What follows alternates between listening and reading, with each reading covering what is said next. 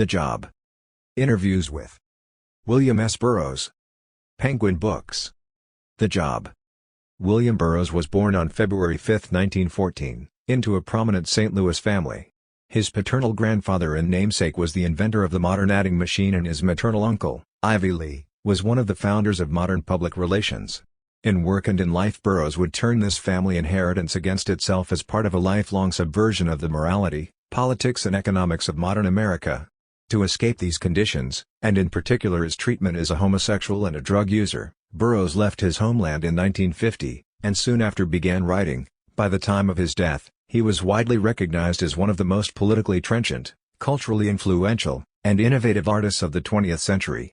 His books include Junkie, Queer, Naked Lunch, The Cut-Up Trilogy, The Soft Machine, The Ticket That Exploded, Nova Express, The Wild Boys, The Third Mind, The Burroughs File, The Adding Machine, Inner Zone, The Letters of William S. Burroughs, 1945-1959, edited by Oliver Harris, a final trilogy of novels, Cities of the Red Night, The Place of Dead Roads, The Western Lands, and The Cat Inside, My Education, and Last Words. After living in Mexico City, Tangier, Paris, and London, Burroughs returned to America in 1974, later settling in Lawrence, Kansas, where he died on August 2, 1997. From the diary of a 6-year-old boy at the American school in Tangier, Morocco, I get up at 8:30. I eat my breakfast. Then I go to the job. When asked what he meant by the job, he said, "School, of course." Playback from Eden to Watergate. In Encounter magazine, admittedly once subsidized by the CIA, there was an article called Night Words by George Steiner. Talking about my writing and the writing of other writers in whose work sex scenes are frankly and explicitly described, he says, "In the name of human privacy, enough. In whose name is human privacy being evoked? In the name of those who bugged Martin Luther King's bedroom and ransacked the office of Ellsberg's psychiatrist? And how many other bedrooms have they bugged? Does anyone believe that these are isolated instances? That they were caught on the first job? Who is casting the first stone here? It is precisely by breaking down the whole concept of privacy that the monopoly the Nixon administration wishes to set up will be broken down. When nobody cares, then shame ceases to exist and we can all return to the Garden of Eden without any god prowling around like a house dick with a tape recorder. Books and films in which the sex act is explicitly represented are certainly a step in the right direction. It is precisely this breakdown of shame and fear with regard to sex that the Nixon administration is all out to stop so it can continue to use shame and fear as weapons of political control. It is generally assumed that the spoken word came before the written word. I suggest that the spoken word as we know it came after the written word. In the beginning was the Word, and the Word was God, and the Word was flesh, human flesh, in the beginning of writing. Animals talk. They don't write. Now, a wise old rat may know a lot about traps and poison, but he cannot write death traps in your warehouse for the Reader's Digest, with tactics for ganging up on dogs and ferrets and taking care of wise guys who stuff steel wool up rat holes. It is doubtful that the spoken word would ever have evolved beyond the animal stage without the written word. The written word is inferential in human speech. My basic theory is that the written word was actually a virus that made the spoken word possible. The word has not been recognized as a virus because it has achieved a state of stable symbiosis with the host, though this symbiotic relationship is now breaking down, for reasons I will suggest later. I quote from Mechanisms of Virus Infection, edited by Mr. Wilson Smith, a scientist who really thinks about his subject instead of merely correlating data. What he thinks about is the ultimate intention of the virus organism. In a chapter entitled Virus Adaptability and Host Resistance, by G. Beliavan, speculations as to the biologic goal of the virus species are enlarged. Viruses are obligatory cellular parasites and are thus wholly dependent upon the integrity of the cellular systems they parasitize for their survival in an active state. It is something of a paradox that many viruses ultimately destroy the cells in which they are living. Is the virus then simply a time bomb left on this planet to be activated by remote control? An extermination program in fact? In its path from full virulence to its ultimate goal of symbiosis, will any human creature survive? Taking the virus eye view, the ideal situation would appear to be one in which the virus replicates in cells without in any way disturbing their normal metabolism. This has been suggested as the ideal biological situation toward which all viruses are slowly evolving. Would you offer violence to a well-intentioned virus on its slow road to symbiosis? It is worth noting that if a virus were to attain a state of wholly benign equilibrium with its host cell, it is unlikely that its presence would be readily detected or that it would necessarily be recognized as a virus. I suggest that the word is just such a virus. Dr. Kurt Henry von Steinplatz has put forward an interesting theory as to the origins and history of this word virus. He postulates that the word was a virus of what he calls biologic mutation affecting a change in its host which was then genetically conveyed. One reason that apes can't talk is because the structure of their inner throats is simply not designed to formulate words. He postulates that alterations in inner throat structure were occasioned by a virus illness.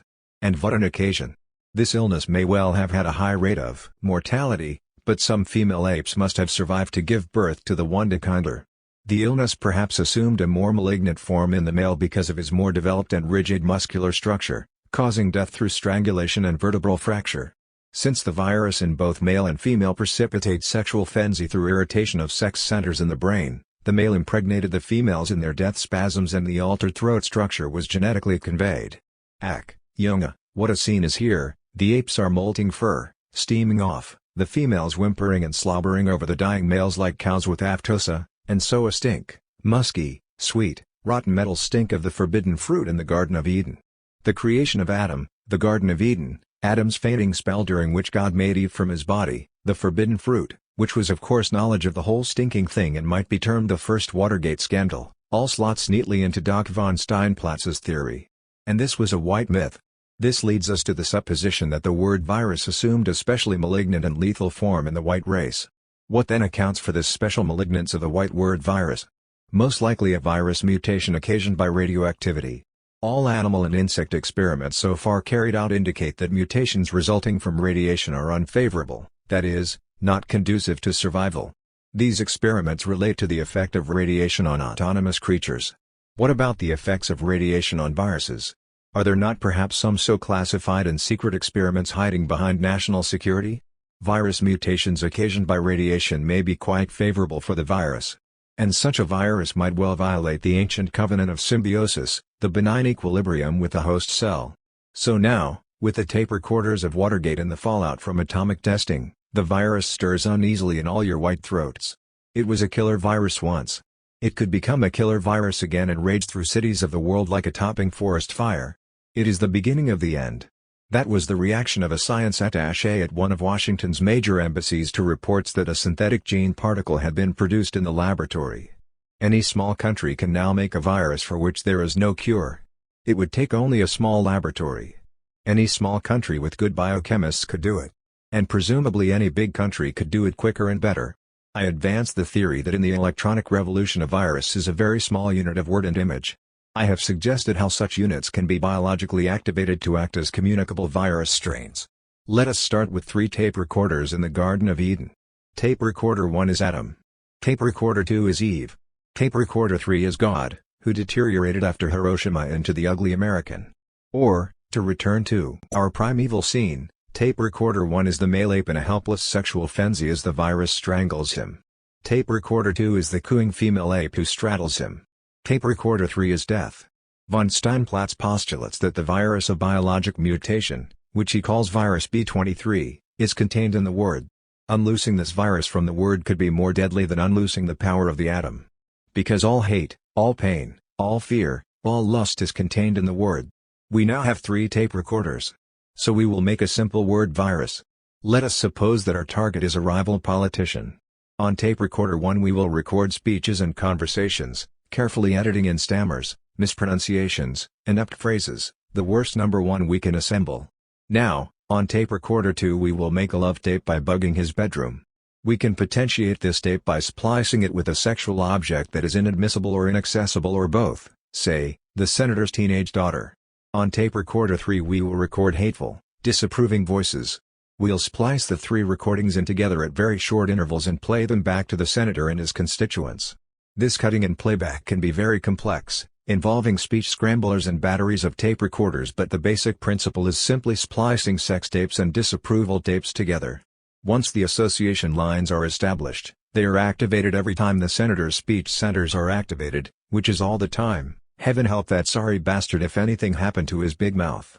So his teenage daughter crawls all over him while Texas Rangers and decent church-going women rise from tape recorder 3 screaming, "What are you doing in front of decent people?" The teenage daughter is just a refinement. Basically all you need are sex recordings on number 2 and hostile recordings on number 3. With this simple formula any CIA son of a bitch can become God, that is, Tape Recorder 3. Notice the emphasis on sexual material in burglaries and bugging in the Watergate cesspool, bugging Martin Luther King's bedroom. Kiss kiss bang bang. A deadly assassination technique. At the very least sure to unnerve opponents and put them at a disadvantage. So the real scandal of Watergate that has not come out yet is not that bedrooms were bugged and the offices of psychiatrists ransacked, but the precise use that was made of this sexual material. This formula works best on a closed circuit. If sexual recordings and films are widespread, tolerated, and publicly shown, Tape Recorder 3 loses its power.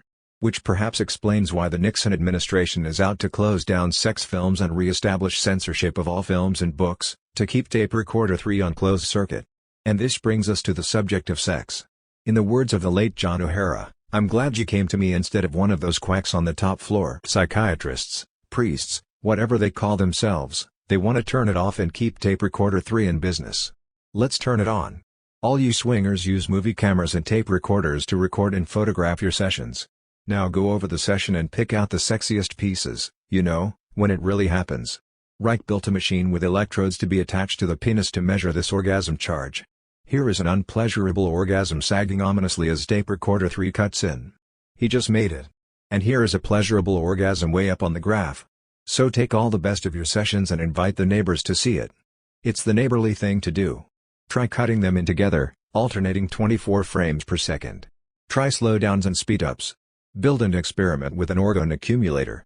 It's simply a box of any shape or size lined with iron. Your intrepid reporter at age 37 achieved spontaneous orgasm, no hands, in an orgone accumulator built in an orange grove in far Texas. It was the small, direct application accumulator that did the trick. That's what every red-blooded boy and girl should be doing in the basement workshop. The orgone accumulator could be greatly potentiated by using magnetized iron, which sends a powerful magnetic field through the body. And small accumulators like ray guns. There is two-gun McGee going off in his pants. The gun falls from his hand. Quick as he was not quick enough.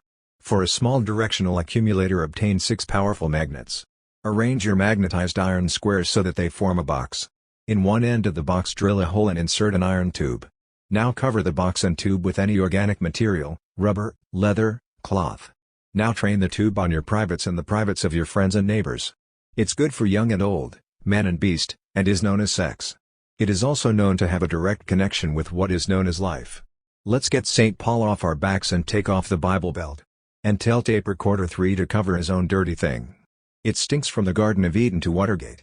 I have said that the real scandal of Watergate is the use made of recordings. And what is this use? Having made the recordings as described, what then do they do with them? Answer: they play them back on location. They play these recordings back to the target himself, if the target is an individual, from passing cars and agents that walked by him in the street. They play these recordings back in his neighborhood. Finally they play them back in subways, restaurants, airports, and other public places. Playback is the essential ingredient. I have made a number of experiments with street recordings and playbacks over a period of years, and the startling fact emerges that you do not need sex recordings or even doctored tapes to produce effects by playback. Any recordings played back on location in the manner I will now describe can produce effects. No doubt sexual and doctored tapes would be more powerful. But some of the power in the word is released by simple playback, as anyone can verify who will take the time to experiment. I have frequently observed that this simple operation, making recordings and taking pictures of some location you wish to discommode or destroy, then playing recordings back and taking more pictures, will result in accidents, fires, removals, especially the last. The target moves. We carried out this operation with the Scientology Center at 37 Fitzroy Street. Some months later they moved to 68 Tottenham Court Road, where a similar operation was recently carried out. Here is a sample operation carried out against the Mocha Bar at 29 Frith Street, London, W.1, beginning on August 3, 1972. Reverse Thursday. Reason for operation was outrageous and unprovoked discourtesy and poisonous cheesecake. Now to close in on the Mocha Bar. Record. Take pictures. Stand around outside. Let them see me. They are seething around in there. The horrible old proprietor, his frizzy-haired wife and slack-jawed son, the snarling counterman. I have them and they know it. You boys have a rep for making trouble. Well, come on out and make some. Pull a camera breaking act, and I'll call a Bobby. I got a right to do what I like in the public street. If it came to that, I would explain to the policeman that I was taking street recordings and making a documentary of Soho. This was after all London's first espresso bar, was it not? I was doing them a favor. They couldn't say what both of us knew without being ridiculous.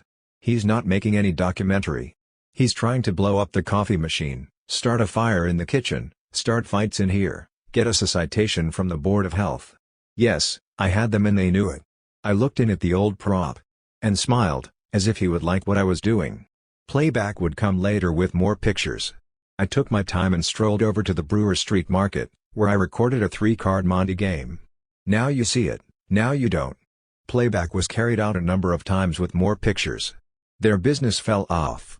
They kept shorter and shorter hours. October 30, 1972, the Mocha Bar closed. The location was taken over by the Queen Snack Bar.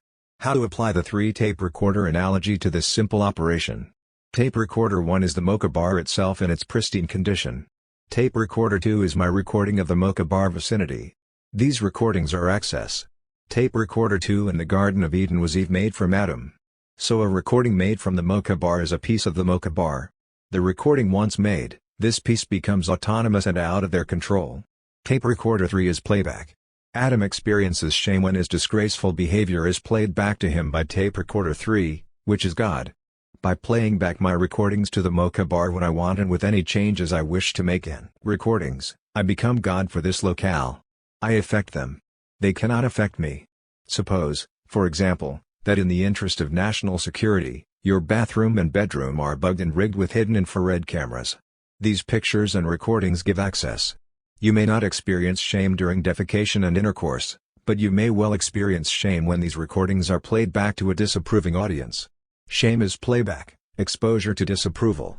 Now let us consider the arena of politics and the applications of bugging in this area. Of course, any number of recordings are immediately available since politicians make speeches on TV. These recordings, however, do not give access. The man who is making a speech is not really there. Consequently, intimate or at least private recordings are needed, which is why the Watergate conspirators found it necessary to resort to burglary. A presidential candidate is not a sitting duck like the Mocha Bar. He can make any number of recordings of his opponents. So the game is complex and competitive, with recordings made by both sides. This leads to more sophisticated techniques, the details of which have yet to come out. The basic operation of recording, pictures, more pictures, and playback can be carried out by anyone with a recorder and a camera. Any number can play. Millions of people carrying out this basic operation could nullify the control system which those who are behind Watergate and Nixon are attempting to impose. Like all control systems, it depends on maintaining a monopoly position. If anybody can be tape recorder 3, then tape recorder 3 loses power. God must be the God. London, 1973. William S. Burroughs. Navigare necessige vivere no es necess. It is necessary to travel. It is not necessary to live. These words inspired early navigators when the vast frontier of unknown seas opened to their sails in the 15th century. Space is the new frontier. Is this frontier open to youth? I quote from the London Express, December 30, 1968, "If you are a fit young man under 25 with lightning reflexes who fears nothing in heaven or on the earth and has a keen appetite for adventure, don't bother to apply for the job of astronaut. They want cool dads trailing wires to the better half from an aqualung." Dr. Payne of the Space Center in Houston says, "This flight was a triumph for the squares of this world who aren't hippies and work with slide rules and aren't ashamed to say a prayer now and then. Is this the great adventure of space? Are these men going to take the step into regions literally unthinkable in verbal terms? To travel in space you must leave the old verbal garbage behind, God talk, country talk, mother talk, love talk, party talk. You must learn to exist with no religion, no country, no allies. You must learn to live alone in silence. Anyone who prays in space is not there. The last frontier is being closed to youth." However, there are many roads to space. To achieve complete freedom from past conditioning is to be in space. Techniques exist for achieving such freedom. These techniques are being concealed and withheld. In the job I consider techniques of discovery. Author's foreword. This book was originally conceived as a series of impromptu interviews. However, as Monsieur Odier asked questions, I found that I had in many cases already answered these questions in various books, articles and short pieces. So instead of paraphrasing or summarizing, I inserted the indicated material. The result is interview form presented as a film with fade-outs and flashback illustrating the answers. 1. Journey through time's pace. Question: your books, since The Ticket That Exploded especially, are no longer novels. A breaking up of novelistic form is noticeable in Naked Lunch. Toward what end or goal is this breakup heading? Answer: that's very difficult to say. I think that the novelistic form is probably outmoded and that we may look forward perhaps to a future in which people do not read at all or read only illustrated books and magazines or some abbreviated form of reading matter. To compete with television and photo magazines, writers will have to develop more precise techniques producing the same effect on the reader as a lurid action photo. Q. What separates Naked Lunch from Nova Express? What is the most important evolution between these two books?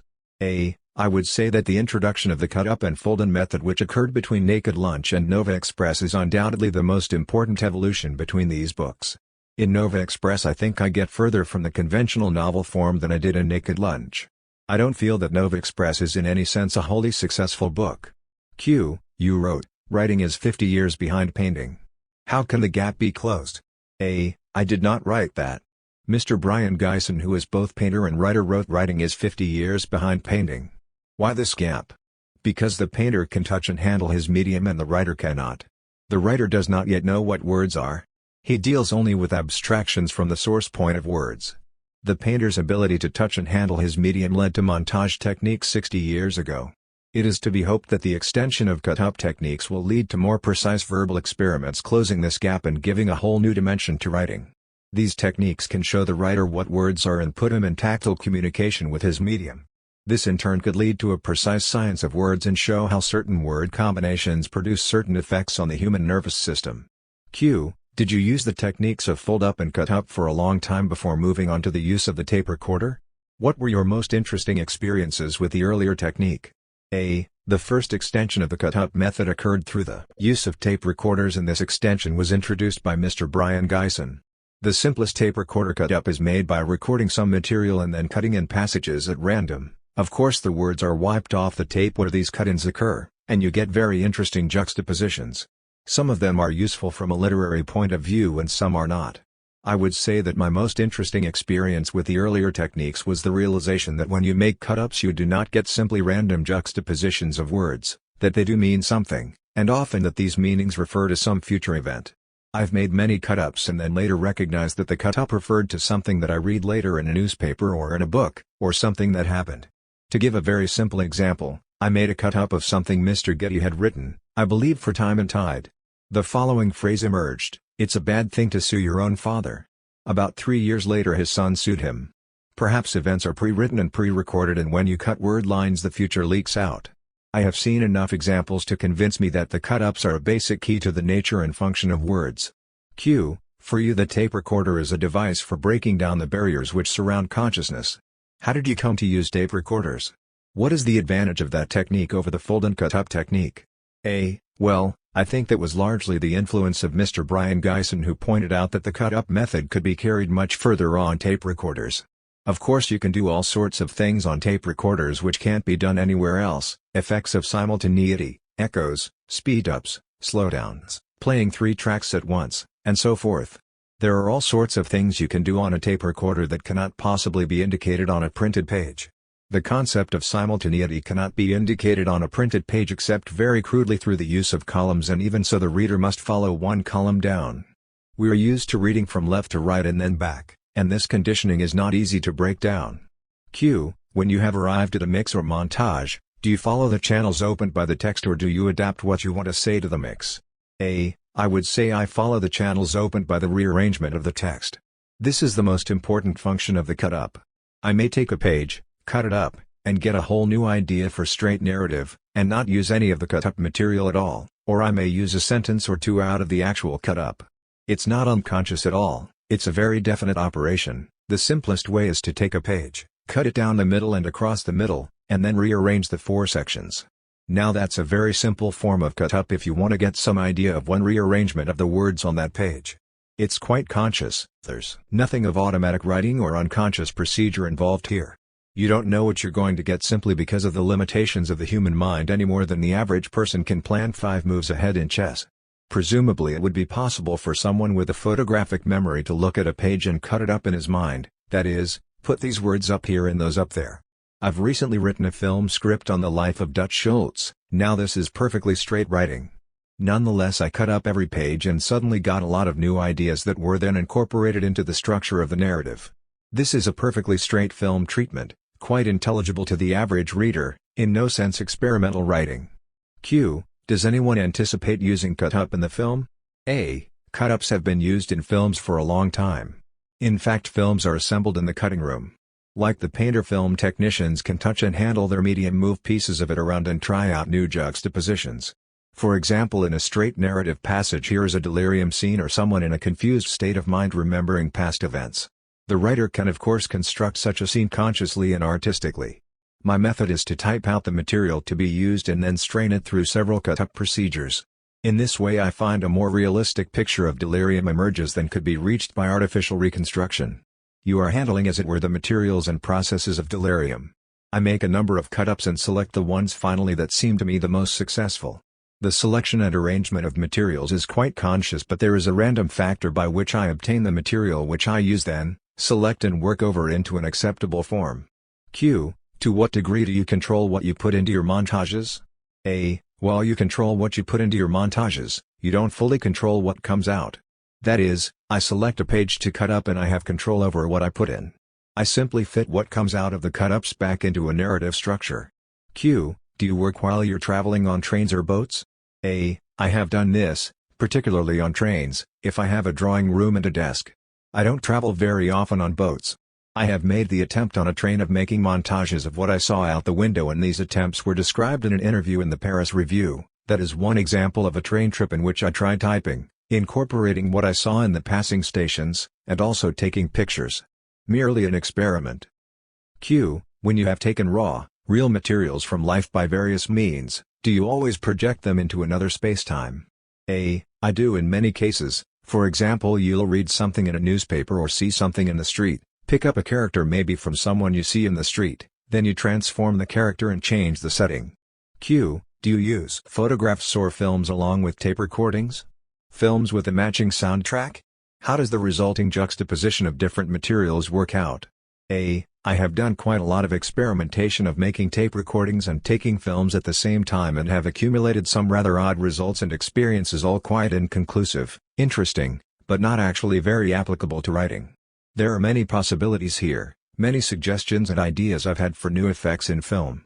For example, you take a television set, shut off the soundtrack and put on any arbitrary soundtrack and it will seem to fit.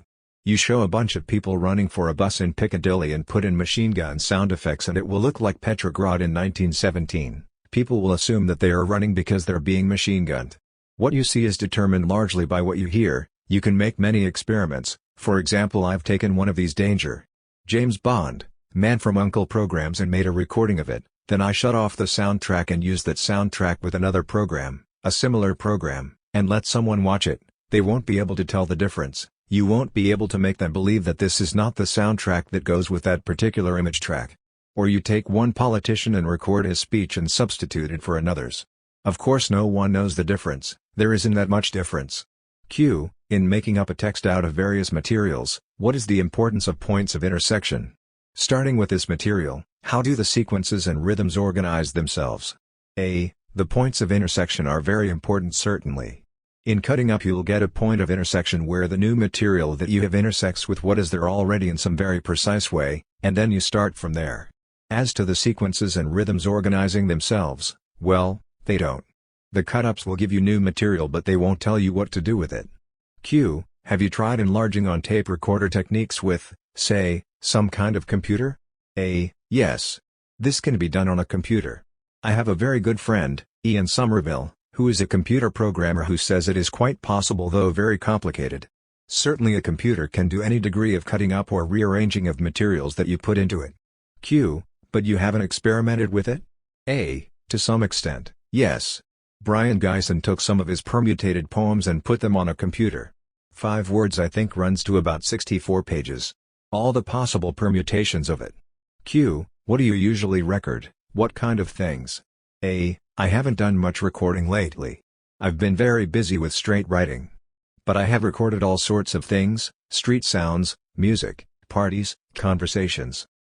Q. What is the important thing in music, when you use music?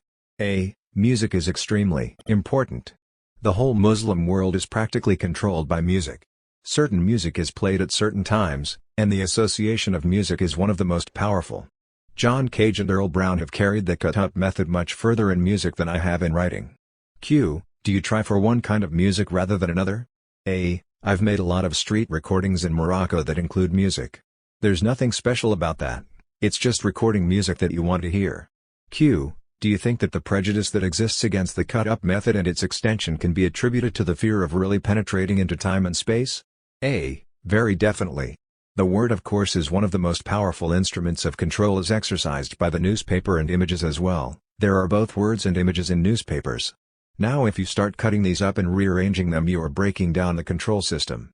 Fear and prejudice are always dictated by the control system, just as the church built up prejudice against heretics. It wasn't inherent in the population, it was dictated by the church, which was in control at that time. This is something that threatens the position of the establishment of any establishment, and therefore they will oppose it, will condition people to fear and reject or ridicule it. Q. Is the ability to see what is in front of us a way of escaping from the image prison which surrounds us? A. Very definitely, yes. But this is an ability which very few people have, and fewer as time passes. For one thing, because of the absolute barrage of images to which we are subjected, so that we become blunted. Remember that 100 years ago there were relatively few images, and people living in a more simplified environment, a farm environment, encounter very few images and they see those quite clearly. But if you're absolutely bombarded with images from passing trucks and cars and televisions and newspapers, you become blunted, and this makes a permanent haze in front of your eyes. You can't see anything. Q. When you say that when you're in a world of simple images you see them more clearly, what do you mean by clearly? A. There's nothing between them and the image. A farmer really sees his cows, he really sees what's in front of him quite clearly. It isn't a question of familiarity, it's a question of something being between you and the image, so that you can see it.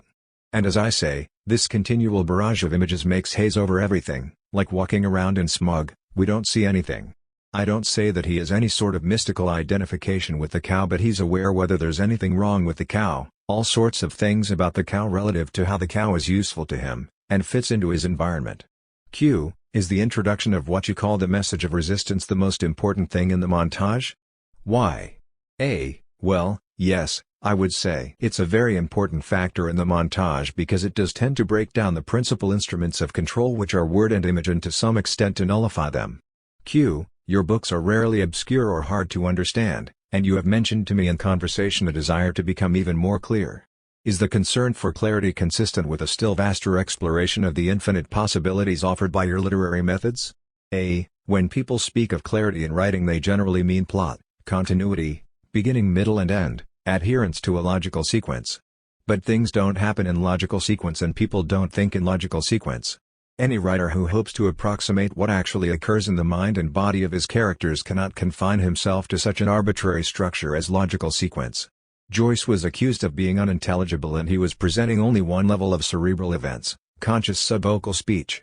I think it is possible to create multi-level events and characters that a reader could comprehend with his entire organic being.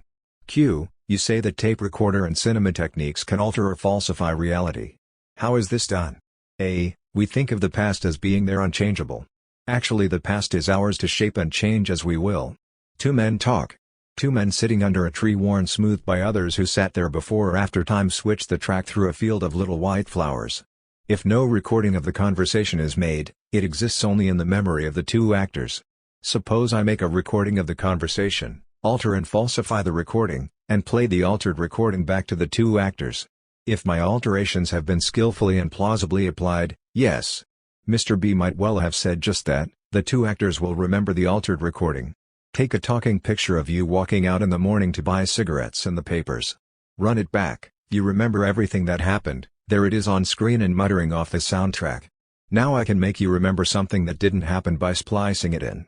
A truck passed just then, there it is on the screen, spliced in for you to remember. Always need a peg to hang it on. Well, I planned a truck passed just then, and what's so strange about that? Nothing, except it didn't pass just then, it passed a year ago, and what more logical than said truck hitting a woman on a Paris corner 3 years later? I wonder if the old cow died or not, he said dazedly as the medics led him away. You see what I mean? Once you have a truck on set with Larry the lorry at the wheel down Canal Street with no brakes, blood and tennis shoes all over the street, a limp foot dangles or say a splice, and a little duffer asks you for the time it happens. Funny, I didn't remember till now. Well, once that little man who wasn't there is there on set, he might well ship out a stiletto and assassinate the French consul. Once the hole in reality is made and doubt consumed, all the facts of history riddled with retroactive inserts, all files and records of whatever nature to be immediately destroyed by order of the Emergency Sanitation Department. Documents are forgeries by nature before or after it is obvious.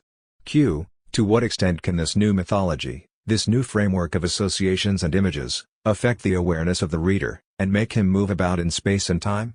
A. That would depend entirely on the reader, how open he is to new experience, and how able he is to move out of his own frame of reference. Of course, most people are only able to give a very small fraction of their attention to what they read, to anything they're doing, because of their various compulsive preoccupations, and with just a tenth of their attention on something they don't move very far. Others are able to apply much more attention. Q. Your characters are engulfed in a whirlwind of infernal happenings. They are bogged in the substance of the book.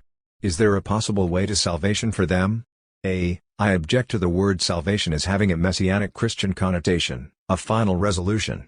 I don't feel that my characters, or the books in which they appear, are reflecting a mood of despair. Actually, in many ways they're in the tradition of the picaresque novel. It's a question of your interpretation of infernal happenings. Some people have much more tolerance for unusual happenings than others. People in small towns are absolutely appalled by some very slight change, whereas people in large cities are very much less upset by change, and if riots go on and on and on, people are going to take them as a matter of course. They're already doing it. Q. Do free men exist in your books? A. Free men don't exist in anyone's books, because they are the author's creations. I would say that free men don't exist on this planet at this time, because they don't exist in human bodies.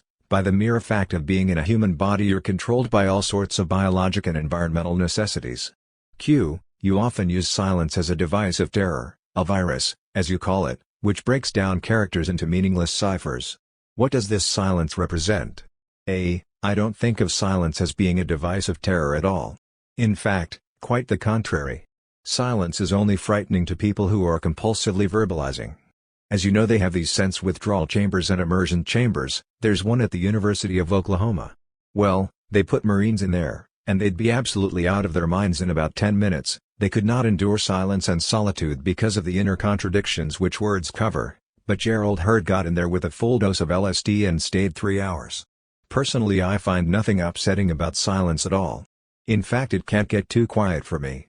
I would say that silence is only a device of terror for compulsive verbalizers. Q. Is your interest in Maya civilization connected with the expansion of consciousness which you try to stimulate in your reader? Control.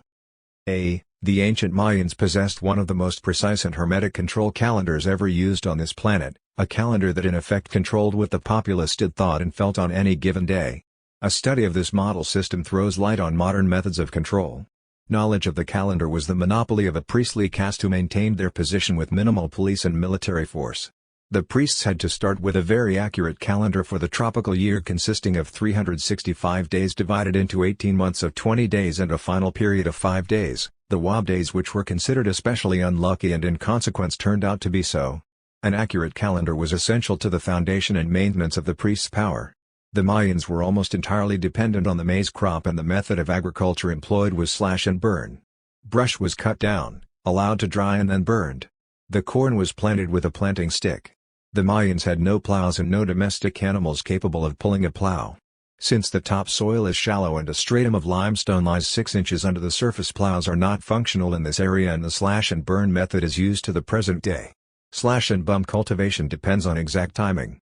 The brush must be cut and given time to dry before the rains start. Miscalculation of a few days can lose a year's crop. In addition to the yearly calendar which regulated agricultural operations, there was a sacred almanac of 260 days. This ceremonial calendar governed 13 festivals of 20 days each. The ceremonial calendar rolled through the year like a wheel, and consequently the festivals occurred at different dates each year but always in the same sequence. The festivals consisted of religious ceremonies, music, feasts, sometimes human sacrifice. Accordingly, the priests could calculate into the future or the past exactly what the populace would be doing, hearing, seeing on a given date. This alone would have enabled them to predict the future or reconstruct the past with considerable accuracy, since they could determine what conditioning would be or had been applied on any given day to a population which for many years remained in hermetic seclusion, protected by impassable mountains and jungles from the waves of invaders who swept down the central plateau of Mexico. There is every reason to infer the existence of a third secret calendar which referred to conditioning and precise sequence applied to the populace under cover of the festivals, very much as a stage magician uses patter and spectacle to cover movements which would otherwise be apparent to the audience. There are many ways in which such conditioning can be effected, the simplest being waking suggestion, which is fully explained in a later context. Briefly, waking suggestion is a technique for implanting verbal or visual suggestions which take direct effect on the autonomic nervous system because the subject's conscious attention is directed somewhere else, in this case on the overt content of the festivals. Waking suggestion is not to be confused with subliminal suggestion, which is suggestion below the level of conscious awareness, so the priests could calculate what the populace saw and heard on a given day and also what suggestions were secretly implanted on that day. To obtain some idea of the secret calendar, consider the reactive mind as postulated by L. Ron Hubbard, the founder of Scientology. Mr. Hubbard describes the RM as an ancient instrument of control designed to stultify and limit the potential for action in a constructive or destructive direction. The precise content of the RM as set forth in his formulation is considered confidential material since it can cause illness and upset, so I will limit myself to general considerations without giving the exact phrases used. The RM consists of consequential, sequential and contradictory propositions that have command value at the automatic level of behavior, quite as automatic and involuntary as the metabolic commands that regulate rate of heartbeats, digestion, balance of chemical constituents in the bloodstream, brain waves. The regulatory center of the autonomic nervous system which controls bodily processes and metabolism is the hypothalamus in the back brain. Undoubtedly the hypothalamus is the neurological intersection point where the RM is implanted. The RM may be described as an artificially constructed and highly disadvantageous regulatory system grafted onto the natural regulatory center. The RM as expounded by Mr. Hubbard is of considerable antiquity, antedating all modern languages and yet manifesting itself through all modern languages. Consequently it must refer to a symbol system. And except for the intervention of Bishop Landa we could infer by analogy what this symbol system consisted of, since all control systems are basically similar. Bishop Landa collected all the Mayan books he could lay hands on, a stack of them 6 feet high, and burned the lot. To date only 3 authenticated Mayan codices have turned up that survived this barbarous action. Mr. Hubbard logically postulates that the RM commands take effect because they relate to actual goals, needs, conditions of those affected. A consequential command is a command that one must obey in consequence of having been born, to be here in a human body. A sequential command follows from this basic proposition, to seek food, shelter, sexual satisfaction, to exist in relation to other human bodies. Contradictory commands are 2 commands that contradict each other given at the same time. Tensun. The soldier automatically stiffens to the command. At ease. The soldier automatically relaxes. Now imagine a captain who strides into the barracks snapping tension from one side of his face and at ease from the other. Quite possible to do this with dubbing techniques. The attempt to obey 2 flatly contradictory commands at once, both of which have a degree of command value at the automatic level, disorients the subject. He may react with rage, apathy, anxiety, even collapse. Another example, I give the command sit down, and when the command is obeyed promptly the subject receives a reward. If it is not obeyed promptly he receives a severe electric shock. When he has been conditioned to obey I add the command stand up and condition him to obey this command in precisely the same way. Now I give both commands simultaneously. The result may well be complete collapse, as Pavlov's dogs collapsed when given contradictory signals at such short intervals that their nervous systems could not adjust. The aim of these commands from the viewpoint of a control system is to limit and confine. All control units employ such commands. For contradictory commands to have force the subject must have been conditioned to obey both commands automatically, and the commands must relate to his actual goals. Tensun, at ease, sit down, stand up are arbitrary commands tenuously connected to any basic goal of the subject. Of course Tensun relates to the goal to be a good soldier, or at least to stay out of the guardhouse, which gives the command what strength it has. Consider another pair of commands that contradict each other: to make a good impression, to make an awful impression. This relates to much more basic goals. Everyone wants to make a good impression. His self-regard, livelihood, sexual satisfaction depend on making a good impression. Why then does the subject, when he is trying most desperately to make a good impression, make the worst impression possible? Because he also has the goal to make a bad impression, which operates on an involuntary automatic level. This self-destructive goal is such a threat to his being that he reacts against it. He may be conscious or partially conscious of the negative goal, but he cannot confront it directly. The negative goal forces him to react. The reactive mind consists of goals so repulsive or frightening to the subject that he compulsively reacts against them, and it is precisely this reaction that keeps these negative goals in operation. Negative goals are implanted by fear. Consider a pair of contradictory commands that were undoubtedly used in some form by the Mayan priests: to rebel stridently, to submit meekly. Every time a worker nerved himself to rebel, the goal to submit was activated, causing him to assert rebellion more and more stridently, thus activating more and more compulsively the goal to submit. So he trembles, stammers, and collapses before an authority figure that he consciously despises. No exercise of so-called willpower affects these automatic reactions. The goal to submit was implanted by a threat so horrible that he could not confront it, and the Mayan secret books obviously consisted of such horrific pictures. The few that have survived bear witness to this. Men are depicted turning into centipedes, crabs, plants. Bishop Landa was so appalled by what he saw that his own reactive mind dictated his vandalous act. Like his modem counterparts who scream for censorship and book burning, he did not take account of the fact that any threat clearly seen and confronted loses force. The Mayan priests took care that the populace did not see the books. Mr. Hubbard's RM contains about 300 items. Some are commands arranged in pairs, some are visual representations. Using the RM as a model, and the Mayan system must have been quite similar, postulate that during a ceremonial month of 20 days 4 items were repeated or represented 20 times on the first day, 4 more items 20 times on the second day, and so on, 80 items for the 20-day month. The next 20-day month of the sacred almanac, 80 more items until the items were exhausted, after which they were repeated in precisely the same sequence, thus constituting a secret calendar. The priests then could calculate precisely what reactive commands had been or would be re-stimulated on any date, past or future, and these calculations enabled them to reconstruct the past or predict the future with considerable accuracy. They were dealing from a stacked deck. Calculations of past and future calendar juxtapositions took up a good deal of their time, and they were more concerned with the past than the future. There are calculations that go back 400 million years. These probings into the remote past may be interpreted as an assertion that the calendars always existed and always will exist. All control systems claim to reflect the immutable laws of the universe. These calculations must have looked like this. Year, month, day of the 365-day calendar, which was calculated from 5 Awa 8 Kumhu. A mythical date when time began. Year, month, and day of the sacred almanac or ceremonial calendar. Year, month, and day of the secret calendar.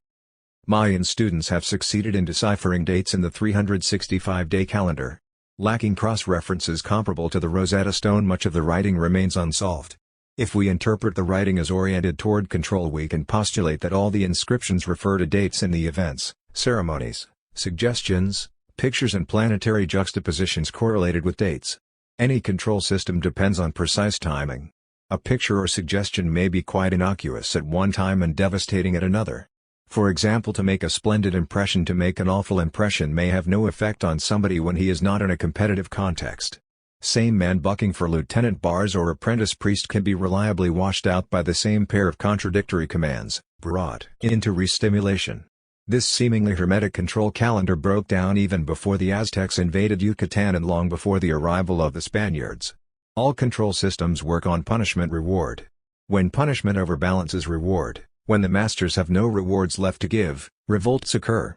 The continual demands for forced labor on the temples and stelae, coupled with a period of famine, may have been the precipitating factor. Or possibly some forgotten belief revealed the content of the secret books. In any case, the workers rebelled, killed the priests, and defaced the stelae and temples as symbols of enslavement. Now translate the Mayan control calendar into modem terms. The mass media of newspapers, radio, television, magazines form a ceremonial calendar to which all citizens are subjected. The priests wisely conceal themselves behind masses of contradictory data and vociferously deny that they exist. Like the Mayan priests, they can reconstruct the past and predict the future on a statistical basis through manipulation of media. It is the daily press preserved in newspaper morgues that makes detailed reconstruction of past dates possible. How can the modern priests predict seemingly random future events? Start with the many factors in mass media that can be controlled and predicted. 1. Layout. The format of newspapers and magazines can be decided in advance. The TV programs to be used in juxtaposition with news broadcasts can be decided in advance. 2. The news to be played up and the news to be played down, 10 years ago in England, drug arrests were 4-line back-page items. Today they are front-page headlines. 3. Editorials and letters to the editor. The letters published are of course selected in accordance with preconceived policy. 4. Advertisements. So the modern ceremonial calendar is almost as predictable as the Mayan. What about the secret calendar? Any number of reactive commands can be inserted in advertisements, editorials, newspaper stories. Such commands are implicit in the layout and juxtaposition of items. Contradictory commands are an integral part of the modern industrial environment. Stop. Go. Wait here. Go there. Come in. Stay out. Be a man. Be a woman. Be white. Be black. Live. Die. Be your real self. Be somebody else. Be a human animal. Be a Superman. Yes. No. Rebel. Submit. Right. Wrong. Make a splendid impression. Make an awful impression. Sit down. Stand up. Take your hat off. Put your hat on. Create. Destroy. Live now. Live in the future. Live in the past. Obey the law. Break the law. Be ambitious. Be modest. Accept. Reject. Plan ahead. Be spontaneous. Decide for yourself. Listen to others. Talk. Silence. Save money. Spend money. Speed up. Slow down. This way. That way. Right. Left. Present. Absent. Open. Closed. Entrance. Exit. In. Out, etc., round the clock. This creates a vast pool of statistical newsmakers. It is precisely uncontrollable automatic reactions that make news. The controllers know what reactive commands they are going to re-stimulate, and in consequence they know it will happen. Contradictory suggestion is the basic formula of the daily press. Take drugs, everybody is doing it. Drug taking is wrong. Newspapers spread violence, sex, drugs, then come on with the old right-wrong family church and country sound. It is wearing very thin. The modern control calendar is breaking down. Punishment now overbalances reward in the so-called permissive society, and young people no longer want the paltry rewards offered them. Rebellion is worldwide. The present controllers have an advantage which the Mayan priests did not have, an overwhelming arsenal of weapons which the rebels cannot hope to obtain or duplicate. Clubs and spears can be produced by anyone.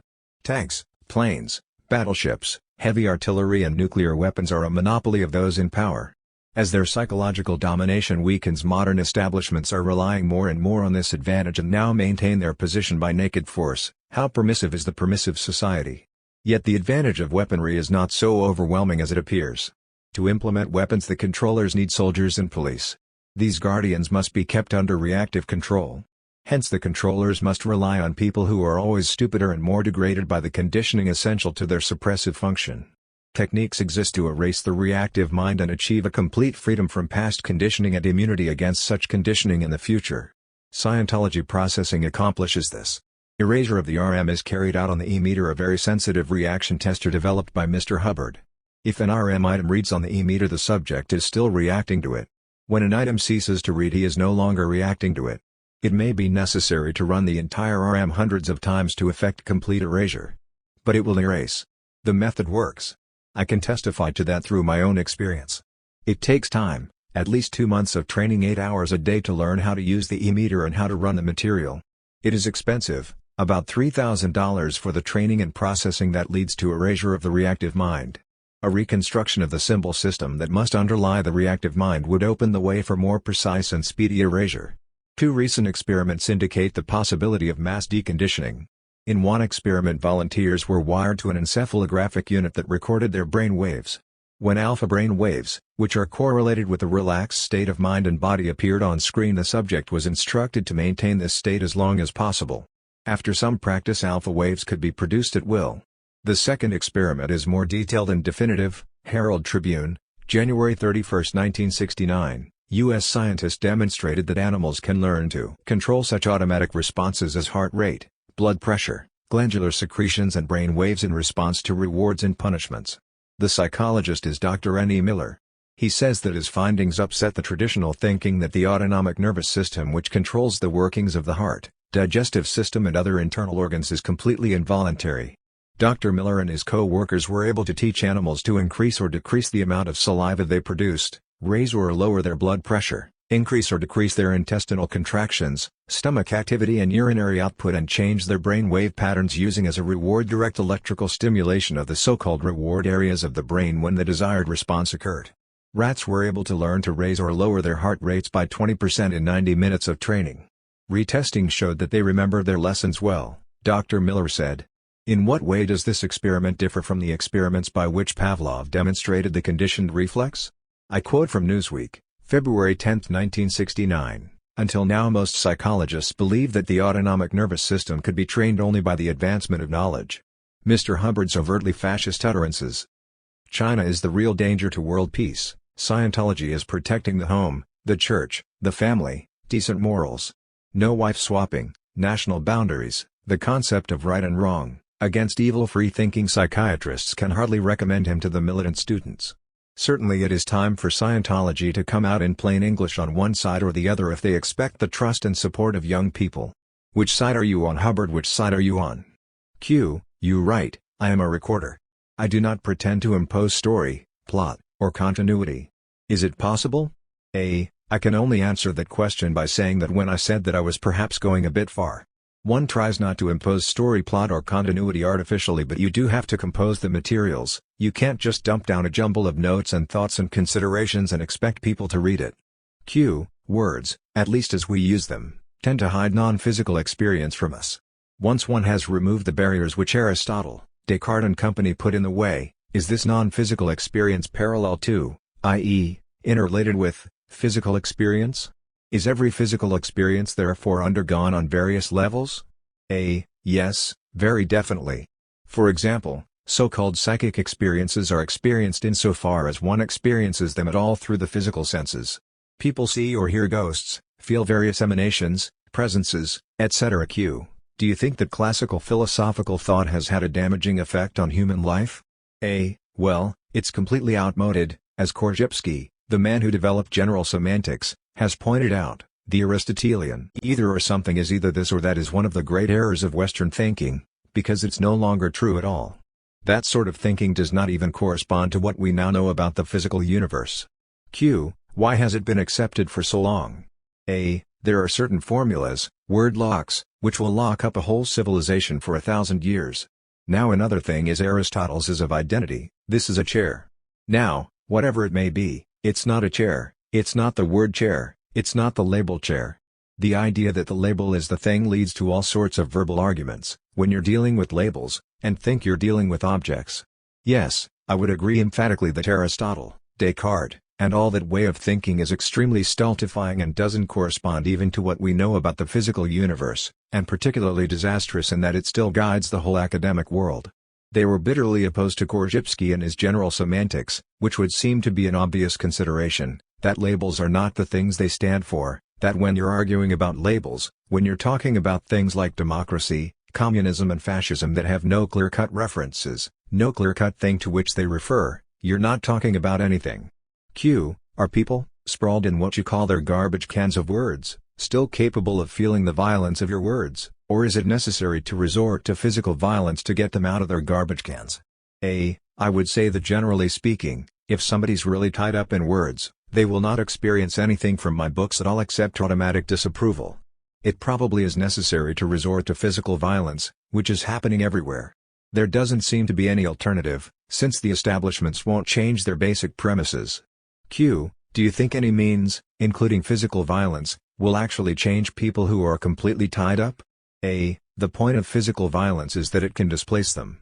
People who are completely verbal, like judges and politicians, just won't change their premises, and of course, if people absolutely refuse to change their premises and the development nonetheless takes place, they're finally displaced by some violence or disaster. Q. Where does humor fit into the scheme of your work? A. Well, I think of my work as being, I won't say largely humorous, but certainly having a considerable element of humor. Q. The hell which you describe, and the accusations which you make, imply their opposites and their expiations, so they might be taken as offering man a way out. It has been said that you are a great moralist. What do you think? A. Yes, I would say perhaps too much so. There are any number of things that could be done in the present situation. The point is that they are not being done, none of them are being done. And, I don't know whether there's any possibility of their being done, Given the extent of stupidity and bad intentions on the part of the people in power. You're running up against a wall to even point this out, but all sorts of things can be done that would alleviate the present situation. Perfectly simple things in terms of present techniques. What it amounts to is breaking down 3 basic formulas. One is the formula of a nation. You draw a line around a piece of ground and say this is a nation. Then you have to have police, customs control, armies, and eventually trouble with the people on the other side of the line. That is one formula, and any variation of that formula is going to come to the same thing. The UN is going to get nowhere. What are they doing? They're creating more of these bloody nations all the time. That's one formula. The next formula is of course the family. And nations are simply an extension of the family. And, possibly this is a matter for future techniques, the whole present method of birth and reproduction. Those are basic formulas that need to be broken down. Q. You have some rather far-reaching changes in mind? A. Yes, certainly, you have to be very far-reaching. There are ways of breaking down the family. Of course the Chinese are on the way to it. They're the only people who've done anything about it. The Russians said they were going to and didn't. And they still guard the same old bourgeois family. Q. What did you mean when you wrote, a certain use of words and images can lead to silence? A. I think I was being over-optimistic. I doubt if the whole problem of words can ever be solved in terms of itself. Q. Wright Morris called naked lunch a hemorrhage of the imagination. Would you take that as a compliment? A. I frankly wouldn't know how to take it. Q. I assume he meant a fatal hemorrhage. A. Hemorrhages do not necessarily lead to death. I wouldn't take it really as a compliment. What do you think of there? You think of a cerebral hemorrhage, of someone with fuses blowing out in his brain. No, I don't take it as a compliment at all. Q. Who is Wright Morris? A. I have no idea, never heard of him. Q. You set yourself apart from the post-war American novel which does not really know what imagination means. American writers suppose that the public is interested only in real facts, in the most material sense of the word. Your books are widely read in the United States, perhaps they describe a universe which is at the same time imaginary and real. A. Well, yes, I think so. So many novels now really come under the head of journalism, they try accurately to describe just what people actually do. It's rather journalism and anthropology than writing. It seems to me that a novel should rework that, not just dump a lot of purely factual observations on the reader. Q. What do you suppose accounts for the attachment of American writers to material reality? A. Well, of course we had the social consciousness novels of the 1930s, and that tradition is still quite strong. The idea that a novel should deal with reality, with people, with real problems, and particularly with social problems of one sort or another, which actually is not too far from the novels of Zola. It's a relatively old tradition. I don't think it's confined at all to American writers. Q. What is your relation to the Beat movement, with which you associate yourself? What is the literary importance of this movement? A. I don't associate myself with it at all, and never have, either with their objectives or their literary style. I have some close personal friends among the Beat movement. Jack Kerouac and Allen Ginsberg and Gregory Corso are all close personal friends of many years standing, but we're not doing at all the same thing, either in writing or in outlook. You couldn't really find 4 writers more different, more distinctive. It's simply a matter of juxtaposition rather than any actual association of literary styles or overall objectives. The literary importance of this movement? I would say that the literary importance of the beatnik movement is perhaps not as obvious as its sociological importance. It really has transformed the world and populated the world with beatniks. It has broken down all sorts of social barriers and become a worldwide phenomenon of terrific importance. The beatniks will go to some place like North Africa, and they contact the Arabs on a level that seems to me to be more fundamental than the old Arab-speaking settlers, who are still thinking in T.E. Lawrence terms. It's an important sociological phenomenon, and, as I say, worldwide. Q. When you say they communicate on a fundamental level, do you mean that all people all over the world share certain fundamental levels? A. Well, partly. They contact the Arabs on the subject of drugs, that is, the subject of kif, which is an important contact. How do you contact people? After all, you contact them on certain fundamental levels, on sex, habits, drugs. But more than that, they're coordinated with pop music, with a way of dressing, a way of life. It is something that has influenced the youth of the world, not only in Western countries but in Eastern countries as well. Q. Open-mindedness, really, is that it? The thing that your European settler lacks? A. Yes. The old settlers are stuck back in the 19th century. These people are quite charming really, but of course we'll never understand them, not really. Then some anecdote to illustrate the quaintness of Arabs and how different their thinking is from ours. They see the Arabs from outside as observers with preconceptions about how Arabs think. The beatniks do not have this folkloric viewpoint. They assume that the Arab way of thinking is not basically different from their own and make direct contact. The old settlers create a gap by assuming that it exists. Q. What do you think of Mailer? Bellow? Capote? A. Very difficult question. You have to be careful what you say about your literary colleagues. I am not too much of a reader, unfortunately, and when I read I tend to read science fiction, so I can't really speak with too much authority. I've read Mailer's early work The Naked and the Dead, which I thought was a very fine novel, Bellow's Dangling Man, which I enjoyed. I thought that Capote's earlier work showed extraordinary and very unusual talent, which I can't say for this In Cold Blood, which it seems to me could have been written by any staff editor on The New Yorker. Q. American writers, like most others, seem particularly interested in judging, supporting, or condemning each other, each one having the impression of being in possession of the truth. How do you feel about this sort of thing? A. Well, this has always been going on, this cliquishness of writers. I think its furthest development was reached in France, with the surrealists all attacking other writers. Breton spent a great deal of his time writing abusive letters to other writers. I think literary arguments are a terrific waste of time, myself. I don't care to get engaged in polemics and manifestos and condemnations of other writers or schools of writing. Q. Have there been writers in the conventional, classic tradition who have succeeded in escaping from the imprisonment of words? A. Well, escaping from the imprisonment of words, that's a little bit equivocal. I think there are certain writers in the conventional classic tradition who have produced extraordinary effects with words which sometimes went beyond words. One of my favorite writers is Joseph Conrad, who is certainly in the classic tradition, and he's done some quite remarkable books in collaboration with Ford Madox Ford, which are very little read now. I've mentioned The Inheritors and Romance, and there are passages where he does seem to be escaping from words, or going beyond words, in a quite conventional, quite classic narrative form. Q. Finnegan's Wake is generally regarded as a magnificent literary dead end. What is your opinion? A. I think Finnegan's Wake rather represents a trap into which experimental writing can fall when it becomes purely experimental. I would go so far with any given experiment and then come back, that is, I am coming back now to write purely conventional straightforward narrative. But applying what I have learned from the cut-up and the other techniques to the problem of conventional writing. It's simply if you go too far in one direction, you can never get back, and you're out there in complete isolation, like this anthropologist who spent the last 20 years of his life on the sweet potato controversy, which was whether the sweet potato was native to the New World, or whether it floated over from Indonesia, or whether it floated the other way. This went on for 20 years, and he would write acrimonious letters to various very specialized anthropological publications attacking the people who opposed his views on the sweet potato controversy, but I forget which way he thought the sweet potato went. Q. Beckett? Jennett? A. Beckett and Jennett I both admire without reservation. They're both incredible writers, I think. And, of course, Jennett is not, nor does he pretend to be, a verbal innovator. He is in the classic tradition, and there is another writer who, using the classic tradition, certainly seems to escape the imprisonment of words and to achieve things that you think could not be achieved in words.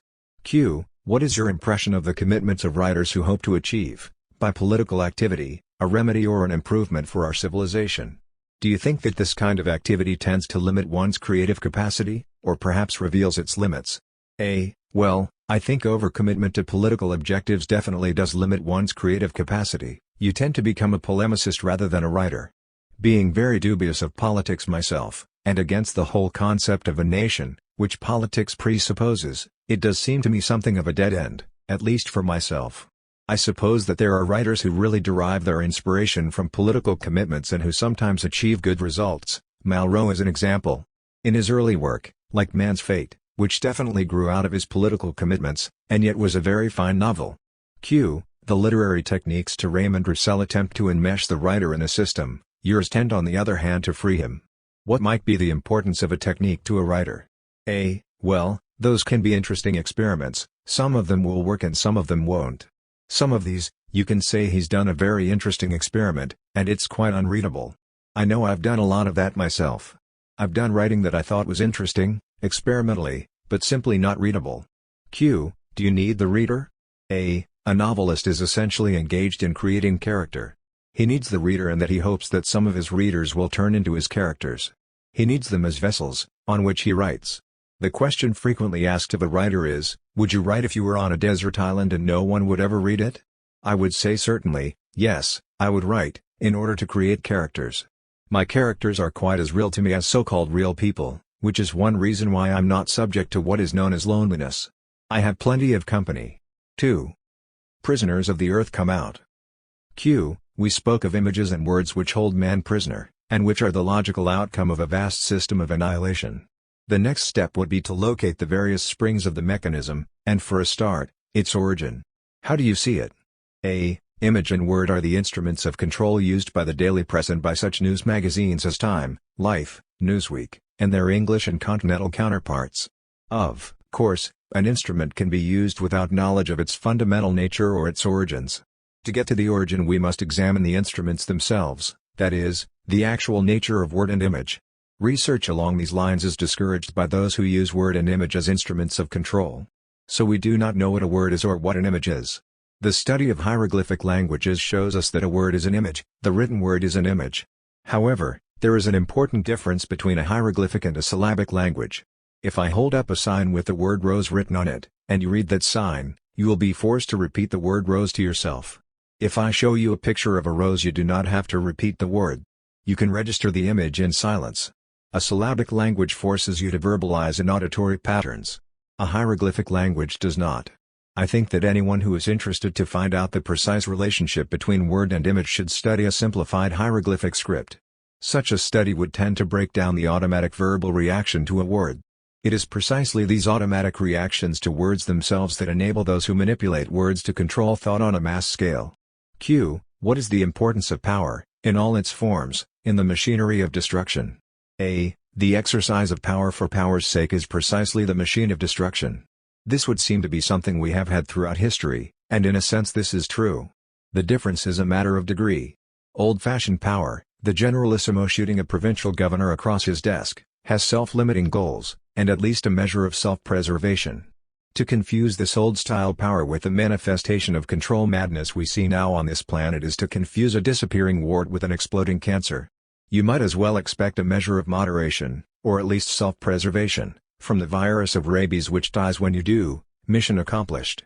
What we see now is power exercised for purely destructive purposes. Whether they know it or not, the present controllers are bent on annihilation. Q. And what of money, ownership, property? A. Vested interest of power and/or money is perhaps the most potent factor standing in the way of freedom for the individual. New discoveries and products are suppressed because they threaten vested interests. The medical profession is suppressing Reich's orgone accumulator and his discoveries relative to the use and dangers of organic energy. They are suppressing Dianetics and Scientology discovered by Mr. L. Ron Hubbard. They are suppressing the use of massive doses of vitamin E for the prevention of heart disease, the use of massive doses of vitamin A for curing the common cold. I have used this simple remedy for 30 years and it works. Everyone I have passed it on to has found that it works either to abort or modify the course of a cold. At the first soreness in the throat which presages the onslaught of a common cold you take 500,000 units of vitamin A alone. Not vitamin C, which is quite worthless for a cold. At one time I had thought to market this remedy but was told it could not be marketed because the American Medical Association is opposed to self-medication. The AMA is opposed to self-medication if it works. The medical profession is suppressing the use of apomorphine for the treatment of alcoholism and drug addiction and for the general regulation of disturbed metabolism. The medical profession has a vested interest in illness. They suppress any discovery that strikes at the roots of illness. The real estate lobby has a vested interest in the housing shortage. They sabotage any attempt to provide good cheap housing. An example of this suppression is the Lustron house. A man named Lustron devised a prefabricated house of porcelain steel, with a layer of insulation in the middle. This house was termite-proof, rust-proof, age-proof. It would still be there 1,000 years from now. Lustron planned to put this house out for $5,000. He only manufactured a few hundred Lustron houses before he was forced out of business by the real estate lobby. They blocked him from obtaining the necessary materials. The Tucker car is another example. Tucker devised a car so much better than any car on the market it would have forced big motor companies to change their dies and produce a car of equal performance. Since they could sell the inferior cars they were already set up to produce, it was cheaper and easier to block Tucker. No materials. He lost $20 million and nearly went to jail. The Tucker car never hit the open market. Other examples are the blocking of the Ramey industry by the DuPonts and other manufacturers of synthetic fabrics. Where are the bicycle helicopters we were supposed to have by now? Where are the aluminium houses? The police have a vested interest in criminality. The narcotics department has a vested interest in addiction. Politicians have a vested interest in nations. Army officers have a vested interest in war. Vested interest, whether operating through private, capital or official agencies, suppresses any discovery, product or way of thought that threatens its area of monopoly. The Cold War is used as a pretext by both America and Russia to conceal and monopolize research confining knowledge to official agencies. It is no exaggeration to say that all important research is now top secret, until someone lets a rat out of the bag. Infrasound, for example, I quote from a Sunday Times article, April 16, 1967, Acoustics, by Frank Dorsey, under the title Joshua Knew a Thing or Two. The world is not noticeably short of lethal weapons, but a team of French scientists in Marseille is working on a death ray machine designed to provide an entirely novel method of human destruction. The project began when the electroacoustical laboratory moved into a new building 3 years ago. Staff complained of headache and nausea. Investigations began. Electromagnetic waves were suspected and eliminated. So were ultrasound waves. At this point, one of the technicians got out an antique apparatus for detecting infrasound, that is, air vibrations which oscillate at less than 10 vibrations a second, or 10 Hz. The human ear registers, as sound vibrations, from 16 Hz to 20,000 Hz. It had been used during the First World War to distinguish cannon fire and movement of trains too far off to be unscrambled by ears. I quickly identified the source of the unease, the giant ventilator of a factory next door. After changing the ventilator's frequency, the five-man team headed by Professor Vladimir Gavreau decided to find out more about the properties of infrasound. As everyone knows, sound is a succession of waves in which the air is alternatively compressed and decompressed.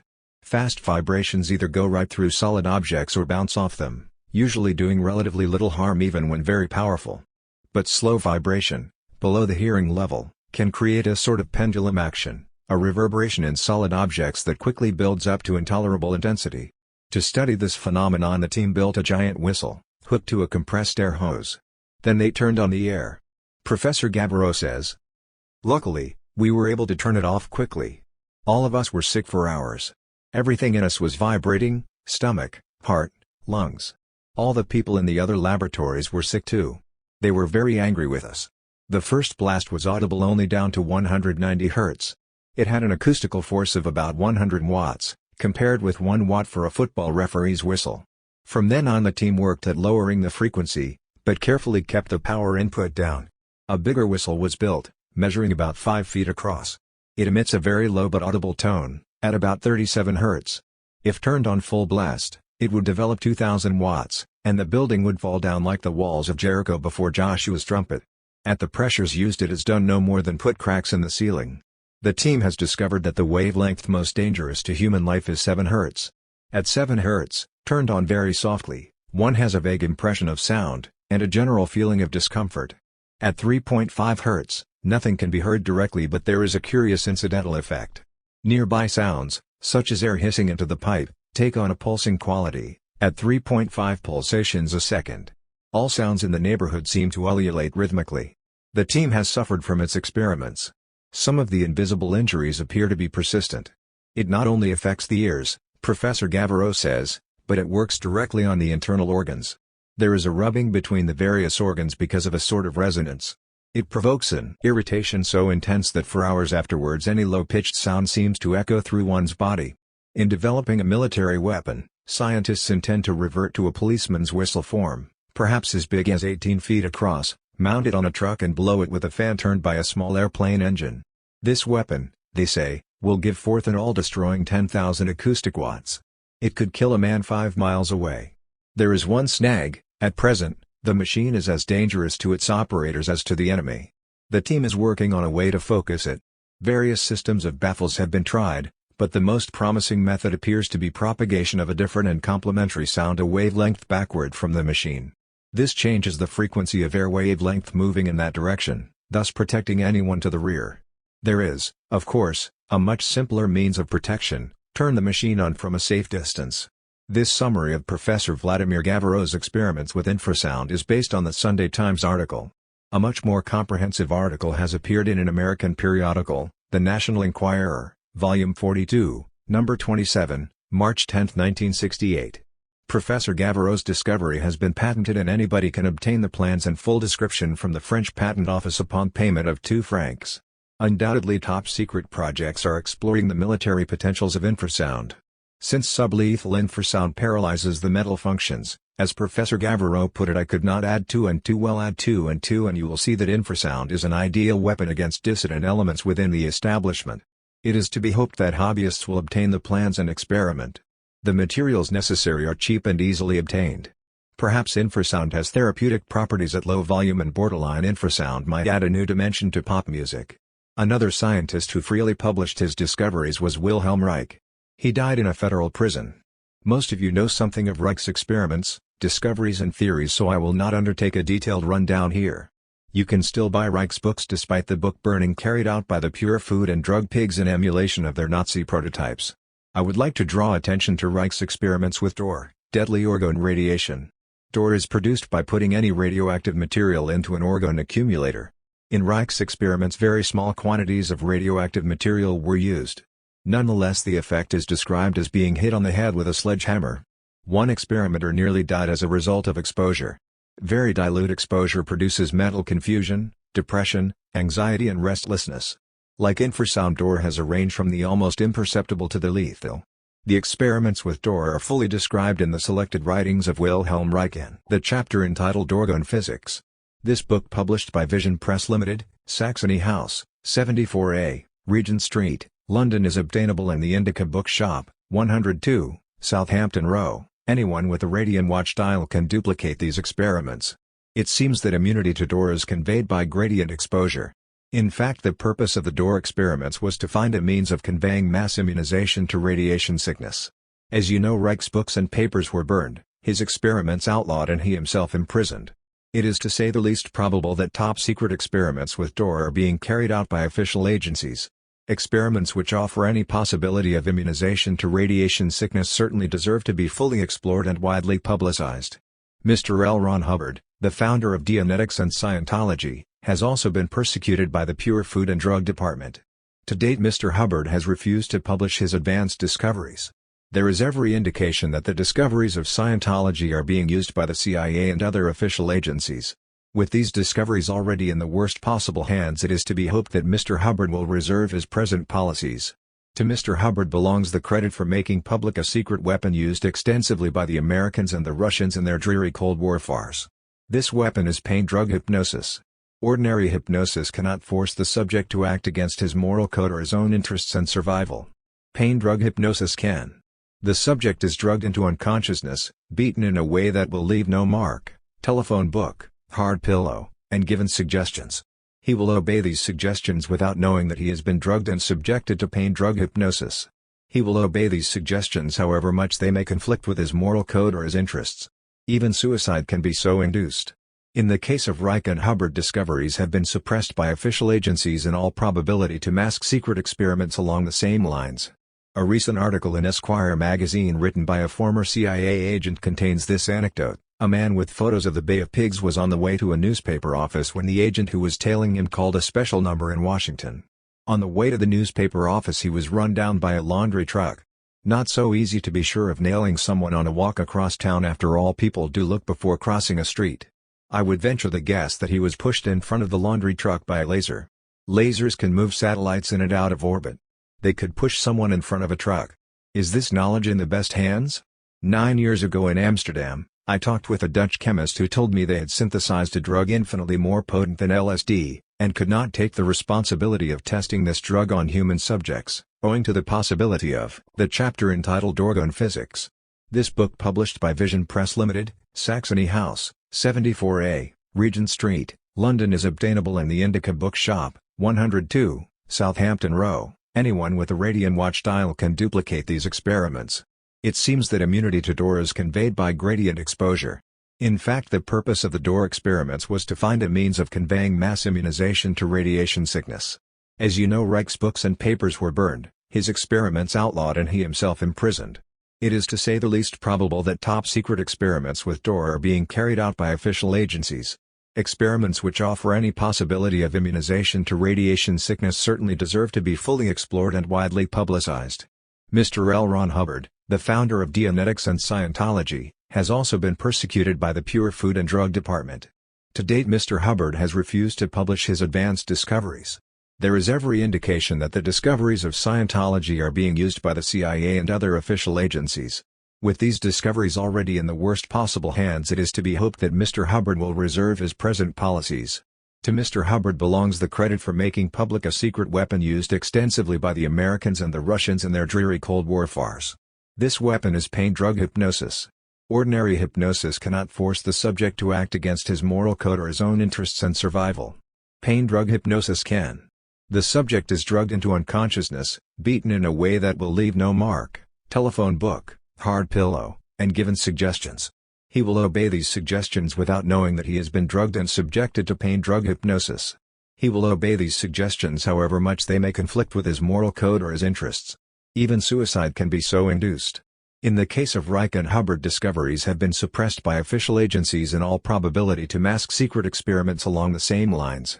A recent article in Esquire magazine written by a former CIA agent contains this anecdote. A man with photos of the Bay of Pigs was on the way to a newspaper office when the agent who was tailing him called a special number in Washington.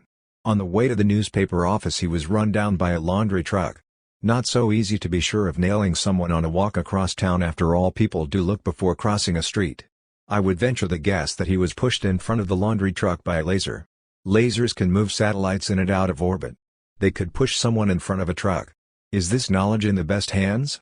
9 years ago in Amsterdam, I talked with a Dutch chemist who told me they had synthesized a drug infinitely more potent than LSD, and could not take the responsibility of testing this drug on human subjects, owing to the possibility of there. It doesn't stand up too well at the present time, and I wouldn't use the same categories. Q. How does the extermination of resistors in the Nova ovens take place right now? A. The machine has many ways of dealing with anyone who is at all inconvenient. People like Wilhelm Reich, for example. Characterologically, he was not set up to defend himself, he didn't have a sense of humor, and he didn't realize who or what he was up against. They drove him first into paranoia, into mistakes, into ignoring federal injunctions and summonses. He was finally sent to jail and he died there. There are many other examples. Drug laws are a pretext to extend police power, expand police personnel, and set up a police state with the aid of a controlled press. Drug laws are a pretext to smear anyone who opposes the police state. Front page, so-and-so in drug raid. Certain substances, sealing wax, cooking herbs, soap, were turned over to forensic laboratories for analysis. 2 weeks later on the back page, no charges filed against so-and-so. Meanwhile, so-and-so has lost his job, been stripped and searched at 7 airports, each search splashed across the front page. Never has the McCarthy principle of guilt by association been so shamefully applied as in the English press. Here are some quotes. Customs searched 2 more pop groups. 2 British pop groups' luggage and car were searched by customs officers at Sydney Airport. The search followed the seizure of 2 books from Eric Burton, Kenneth Anger's The History of Eroticism and an Olympia Reader, containing a selection of short stories by Henry Miller and others. There are many ways in which the press can inconvenience or incapacitate anyone who gets in the way of the machine. Q. What do you see as the cause of the desire for intellectual uniformity which seems to be so violently experienced by societies dominated by the power of money? A. Intellectual uniformity is more and more necessary as the contradictions and failures of the society become more and more apparent. It has reached the point now where it's practically a criminal offense to express a sensible opinion. You express a moderate opinion about drugs, and you're accused of advocating their use, and denounced as a criminal. Suggest that anything's basically wrong with society, you're an anarchist striking at the very roots of organized civilization. They cannot allow any leeway because the contradictions are too blatant. Does it exist in other sorts of societies as well? Well, of course. It exists in both Russia and China to a marked degree. It isn't only a question of money, it's a question of whatever the vested interest of power is. They cannot tolerate any deviations from it. Q. The machine, we are promised, will save mankind in the near future. How do you view this salvation? A. Well, I don't see how it could possibly come about, since the machine is directed by and must be operated by someone, and it will depend on the intentions and intelligence of the operator. Wiener warned that the machine can think 1,000 times quicker than we can and that it may well sweep its masters to disaster before they know what the machine is about. You feed into the machine win the war in Vietnam at any cost, well, the machine goes ahead and does it, but you don't know what would happen. No, I don't see any salvation in the machine, in the machinery or technology or computing machines in the hands of the present individuals and groups in power on the planet. Many consider censorship a useful safeguard, and think that not everyone should be exposed to everything. What do you think? I think that all censorship, any form of censorship, should be abolished. I don't think so-called dirty books ever inspired anyone to commit any crime more serious than masturbation. But there is a type of writing that does cause people to commit crimes, and that is writing done in the world press. Robert Benjamin Smith, 18, of Mesa, charged with the murder of 4 women and a young girl, November 12, in a Mesa Beauty College, pleaded innocent Wednesday, by reason of insanity. Smith told Police Sergeant Ray Gomez he got the idea from mass killings in Chicago and in Austin, Texas. Dig into your morgues and see how many times the prisoner got the idea from reading about it in the papers. The man that shot Rudy Duchka got the idea from reading about Dr. King. The excuse for censorship of fiction, that it causes people to commit crimes, is absolutely ridiculous, in view of the crimes committed every day by people who got the idea from reading about it in the newspapers. And television is just about as bad, because in this medium you have news programs of things that are happening, and you also have fiction. Fiction in that juxtaposition seems to exert more of an influence. There are 4 or 5 recent cases of young people who hanged themselves after seeing a television western. An additional factor is news programs on television, something actually happening, as opposed to fiction, which everyone knows is make-believe. People don't rush out and commit murders after reading Agatha Christie, but they certainly do commit murder after reading about other murders in the newspapers. Incidentally, all censorship, I understand, has just been removed in Denmark, with no effect whatever. In fact, statistics, uncertain as yet, indicate a decline in the incidence of rape and sexual crimes of violence. What the people in control are trying to hide by censorship is the fact that if all censorship were removed, nothing would happen. In Boston, there was a trial over naked lunch. Norman Mailer and Allen Ginsberg testified for your defense. Were you present? What impression were you left with? No, I was not. I was asked to be present but I refused. I was left with the impression that the whole thing was an absolute farce. The defense was trying to demonstrate that naked lunch has social significance, and this seems to me quite beside the point, and not really getting to the basic question of the right of censorship at all, the right of the government to exercise any censorship. I'm sure if I had been there I couldn't have done very much good. When people call a work pornographic, what do you think they mean? I don't think it means a thing, and they don't either, because the definitions of what constitutes pornography, the legal definitions, are getting more and more confused. They say now if it has redeeming social significance, whatever that may be, it is not pornographic. And then, more and more contradictory judicial decisions, exploiting pornography for profit. Well, of course, any publisher expects to make a profit on his books. I think it's one of those double-barreled words with a derogatory connotation that has absolutely no precise meaning. Do you think that pornography in the normal sense is present in things which pass the censors, but in disguised form? Oh, yes. They get away with an awful lot, undoubtedly, they slip an awful lot through. And, then of course, there's the whole question of the pornography of violence which is probably more likely to have a bad effect than sexual pornography, although I don't believe in any censorship at all, either in film, or on the stage, or in literature. Yes, certainly, they get away with an awful lot, just by keeping it a little bit undercover. Is there a political path to the liberation of the world? Would a complete ideological change, the replacement of the capitalist world by a socialist world, for example, offer a solution? It would seem to me most emphatically no. Because these are just batting around the same old formulas. What happens, for example, when the government takes over the so-called means of production? Nothing. Our factories in the West are practically state-owned now. That is, a person may own a factory, but he is told how much he must pay his workers, how many people he can employ. He's little more than a manager, and his position not much different than the manager of a Russian factory. I don't think it would make hardly any difference at all. The anarchist is perhaps one of the few who offers a possible solution for the future. Do you believe in the solutions which he proposes? I don't really know what they are, although I would say this, that I don't believe in any solution that proposes halfway measures. Unless we can abolish the whole concept of the nation, and the whole concept of the family, we aren't going to get anywhere at all. It's the same thing with some other name. For example, I think there's no solution in the United Nations. United Nations, you've got it right built in there. Nations, that's the trouble. The anarchists say do away with all laws, but laws, of course, are a result of nations. It seems to me they don't go to the root of the difficulty, the basic formula, which is the formula of the nation, but rather they pose a solution for a fait accompli which isn't going to work.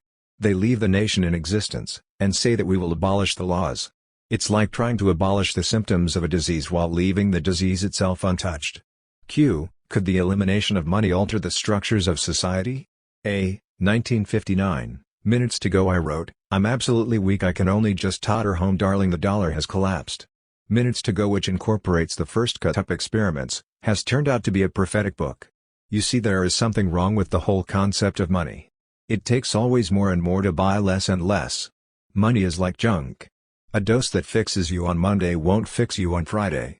We are being swept with vertiginous speed into a worldwide inflation comparable to what happened in Germany after World War I. The rich are desperately stockpiling gold, diamonds, antiques, paintings, first editions, stamps, food, liquor, medicines, tools and weapons. The scion of a well-known banking family once told me a family secret. When a certain stage of responsibility and awareness has been reached by a young banker, he is taken to a room lined with family portraits, in the middle of which is an ornate gilded toilet. Here he comes every day to defecate surrounded by the family portraits until he realizes that money is shit. And what does the money machine eat to shit it out? It eats youth, spontaneity, life, beauty, and above all it eats creativity.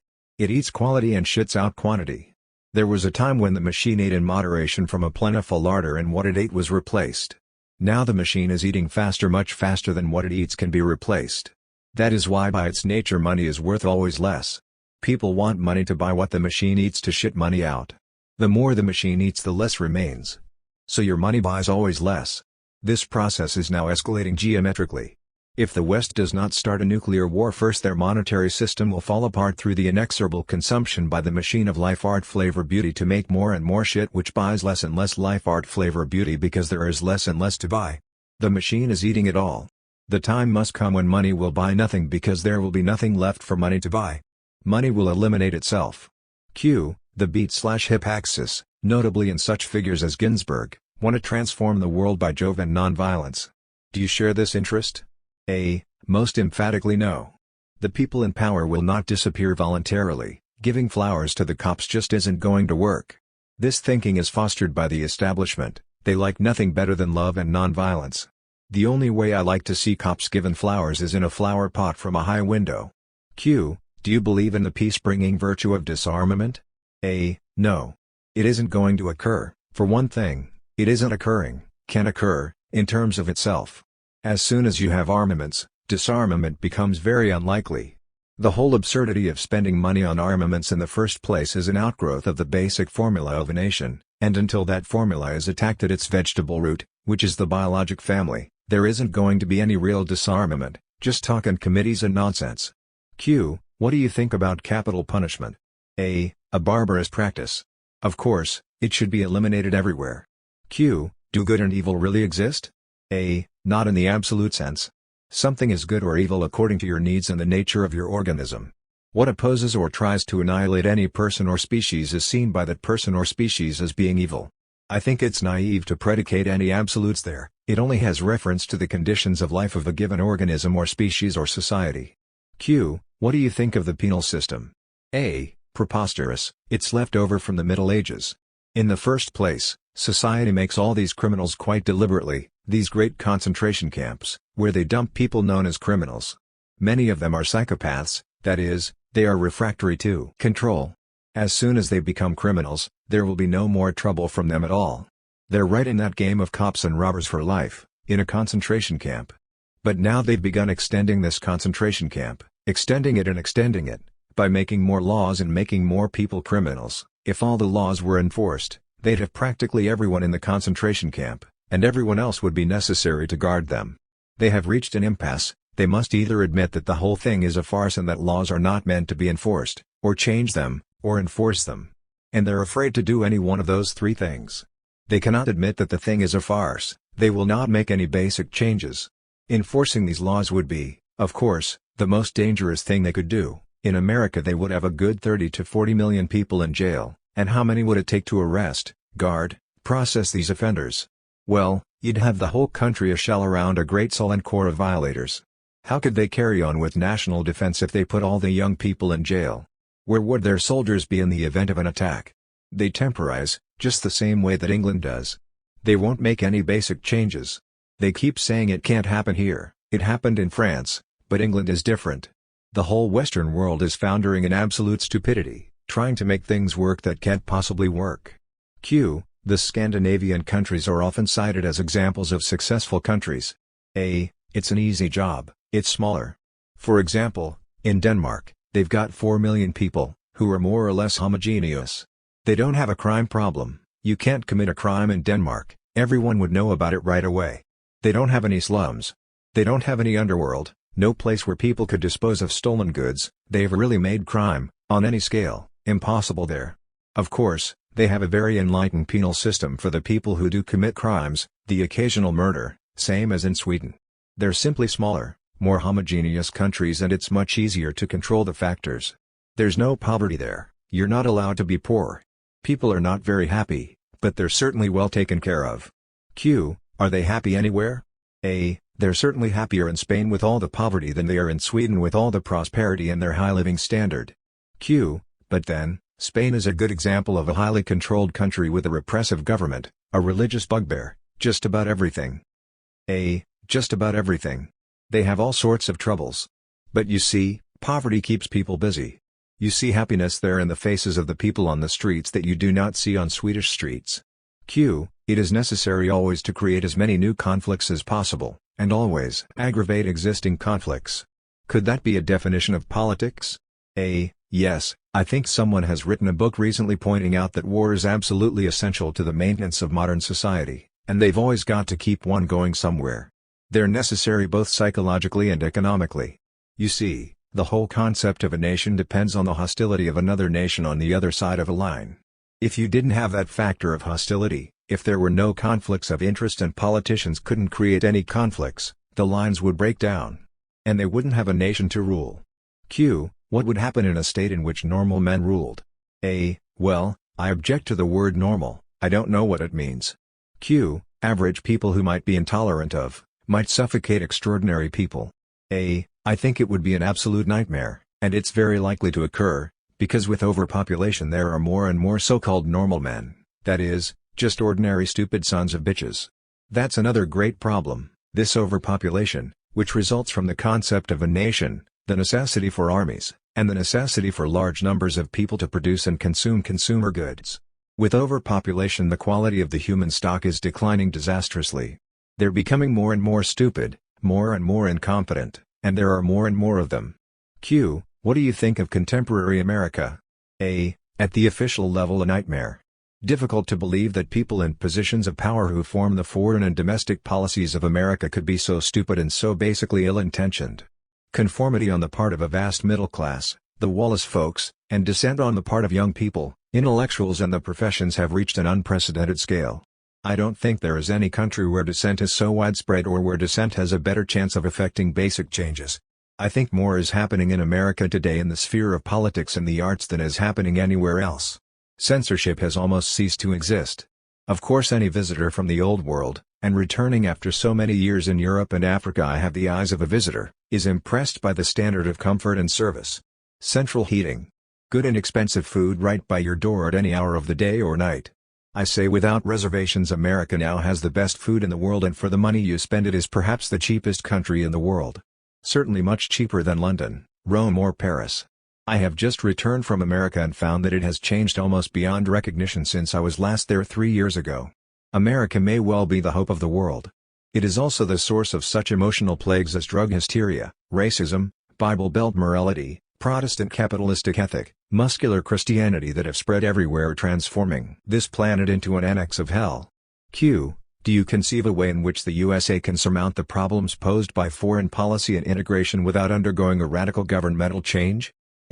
No, I do not.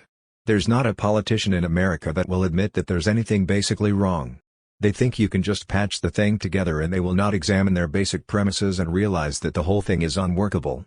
It can't possibly work. And naturally, if they just patch things together, which is all they're very likely to do, things are going to get worse and worse and worse. And I think the most likely change would be some form of extreme rightist fascism, a takeover by the army. Very likely to occur. Contrary to what Marx believed, of course, industrialized countries go fascist, and it's the unindustrialized countries that go communist. You might get communism in South America, but it's very unlikely that you'll get it in America at the present time. Q. Does the question of Vietnam seem to you a characteristic problem which the USA will encounter again and again? A. Obviously, they will encounter it again and again. First was Korea, now it's Vietnam. If they ever settle that, it'll be someplace else. This whole idea of containing communism on a global scale can only result in commitment to one such nonsensical venture after the other. Certainly it will happen again somewhere else, it's bound to. Any rightist government has only to say they're fighting communism and involve the Americans. Q. What is your stand on Vietnam? A. I don't as a rule interfere in political matters. Once a problem has reached the political-military stage, it is already insoluble. However, I sometimes think out loud. The French were in Indochina, if my memory serves, quite some years before they found out they were losing at any exchange rate of casualties, losing their professional soldiers, and they found out again in Algeria. Now, you take a formula like nationalism, army, police, trouble with other Stone Age tribes, and when they start using atomic bombs instead of stone axes, closing time, gentlemen. Well, looks like some folks figured the only solution to this mess is to blow up the set and start over. Many have happened several times already, the species being about 500 years old, and what we call history dating back only 10,000 years, give a little, take a little. What were they doing for 490,000 years? We have come from stone axes to nuclear weapons in 10,000 years. This may have happened several times before. It all does seem rather familiar, like where we came in. Now, if you don't want to see the whole set go up, of course the Americans should get out of Vietnam before American and Chinese troops clash north of Hanoi, Johnson in the toughest speech yet, Kosygin bluntly warned, and, of course, every nation should destroy their atomic weapons and maybe their atomic physicists as well, to make sure. But even that would pose quite a disposal problem, and is, if I may add, extremely unlikely to occur. Weapons are made to be used, and used they will be, sooner or later, so long as the formula can never be dissolved in terms of itself. That is, in political military terms. Q. Is the destruction of the police machine still possible? A. Possibly, yes. The machine is certainly on the defensive at the present time, and with enough resistance, worldwide, it is still possible. Of course, the police machine isn't going to be smashed until we destroy with it the whole concept of a nation. I see a future where guerrilla armies of liberation have arisen in South and Central America and Africa. We will march on the police machine. Everywhere, we will destroy it. We will destroy the machine and all its records, and we will destroy the house organ of the police machine, which goes under the name of conservative press. Q. Uranium Willie tries to give life to mankind. Prisoners of the earth, come out, he cries. Are there still enough Uranians on Earth to tear down the walls of prisons? A. Well, they seem to be doing a pretty good job of it lately. France, Stockholm, Germany, America. Pretty worldwide. It would seem that the message of total resistance is indeed out on the short wave of the world. Q. What is your stand on student rioting and violence? A. There should be more riots and more violence. Young people in the West have been lied to, sold out, and betrayed. Best thing they can do is take the place apart before they are destroyed in a nuclear war. Nuclear war is inevitable if the present controllers remain in power. Young people pose the only effective challenge to established authority. Established authority is well aware of the challenge. Established authority is moving against young people everywhere. It is now virtually a crime to be young. This is all-out war in which the opposition will use the dirtiest tactics at their disposal. The only country to gain the support of its young people is Red China, and that is why the State Department has put a travel ban on Red China. They don't want Americans to see and realize that any country which offers young people anything at all will gain their support. The Western establishments offer nothing. They have nothing to declare but their bad intentions. Well, let them come all the way out in the open with their bad intentions. If it comes to that, any number can play. The student rebellion is now a worldwide movement. Never before in recorded history has established authority been so basically challenged on a worldwide scale. However, the incidents that trigger student uprisings are often insignificant: the dismissal of a liberal professor, a refusal to change the examination system or to meet other demands for minor changes. A crucial reason for all young people to rebel is the issue of top-secret research carried on in universities or anywhere else. All knowledge, all discoveries belong to everybody. Top-secret classified research means research opposed to the interests of youth, knowledge withheld from youth, discoveries used against youth. A worldwide monopoly of knowledge and discoveries for counter-revolutionary purposes is the basic issue. Betrayal and deceit is involved here far beyond the traditional conservative reluctance to meet the demands for increased freedom on the part of young people. All knowledge, all discoveries belong to you by right.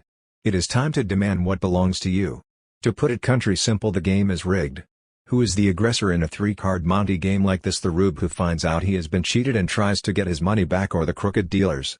I quote from recent article in Mayfair magazine, entitled "The Fire Breaks Out." The uneasy spring of 1969. Under the pretext of drug control, suppressive police states have been set up throughout the Western world. The precise programming of thought, feeling, and apparent sensory impressions by the technology outlined in Bulletin 2332 enables the police states to maintain a democratic facade from behind which they loudly denounce as criminals, perverts, and drug addicts anyone who opposes the control machine. Underground armies operate in the big cities, interpolating the police with false information through anonymous phone calls and letters.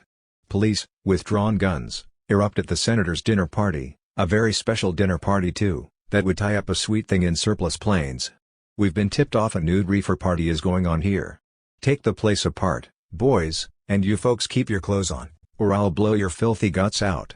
We put out false alarms on the police shortwave, directing patrol cars to non-existent crimes and riots, which enables us to strike somewhere else. Squads of false police search and beat the citizenry. False construction workers tear up streets, rupture water mains, cut power connections. Infrasound machines set off every burglar alarm in the city. Our aim is total chaos. In Mexico, South, and Central America, guerrilla units are forming an army of liberation to free the United States. In Africa, corresponding units, from Tangier to Timbuktu, prepare to liberate Western Europe and the United Kingdom. Despite disparate aims and personnel of its constituent members, the underground is agreed on basic objectives. We intend to march on the police everywhere. We intend to destroy the police machine and all its records. We intend to destroy the house organ of the world police machine, that goes under the name of conservative press. We intend to destroy all dogmatic verbal systems. The family unit and its cancerous expansion into tribes, countries, nations, we will eradicate at the vegetable root. We don't want to hear any more family talk, mother talk, father talk, cop talk, priest talk, country talk or party talk. To put it country simple, we have heard enough bullshit. Q. Any comments on the assassination of Robert Kennedy? A. It seems likely that the assassination was arranged by the far right, and that the arrangers are now taking this opportunity to pass anti-gun laws, and disarm the nation for the fascist takeover. That will certainly occur, if America is involved in a war with China. As to how such assassinations are arranged, there are very definite techniques for doing this. Assassins often hear voices telling them to kill. Are these voices necessarily imaginary? Directional mics can project voices. Top-secret research on lasers is concerned with sending thoughts. Experiments in Norway indicate the possibility of activating word patterns in the brain by tape recorder techniques. The following story explores these possibilities. 23 Skidoo. I worked for the 23 Screwball department. We got our files on all nutcases and each case is classified like 23, could write a threatening letter or slither an unloaded blank cartridge pistol at a queen if we nerved him up to it. Definitely not 23.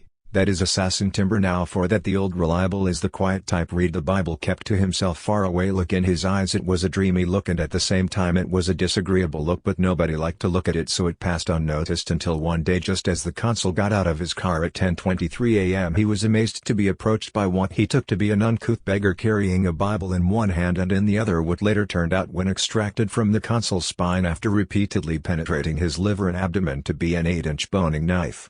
As he struck, the assassin was heard to say, "After all, God made knives."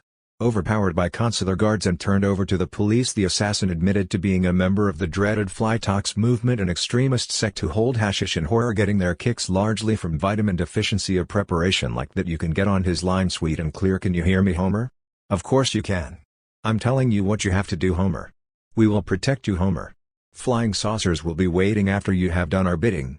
Now it sometimes happens you lose a screwball can't get on his line, well then you put everybody with cop in him out on the streets to trace down the lost screwball before he talks too sensible about what we are doing here in this department, which is unthinkable because we got here first heavy and cold as a cop's blackjack on a winter night. We was looking for a lost screwball, last contacted in an organ accumulator, screen went dead. Case like that usually turns out to be interdepartmental sabotage or illegal recruitment. The whole department is rotten with it. Maybe the ethnology department used him in a ritual murder. We are men of the world, these things happen. Joe, may my flesh rot if this department knows what you are talking about. Right through the department's cold hate of a questioned accountant who knows his books are right. We had to face the possibility our ball had been nut-nipped and might be used to exterminate one of our own white-haired boys like the old sugar boss. At the office party, Mr. Blank Slip from accounting mixed his blackout special and a little cold voice told him this man must be killed to save the Lamb of God from the beast. 666 As a member of the special squadron, your duty is clear, comrade. A man has his simple job to do. For Total Oil, the company always takes care of its own. You didn't think I'd let you down, son? God? Well, not exactly, just a plain Joe with a job to do, like you've got a job to do now. Faced by the unspeakable old sugar boss after 3 martinis, letting his coworkers he calls us know we are all jolly decent plain Joes like him. He had a slimy way, say if a member of the staff came into the office without his shoes shined, the boss would stop having his own shoes shined and call attention to it at all times. Receiving a foreign dignitary apologized for the state of his shoes as a matter of office procedure, you understand, until you got the hint and came in with your shoes like obsidian mirrors, and the boss smiles slow like stiff molasses and says good to see you, or he would leave a small sum of money out on the desk, then pinch it himself most likely. Oh, Grimsey? Yes sir. You didn't happen to see 15 shillings on my desk, did you? Thought you might have put it in petty cash? No? Lying right there on the desk. I didn't see it, sir. Well, it's not important. Good night, Grimsey. Good night, sir. Oh, Grimsey. Yes sir. If you need an advance on your salary you can ask for it, you know. He had a way of dropping in on his staff at any time. No staff member was permitted to have locks on his doors, not even the bathroom, any hour of the day or night. The old sugar boss throws your door open and smiles at you. Well, writing late in our diary? That must make interesting reading. Clearly OI outside influence is at work. Whole sections of the machine are now riddled and clogged by what the party chairman termed god-eyed communist buffoons who are sabotaging important projects. We must trace down all cases of lost contact, though like I say most of them turn out to be interdepartmental louse-ups you get in a creep outfit like this, but you never know when a lost ball has fallen under OI until the damage is done. When you see their ball, my friend, it is too late. Get your hands off me, you filthy old bum. Just so happens empty street doorman around the corner for a rouge bleeding profusely. He was carried into the lobby where he described his assailant as wearing a light blue suit stained down the front with scrambled eggs and smelling abominably of raw onions and cheap spirits. The attacker had disappeared. To be used again in some other garb, of course. My superior nodded. Some old nut with pamphlets. You attempt to brush by him. Oh, I could screw up our whole department, since we have now perfected and demonstrated in the field Operation Mass 23 Skidoo, Indonesia, induced by computerized techniques and otherwise normal population. A leak at this stage is simply unthinkable. It could unthink the whole department. Preoccupied with these thoughts, he was amazed to be stopped rather roughly by a gendarme. See here, I'm from the Ministry of Interior. He glanced sharply at the agent. Why, that uniform is a fake. He looked around for a proper cop and died without regaining consciousness. The assassin, described by police as the professional brother of a cop, said the undersecretary made a threatening gesture and he fired in self-defense. Day like another quiet American eating scrambled eggs in Netix. Suddenly the Filipino cook came from behind the counter, moving with a strangely purposeful trot. New man on the job, eager to please the quiet American thought. He smiled warmly. Warm my eggs up, will you, Jojo? Cold eggs, cold coffee, cold American on the floor. Hello, senor, you like my country, yes? Why sure, mother and me both love Mexico. Won't you join us in a beer? 2 gringos more or less between machos. I was crude. Her first thought was she must have left something in the restaurant and this horrid young man in a black leather jacket was running out to give it to her. She was much too rich to tip him, but what was that in his hand exactly? The grenade blew her mink coat 50 yards. Man he thought was a new doorman barring his way to the Yale Club suddenly produced a bottle, doused him with gasoline and set him on fire. You never know when damage is done, for that old reliable is late and an organ accumulator screen went dead on a winter night like that. Usually turns out screen went dead and the whole department is illegal. Mr. Blank Slip mixed his blackout Lamb of God from the beast. 666 Now faced by the unspeakable ethnology department, all his co-workers he calls us know these things happen by Joes like him. He had a slimy way, say, of talking right through my flesh. Old sugar boss after 3 martinis. We are all jolly decent plain Joe slob clear. Grenade, Andy room of the consulate a new doorman barring his way light blue suit stained down the front doused with gasoline I was crudo a gendarme. Won't you have a beer? Regaining consciousness assassins stalked the passerby and all brothers of a cop said Swedish consul quietly eating scrambled eggs and nettix. Oswalds and rubies were but plates dropped from out pockets human time bombs exploded on computerized order. Now all precision is lost. Random assassins and buffoons prowl the street and all this anarchy resulted from one lost ball. And who do you think was the first agent on the golf course? Quite by chance the same stranger here? After all I am 23. Q. Doesn't man prefer his prison to the discovery of a new space? A. I don't think so. I think only the man that has been so absolutely beaten down and conditioned by the machine that he doesn't have any thoughts of his own feels that way. Of course, that's what's going to happen to most people because, statistically, most people will believe what they're told and will be overwhelmed by their conditions. However, they aren't getting enough percentage of submission now to prevent very serious resistance. Their position has never been more seriously threatened than it is in the present moment. Q. The torture of the switchboard which you describe in Naked Lunch, is it the normal process for reaching civilization? A. It's the normal process of conditioning people to believe what they're told. Q. You frequently speak in your books about becoming oneself. What is implied in this search for oneself? A. Well, I think what is implied is a self that one is, apart from imposed thinking. Don't have to think. I have just come back from a walk in the garden. It is 6 o'clock and everyone in my section is taking showers. I pass several young men in shorts and bathrobes carrying towels. I don't perspire much. I sit down in my room and open the window and light a cigarette.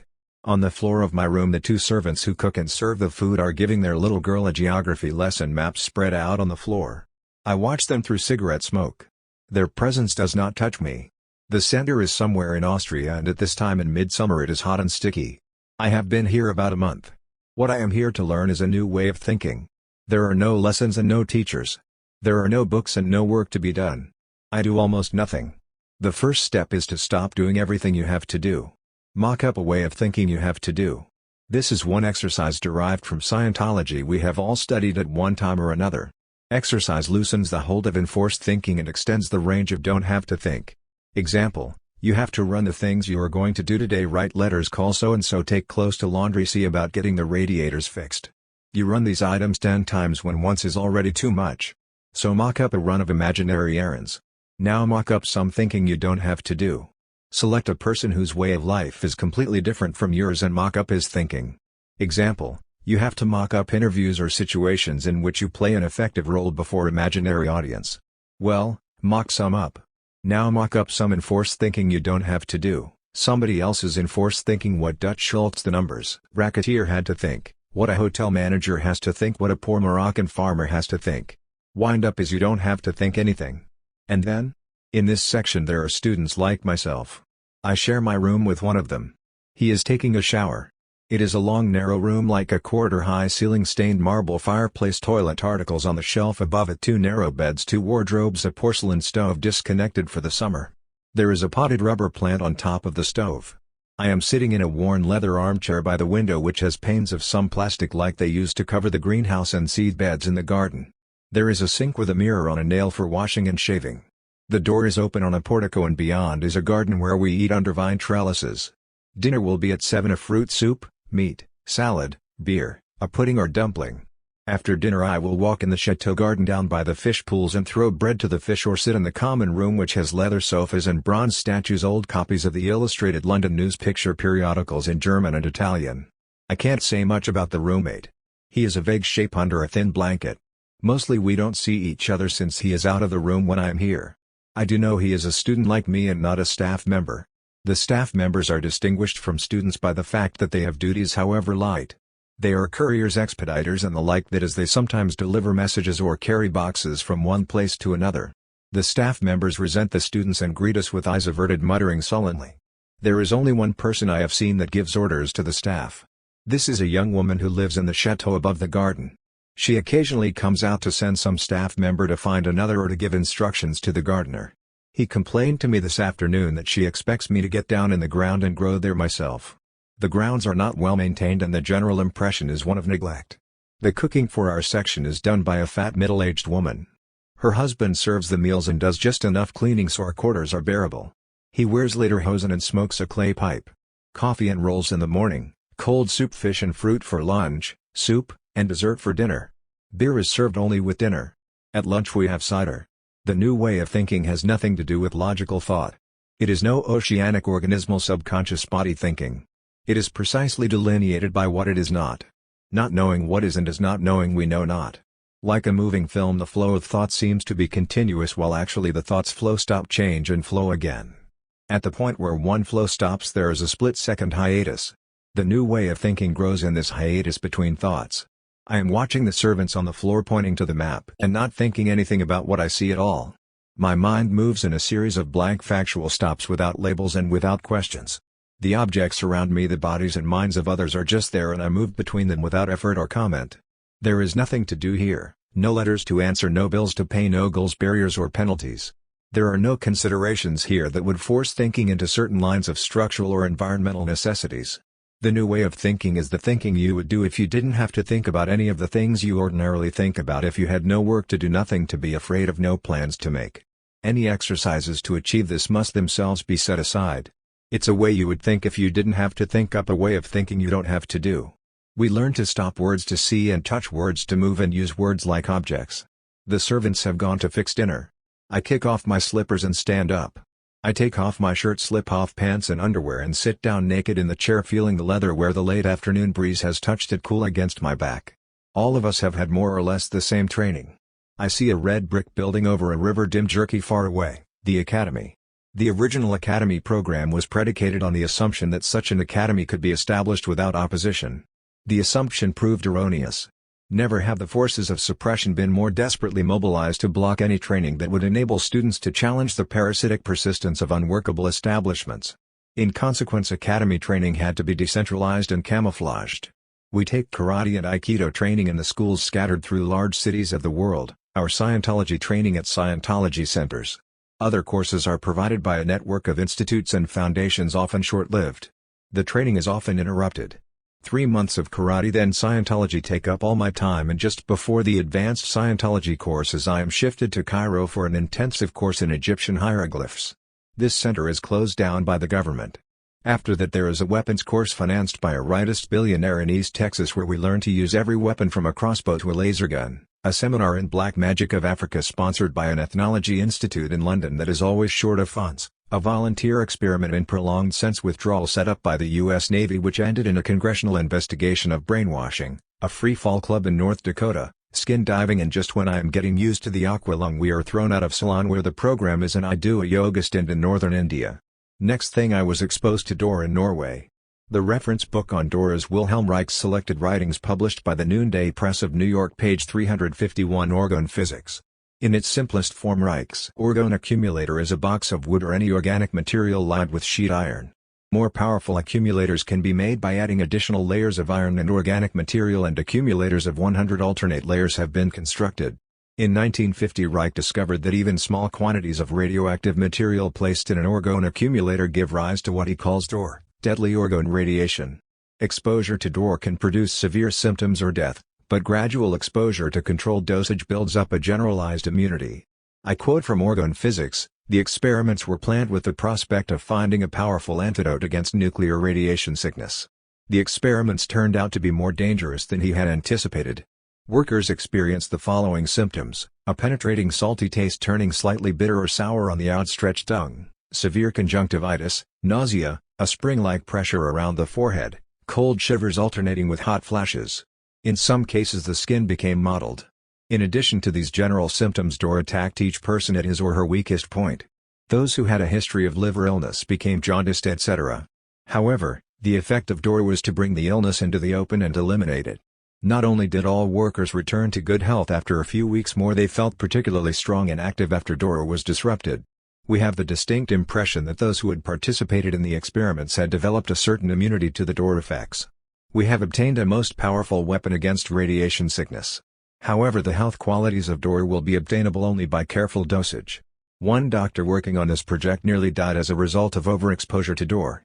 February 19, 1951. 12:30 p.m. Protocol on MD. I put my head inside the accumulator for a moment and felt suddenly as if hit with a sledgehammer on my head. I began to feel fear, which increased until it was the most severe death anxiety that I have ever experienced. I was semi-conscious, dizzy, could not see clearly. My pulse was very weak and slow, between 45 and 48. I had a hard time breathing. I felt as if I were going to die. Just simply stop. A criminal hater of mankind or a political enemy could easily drop activated door devices looking like simple metal-lined boxes. There is no possibility of protecting oneself against door. It penetrates everything and cannot be shielded off by any amount of lead bricks, aprons or masks. The scope of door energy and intensity as well as extensity is to the scope of atomic energy as is infinity to a grain of sand. Remember that even a wristwatch with radium dial taken into an accumulator can produce marked symptoms of door. Reich was experimenting with very small quantities of radium. Clearly a pile of fissionable material placed in a 1,000-layer accumulator could produce unimaginable disaster. On the other hand, by gradual exposure, perhaps a mass immunization to radiation sickness could be carried out. The center is all glass and steel shining in the cold northern sunlight. Just to look at it I could see mad scientists with wild blue eyes toasting each other in liquid air as they release the last weapon from a polar installation. The director looks like Hammarskjöld's ghost. He has the deadest voice I ever heard. The suppression of Dr. Reich's experiments and the removal of his books from circulation underlines a probability that the authorities in question intend to use door against any dissident elements. You will readily appreciate the advisability of acquiring the corresponding immunity. He pressed a buzzer. Dr. Anderson will expose you. Dr. Anderson looks at me and says, "Hello there, young guy." He leads the way down a long white corridor to a sunny room with a glass wall facing the inevitable fjord. There is a couch by the window and a table of light wood on which water hyacinths are growing in a yellow bowl. The room smells of ozone and flowers. Dr. Anderson motions me to a chair opposite what looks like a bust wrapped in bandages. We call her Medusa. Now isn't that cute? He fiddles with some dials above Medusa's head and steps to one side. Something slides off Medusa's right shoulder and hits me right in the heart. I am dying. Heart breathing, brain stops. I try to tell him I am dying without a throat, without a tongue. I come to on the couch, the doctor checking my pulse. He puts his hands on his hips and looks down at me.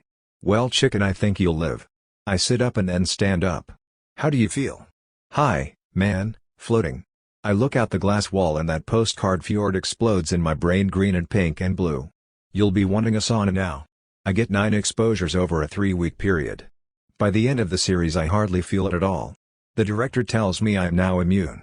It is too early to say precisely how far-reaching the effects are. Evidence as yet inconclusive would tend to suggest that the aging process is arrested or in any case retarded by gradient exposure to door.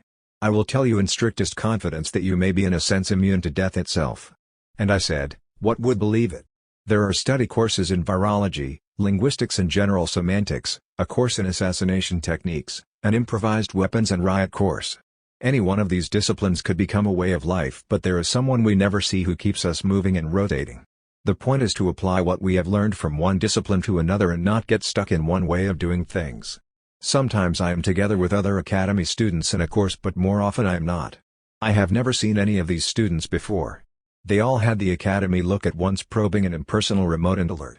I can tell what training the others have had. A Scientology, thank you, Aikido 1 point, a way of dressing from the hieroglyph course, a way of looking at fire extinguishers, kitchen knives and bicycle pumps form the improvised weapons course. Remember the homemade lasers that sprayed out at the sides, infrasound whistles setting off burglar alarms for miles around, projector and door guns, a signal switch screen that alternated friendly and snarling faces 24 times per second, catapults and blowguns, devices for producing coal dust and sawdust explosions.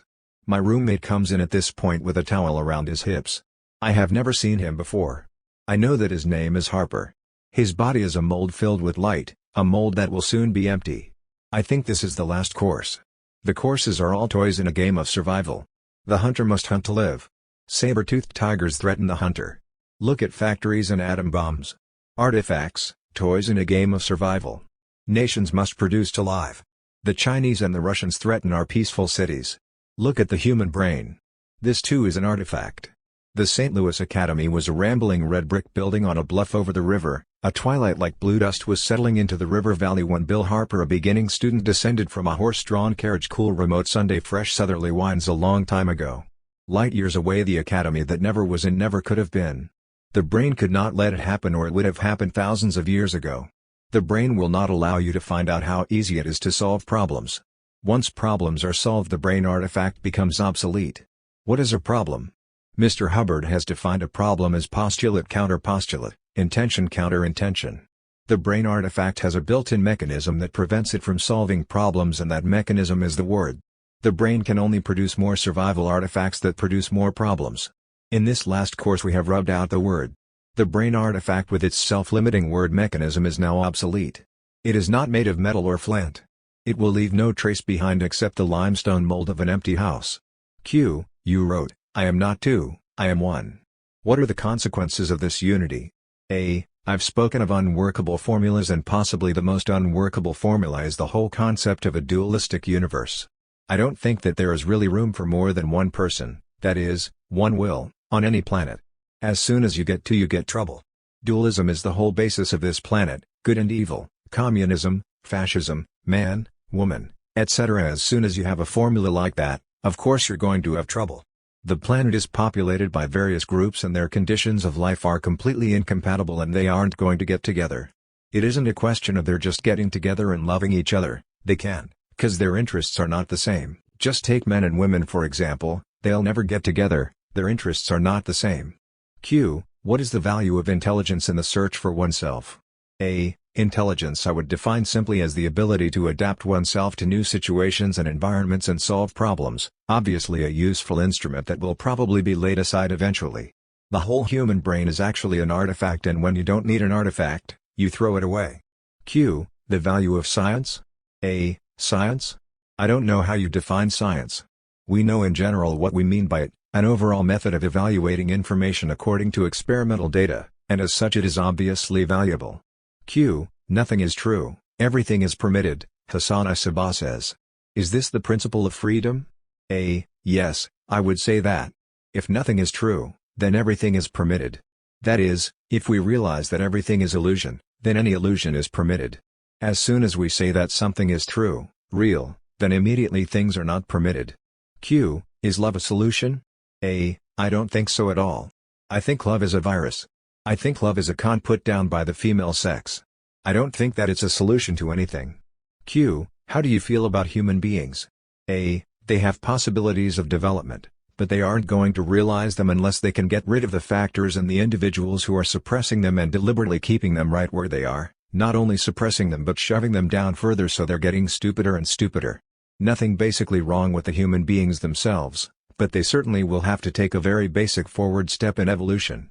It's quite probable that at the real beginning point of what we call modern man was speech. In the beginning was the word. I think the next step will have to be beyond the word. The word is now an outmoded artifact. Any life form that gets stuck with an outmoded built-in artifact is doomed to destruction. The dinosaurs survived because they were large, and then they got larger and larger, and this ultimately of course led to their extinction. The present form of human being quite possibly results from words, and unless they get rid of this outmoded artifact, it will lead to their extinction. Q. You speak of the necessity of breaking down the whole formula of separate countries and nations. How can this be brought about? A. At the present time we all are confined in concentration camps called nations.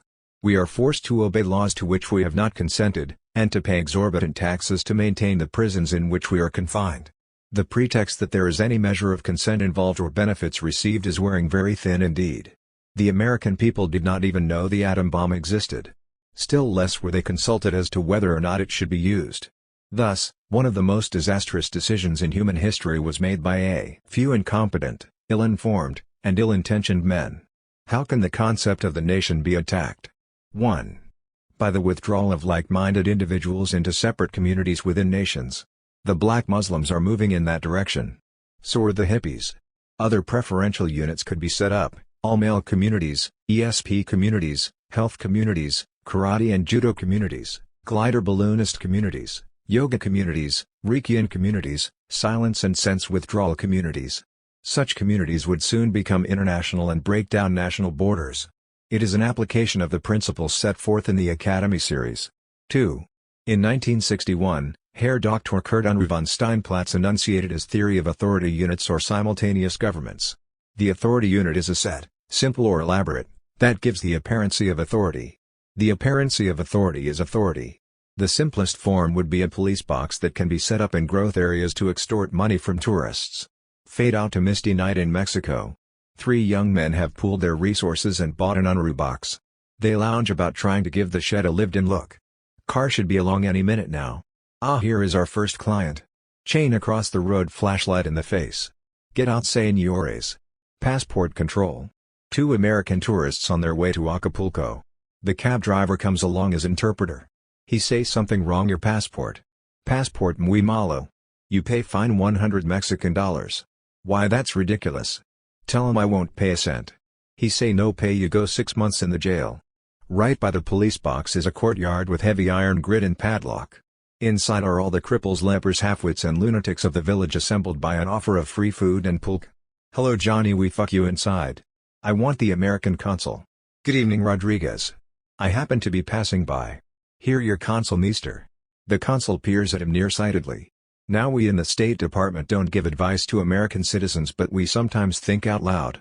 We know Americans are being victimized, but we can't do one thing about it. If you raise a stink at this level, it goes to a higher authority and that means more money. Meanwhile you're inside there and it might be months before we could get you out. One poor fellow lost his mind in there. Off the record, it's cheaper to pay up. Oh, excuse me. There is a consultation outside the police box while one cop watches the tourists fingering his gun butt as he hums La Cucaracha. The consul comes back in. This is more serious than I thought. Seems the driver had cocaine in the car. Said you told him to put it there. You could get 10 years under Mexican law. Meanwhile you're inside maybe 2 years before the case comes to trial. The consul looks at the tourists. How much can you boys raise? $600 in traveler's checks? I don't know, it might work. Just sign these checks. Operating from a shed in Casablanca, the Herr Doctor began turning out his prefabricated police boxes, complete with 3 uniforms, guns, and official forms. He went on to develop more elaborate units. Renting anonymous buildings in large cities, he set up jails and courts.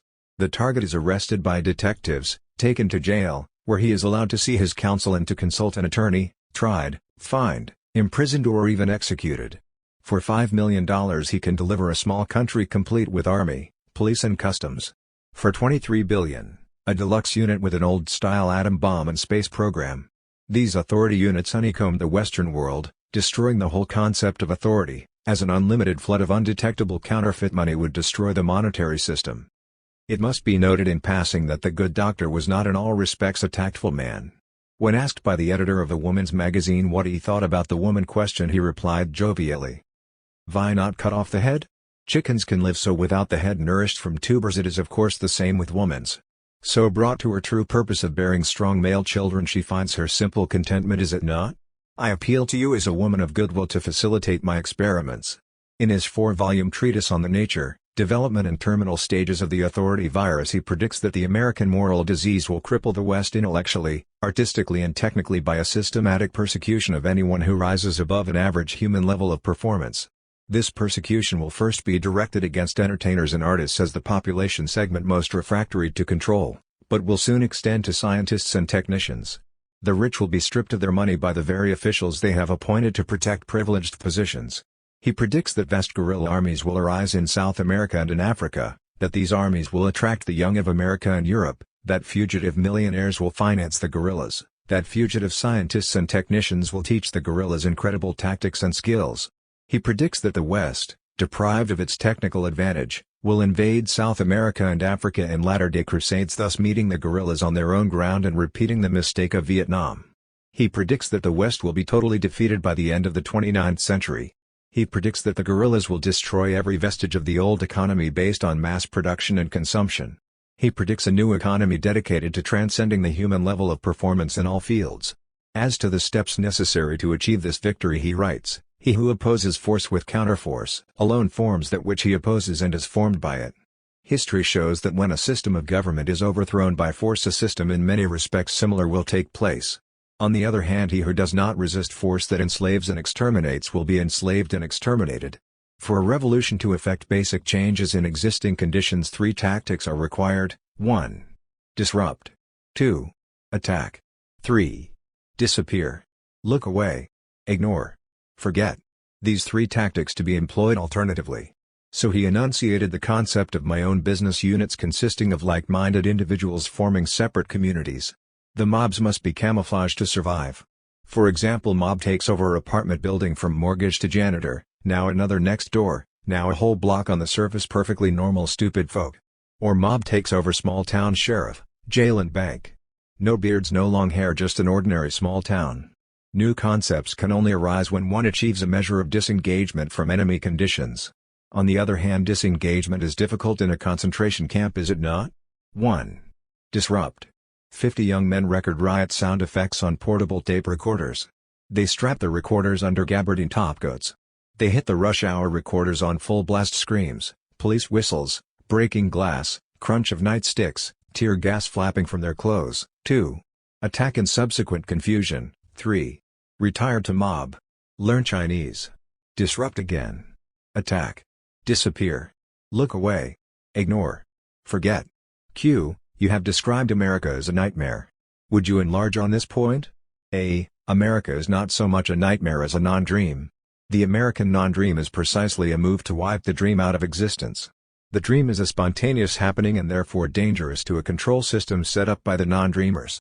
Experiments carried out by Dr. Gross in New York at the Mount Sinai Hospital indicate that any dream in the male is accompanied by erection.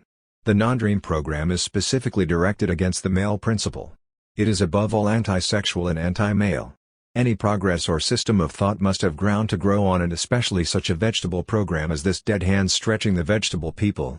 The ground for the non-dream program was well laid by the turn of the century, ready for seeds which would yield in course of time hideous fruit. World Wars I, II, and III were already inevitable, given the basic formula of nationalism. The concomitant rise of communism would serve as pretext for more control measures, while the communists would be driven to apply similar measures and thus serve the master plan. Let us look at some of the milestones in the anti-dream plan. The Oriental Exclusion Acts. The equanimity of the Chinese is, of course, due to their language which allows for periods of silence and undirected thought, quite intolerable to the non-dreamers who must program all thought. I have already spoken of the difference between hieroglyphic and syllabic writing. If I hold up a sign on which the word rose is written, you must repeat the word subvocally. If I hold up a hieroglyphic sign for rose, you do not have to repeat the word, and even have the option of silence. Admittedly, two model control systems, the Mayan and the Egyptian, were based on hieroglyphic writing. However, these control systems were predicated on the illiteracy of the controlled. Universal literacy with a concomitant control of word and image is now the instrument of control. An essential feature of the Western control machine is to make language as non-pictorial as possible, to separate words as far as possible from objects or observable processes. The district supervisor, shabby office, late afternoon shadow in his eyes, calm and gray as a wise old rat, handed a typed page across the desk. Relations between human beings, sexualizing congruent accessibility, ambivalently fecundate with orifices, perspectives as I feel to beg the question if contributory latent configurations reciprocally starved of direction or vector by the recognizable human remembrance of such approximate exasperations, a desperately effete societal somnolence, supine negation by any reputable informed latent consensus inherently commissioned with customary human techniques, interweaving reenactments of necessary correspondences interderivational from complementary internalizations, confluently communicated reciprocal analogous metaphors with this relentlessly successful diagrammatic scheme, interdelinquently recognizable juxtapositions to traduce or transfigure a pulsating multiplicity of contradictions inherent in linguistic engagements, disproportionately flailing gritty colloquialisms edged with grammatic outrage bubbling beneath indispensably internalized concordance, latterly derivative from scorn or pillage, infantile suburban genitalia sexualizing exasperations into diagrammatically contrapunctual linguistically communicated multiplicity of otherness, escalating the delinquent preparations in concomitantly banal privatization concentrates of irrelevant hysteria, contributory misinformed perspectives of negation, ambivalently supine oppositionally interweaving desperately recognizable latterly commissioned flailing stridently illiterate human beings would traduce or transfigure fecundate with orifices potentials reputably informed misinformed correspondences of societal consensus notwithstanding the complementary structuralized configurations relentlessly juxtapositions interdependence of necessary and precisely reciprocal consensus laterally contingent upon communicated linguistic concordance of such contractually analogous indispensably infantile preparations fecundly accessible human correspondences or relations between human internalized concordance indispensably starved of direction or vector by irrelevant approximately derivative confluent exasperations latently misinformed contingent inaccessibility communicated societal internalizings indispensably pillaged infantile preparations flailing disproportionate bubbling outrage notwithstanding the contrapoised stridently juxtapositions interdependence laterally commission recognizable societally structuralized reciprocally misinformed indispensably congruent multiplicity of otherness perspectives concomitantly banal irrelevant concentrates with orifices gritty interstices rectilinearly inaccessible. These jewels gathered from one of the periodicals admittedly subsidized by the CIA. If you see the function of word as extension of our senses to witness and experience through the writer's eyes, then this may be dubbed blind prose. It sees nothing and neither does the reader. Not an image in a cement mixer of this word paste. As a literary exercise I pick up the Penguin translation of Rimbaud and select images to place in congruent juxtapositions with this colorless vampiric prose which having no color of its own must steal color from the reader. Such contractually accessible linguistically structuralized preparations on blue evenings I shall go down the path in a dream feeling the coolness on my feet starved of direction or vector by derivationally confluent exasperations 5 in the evening at the green and huge beer mug froth turned into gold by a ray of late sunshine perspective of illiterate human beings would traduce or transfigure fecundate with orifices potential. The watchman rose through the luminous heavens and from his flaming dragnet lets fall shooting stars and precisely reciprocal latent consensus of societal flailing stridently congruent from pulsating mangrove swamps riddled with pools and water snakes diagrammatic contrapunctual, ving desperately the poverty of image in bronze from scorned or pillaged consensus of contributory configurations, like a flock of doves shivering of Venetian blinds and the yellow-blue awakening sexualizing contingent accessibility informed hideous wrecks at the bottom of brown gulfs where the giant snakes devoured by lies fall from the twisted trees with black odors communicated suburban orifice reenactments of infantile genitalia contributory internalized contradictions blue waves golden singing fish foam of shadow flowers would traduce or transfigure banal privatization concentrates latterly risen from violet fogs through the wall of the reddening sky ambivalently supine contractually inaccessible black cold pool where a child squatting full of sadness launches a boat fragile as a butterfly in May between starved confluent exasperations communicated linear derivations from reciprocal engagements spat blood concomitantly irrelevant hysteria at the foot of dark walls beating the skinny dogs internalized vector misinformed preparation. It is raining softly on the town moonlight as the clock was striking 12 concentrates of otherness with orifices bitter perspectives. The road without sound is wide under the empty moon a slight cesspool of dirty blood internalized infantile diagrammatically necessary piercing cry in the dark and square spat blood confluently stinging like the salt of child's tears sexualizing interdependence latterly contingent upon a motionless boat in ashen waters concordantly infantile misinformed perspectives north wind across the wreckage perish power or justice vanish ambivalently supine fecundately human. There are brothers dark strangers if we began bubbling beneath indispensably banal privatization concentrates blonde soldiers from the thin bracken the wilderness the meadows the horizon are washing themselves red in the storm delinquently pulsating oppositional colonnades under blue light railway stations wind from the sky through sheets of ice across the ponds vector laterally communicated the question of internalized direction at 4 o'clock on a summer morning the sleep of love the wind comes in to wander about under the bed reputably such contractually accessible human concordances I feel to beg the question then they will have to deal with the crafty rat ghastly will-o'-the-wisp comes like a gunshot after vespers configurations of internalized congruencies. Saharan blue where 1,000 blue devils dance in the air like flowers of fire supine oppositionally pillaged inaccessible jackals howling across deserts of time stridently misinformed preparations communicated the question of pillaged consensus it is raining internalized concordance dawn rising like a flock of doves softly on the town shivering of Venetian blinds at 4 o'clock and the yellow-blue awakening concentrates the sleep of love on orifices summer accessibility the skinny dogs internalized flowers of fire. Anything they can do you can do better. Pick up the concise Oxford Dictionary mix your own linguistic virus concentrates fire burn and cauldron bubble mix it black and mix it strong folks hereabouts have done you wrong return confluently the compliment, Fristic elite impacted banal limitrophic imposture impotently flailing effluvial grout mud incumbent 10 men groom involving abrasively affricative incubus interpositional and consummate lubricious investiture decommissioned externalized incandite anestrophian crescent misinformed me palate grams epidemic anfractuosity eschatological obscurant retiree disaffected lumper uxorious uribu anachronic prologist consensual nevermore bubbling beneath the navigable umlaut inextricably disadmeasured societal interstices reciprocally ablative incanditely flailing oppositional antagonist precatory ingravescent gauch disobliged catoptic zilla pillaged consensus of justiciable justiciar kempe cavus libating opponency orifices adventitious encumbrance or anachronic hysteria of vector its heart misinformed pulp irrefrangible disaffected echidna encounter ineluctable of mutescence arachnoid troglodyte flailing inofficious effluvium disobliged investiture rectilinear additive disadhesion impacted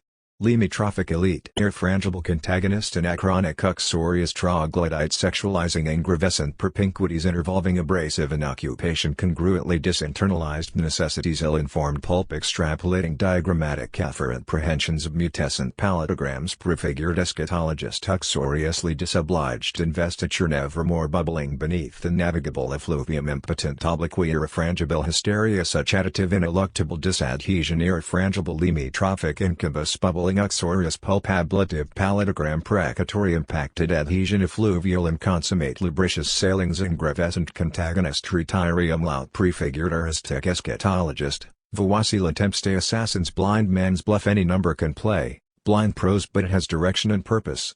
One purpose is to protect a camouflaged thesis from the embarrassment of factual testing. If I say England is an island I can produce evidence to support my statement should anyone call it in question. If they write an article attacking the Olympia Press as sexualizing congruent accessibility to its heart of pulp fecundate with orifices perspectives in the name of human privacy they have placed their thesis beyond the realm of fact since the words used refer to nothing that can be tested. The words used refer to nothing. The words used have no referent. The Oriental Exclusion Acts blocked a dangerous influx and laid the ground for future conflicts. The program calls for a series of such conflicts to point up the need for a continual escalation of control measures. Income tax laws. These laws benefit those who are already rich. The richer you are the easier it is to minimize taxes. In effect the rich have closed the doors to extreme wealth. This is necessary to ensure that no one acquires wealth who might use it to subvert the interests of wealth and monopoly. There is no tighter hierarchy than extreme wealth, and no one gets in who is not devoted to the interests of money. Passport and customs controls after World War I. The basic formula on which the control plan depends is unilateral communication. Everyone must be forced to receive communications from the control machine. It will readily be seen that any control measure expands the range of enforced communication. Your passport or visa is not quite in order? You have lost your currency control slip? How many times will you compulsively repeat the explanation you have prepared in case the customs official starts asking questions? So control measures conjure up phantom interrogators who invade and destroy your inner freedom. By far the most crucial milestone in the non-dream plan was the Harrison Narcotics Act. Q. Does total destruction seem to you a desirable outcome? A. I would say total destruction of existing institutions, and very rapidly, may be the only alternative to a nuclear war which would be very much more destructive. If disorder reaches a certain point, they will not be able to start a nuclear war, which I think is very definitely and obviously the intention of the people in power. Certainly in America, they absolutely intend to start a nuclear war. A bomb on New York would solve a lot of their problems. Remember that most of the opposition to the machine is concentrated in the large cities. I think they're quite willing to risk a nuclear war. However, they won't even be able to do that if the entire structure falls apart. Of the two, I certainly prefer the total destruction of the present system of society to a nuclear war, which is the inevitable result of its remaining in operation. 3. A new frog. Q. Does sexuality play an important role in your work? A. Yes. Q. Do you distinguish between the erotic, the sexual, and the pornographic? A. All these words are loaded with hidden meanings. For example, pornography is a double-barreled word, it has an unfavorable implication within the word itself. So, given the fact that the words themselves are completely confused, I can't distinguish between them. The distinction between eroticism and sexuality, for example, I think this is another case of the either-or in Western thought, it's either love or sex. I think what we're dealing with here is largely verbal confusion which is implicit in these words. Q. In your work, Eroticism has become a gigantic machine which destroys itself. Does your eroticism lead to something else? Does it have another meaning, or is it the expression of destruction? Well, I could answer that with a question. We don't know enough to know. We don't know what eroticism is, we don't know what sex is, we don't know why it's pleasurable, and the reason why we don't know these things is that it's such a highly charged area no one can look at it. The idea of any scientific investigation throws people into puritanical convulsions. There's just no objectivity possible. I would say that if we really understood something about eroticism, what sex is, why sex is pleasurable, it's obviously an electromagnetic phenomenon. Reich has measured it actually, and as to where it would lead, well, it might possibly lead to some basic recognition. Q. What erotic or pornographic writers seem important to you? I object once again to the words erotic or pornographic. I'd simply refer to writers who've written more or less explicitly or frankly about sexual matters. Well, certainly Jennett. I realize the importance of Desaad, but I find it very dull reading.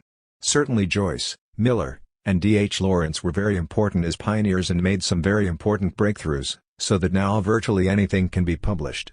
Q. There is an evident parallel between your work and that of Hieronymus Bosch. No one would think of saying that Bosch is pornographic. The most prudish and respectable people regard Bosch's paintings with unconscious admiration, while reading one page of yours would scandalize them. What is the source of this inconsistency in judgment? There are a number of sources. In the first place, the respectable person doesn't see what's going on in Bosch at all. They don't realize that things are going on there that are precisely what I described in Naked Lunch. They don't see it. Also, it's old, that's very important. Respectable people can go look at Priapic statues without being upset because they're in museums. They are old. Henry Miller, I believe, pointed that out in one of his articles. It's just another example of the complete irrational schizophrenia of the thought processes of so-called respectable people. Something's in a museum and it's famous and it's old, so it is all right. There's also a difference between painting and writing, of course. Q. There is a sexual ritual in your work which often leads to a human sacrifice. Does the civilization suppress its sacrifices and its sexually oriented rites? Well, yes, I would say that they haven't eliminated them, they've simply suppressed the overt manifestations of such rites. Now the Aztecs were quite overt in their human sacrifices, we are not, but we go in and destroy races as we've destroyed the Indians, as the terrible Boers destroyed the Bushmen, and the Australian settlers destroyed the Australian Aborigines. The destruction is more widespread. It has no ritual significance, but it amounts to even more destruction in human terms than would be brought about by actual human sacrifices. On the other hand, of course, I am not for 1 minute suggesting that these rather disgusting, silly rites be reinstituted. No one could really take them very seriously anymore. Dust of the dead gods. Q. The sex act often arrives in your work as a movement of universal fornication, in which all living things, sometimes even those from another planet, participate. What are the meaning and the importance of that vision? Well, as to the importance of it, I wouldn't be able to say. It is simply a perception that sex is a very widespread phenomenon in the interconnection of living matter and non-living matter as well. Q. Carl, in the soft machine, is coated with gelatin, his body is placed in a female mold which slowly transforms him. Can this transformation apply to contemporary man? Even on a scientific level we're very near being able to make all sorts of alterations in the human body. They are now able to replace the parts, like on an old car when it runs down. The next thing, of course, will be transplanting of brains. We presume that the ego, what we call the ego, the I, or the you, is located somewhere in the midbrain, so it's not very long before we can transfer an ego from one body to another. Rich men will be able to buy up young bodies. Many of the passages in my work, that were purely fanciful at the time, are now quite within the range of possibility. Q. Orgasm is often bound up with death in the numerous hangings which one encounters in your work. What is the connection between orgasm and death? This is a very obscure question. Many people who've considered the evidence do believe that we have lived other lives. The possible connection would be that a person dies in the orgasm in which he is born, he dies into his own conception, as it were, and that would be the continuity involved. Freud referred to the orgasm as la petite mort, the little death. It is a moment of unconsciousness, in some cases, that approximates some of the manifestations of death. Of course, orgasm may occur at the moment of death, as in hanging, cyanide poisoning, and various convulsive states. Also, it's quite a common cause of death in cardiac patients. It's worse than running up 6 flights of stairs, and many women have been embarrassed to find that their old sugar daddy has conked out on them. You know, died in so-and-so's apartment. I don't want to mention several people, but you know, it's sort of like killed while cleaning his gun. Q. In the soft machine, two characters are split in half and rejoined to make two new persons. What is the symbolism of that union? A. Well, the human body actually is two halves. The two halves are not similar. The left side and the right side are not similar, not only because most people use their right hand more. The right side of the brain, if you are right-handed, is practically unused. There's quite a difference between the right side of your face and the left side of your face. Someone recently made up some pictures taking both right sides of people's faces, and then both left sides, and they looked quite different. So, you could take two people, split one person down the middle and put that half over onto another person and make new people that way. There's no particular symbolism. It's just a possibility which I imagine in the course of time might be in the reach of medical science. They're getting to be quite competent mechanics, I'll say that for them. Q. Hanging is also a sort of alchemy which affects the transfer of a thought into another body at the moment of ejaculation. What does this represent? A. It might represent possibly the transfer of the ego into another body at the moment of ejaculation. This possibility I've explored more fully in the soft machine. But it really is sort of outdated now, because the whole thing can be done surgically. They just take the brain, take Hurst's brain and clap it into another body. That's what he always wanted. All these old characters who refuse to die. It might be regarded as a rather primitive attempt of transfer of an ego from one body to another. Q. What is the importance of sadism in your work? A. There's not that much sadism. While I have that reputation, I don't think I dwell very much on torture with a sexual connotation. It certainly is nothing that interests me personally. Beating people, being beaten, all that just seems to me terribly dull and unpleasant. Q. The sexual acts which you describe seem to be subject to precise physical laws, series of contacts which release certain mechanisms. Sometimes, even bare nerves are caressed. Do you conceive the sexual relations of your characters as purely mechanical reflexes? A. Obviously, the human body itself is a very complex machine, which does not mean that you are your body. Because a body doesn't move of itself, it's made of very much the same material as this table, and we wouldn't expect this table to move of itself. It's a very complicated machine which is occupied by someone in the capacity of a very incompetent pilot. Now, there's no question but what sexual stimulation could be caused by direct electrical manipulation of nerve centers, etc. Just as any machine can be manipulated, it is a machine. In particular, the sexual aspects of the machine we know very little about simply because there's no research, because no research is allowed. This is one of the most important aspects of the monopoly of vested interests. They must stimulate sex, and make sex difficult to obtain. In that way, they keep people always thinking about it, always worrying about it, and it keeps them from causing trouble. Q. The connection between sex and color recurs several times and seems to fascinate you. Why? A. Once again, you see, what I am attempting to do is to derive some approximation of some of the laws and facts about sex, what it is and how it works. Unquestionably, there is a relationship between sex and color. That is, sexual color photos are much more sexually stimulating than black and white pictures. These, of course, are available to everyone now with the new Polaroid color cameras. I imagine people are taking pictures of themselves right and left. Not without danger. I've known people to make themselves very sick that way. You're dealing with something you don't know very much about. It's a tricky area. Q. There are few women in your books. When they do appear, it's Mary, in the soft machine, who eats the genitals of Johnny, whom she's just hanged. Or it's the constipated American housewife who is afraid her mixmaster will get under her skirts while she is waiting for the washing machine to finish its cycle. How do you feel about women? A. In the words of one of a great misogynist's play in Mr. Jones, in Conrad's Victory, women are a perfect curse. I think they were a basic mistake, and the whole dualistic universe evolved from this error. Women are no longer essential to reproduction as this article indicates. Oxford scientists reproduce frogs from single cells. By Walter Sullivan. Oxford, England, October 8, NYT. Experimenters at Oxford University believe they have removed all doubt about the validity of experiments in which frogs have been produced from single cells extracted from another frog. The experiments in what is known as vegetative reproduction bear on one of the most fundamental problems in biology, namely, what it is that turns on and turns off the genetic material buried within each cell of the body. The frogs, according to the experiments, have been produced from cells that line the intestine. This has demonstrated that even such highly specialized cells contain, within their nuclei, the information needed to construct an entire new individual. Normally such information lies dormant, but in the Oxford experiments it has been activated. Skeptics' argument. Until now, some scientists have believed that, in such specialized cells, the genetic information unrelated to that cell's function has been permanently erased.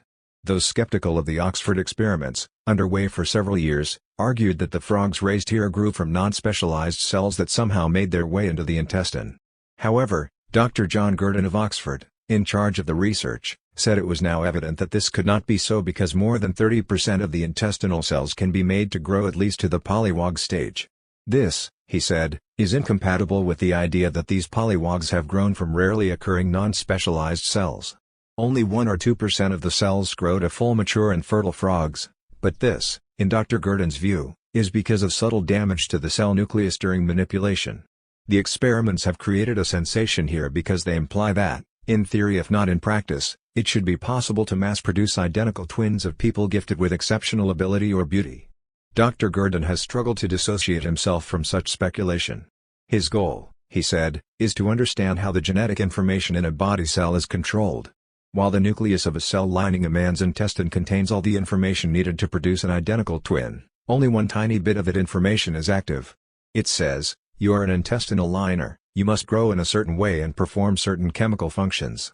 What Dr. Gurdon and his co-workers have done is to take such a nucleus from the intestine of a tadpole and implant it inside a frog egg whose own nucleus had been destroyed. Something in the material of the egg, the cytoplasm, tells that nucleus, "You are no longer an intestinal cell nucleus, you are an egg cell nucleus, go to work." The result, if all goes well, is a new frog. Q. For Antonin Artaud, sexuality is a barrier to the rapprochement of men and women. What do you think? A. I'm not interested in this rapprochement. I don't see it as a barrier. I think that the whole anti-sex orientation of our society is basically manipulated by female interests.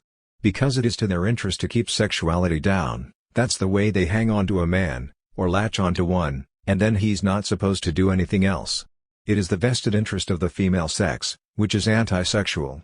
Q. In your books, emotions between people who unite sexually do not exist.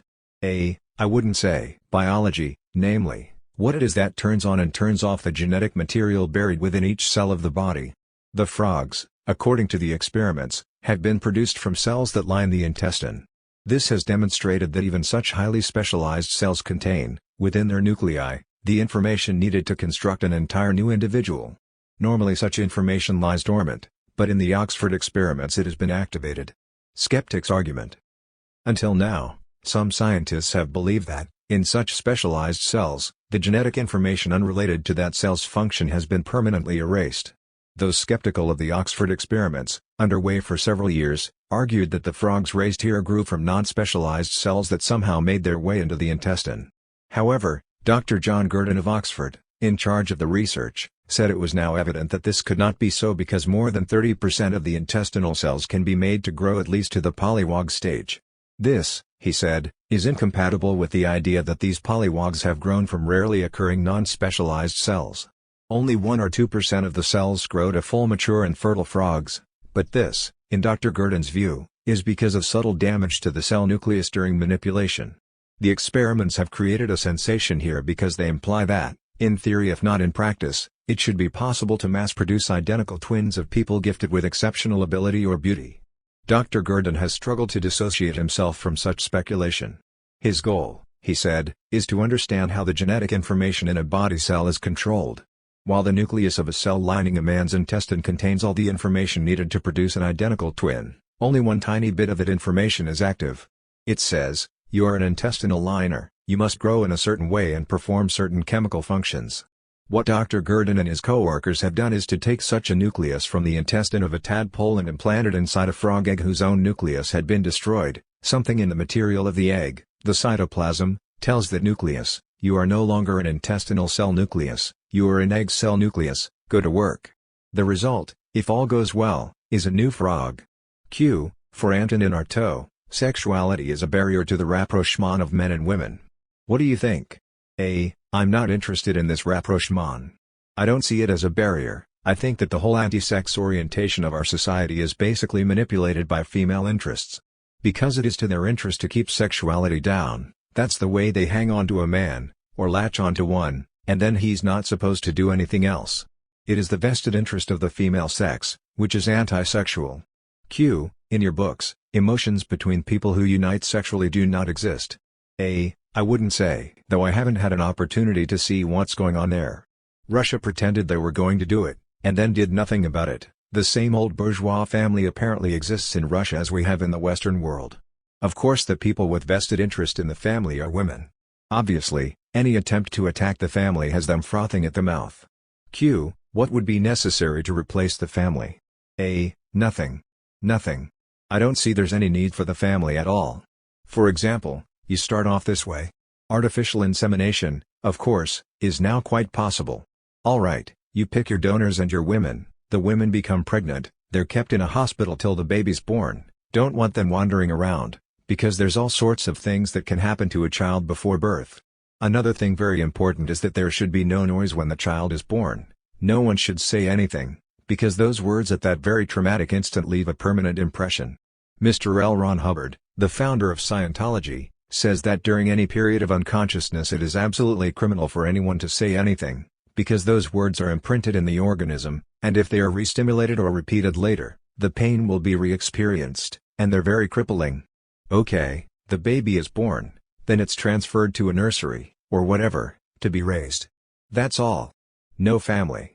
Q. Do you think we will arrive, or have already arrived at the point of creating artificial beings without recourse to normal reproductive processes? Does that seem desirable to you? A. I think it's quite within the range of modern technology, and it seems very desirable to me indeed, because it would bring about elimination of the family. But research along these lines is blocked, of course, by vested interests, and particularly by the vested interest of the female sex. Their monopoly is the baby thing. Now, if you could produce artificial beings, you could produce them at a reasonable age, and you wouldn't have all this infancy.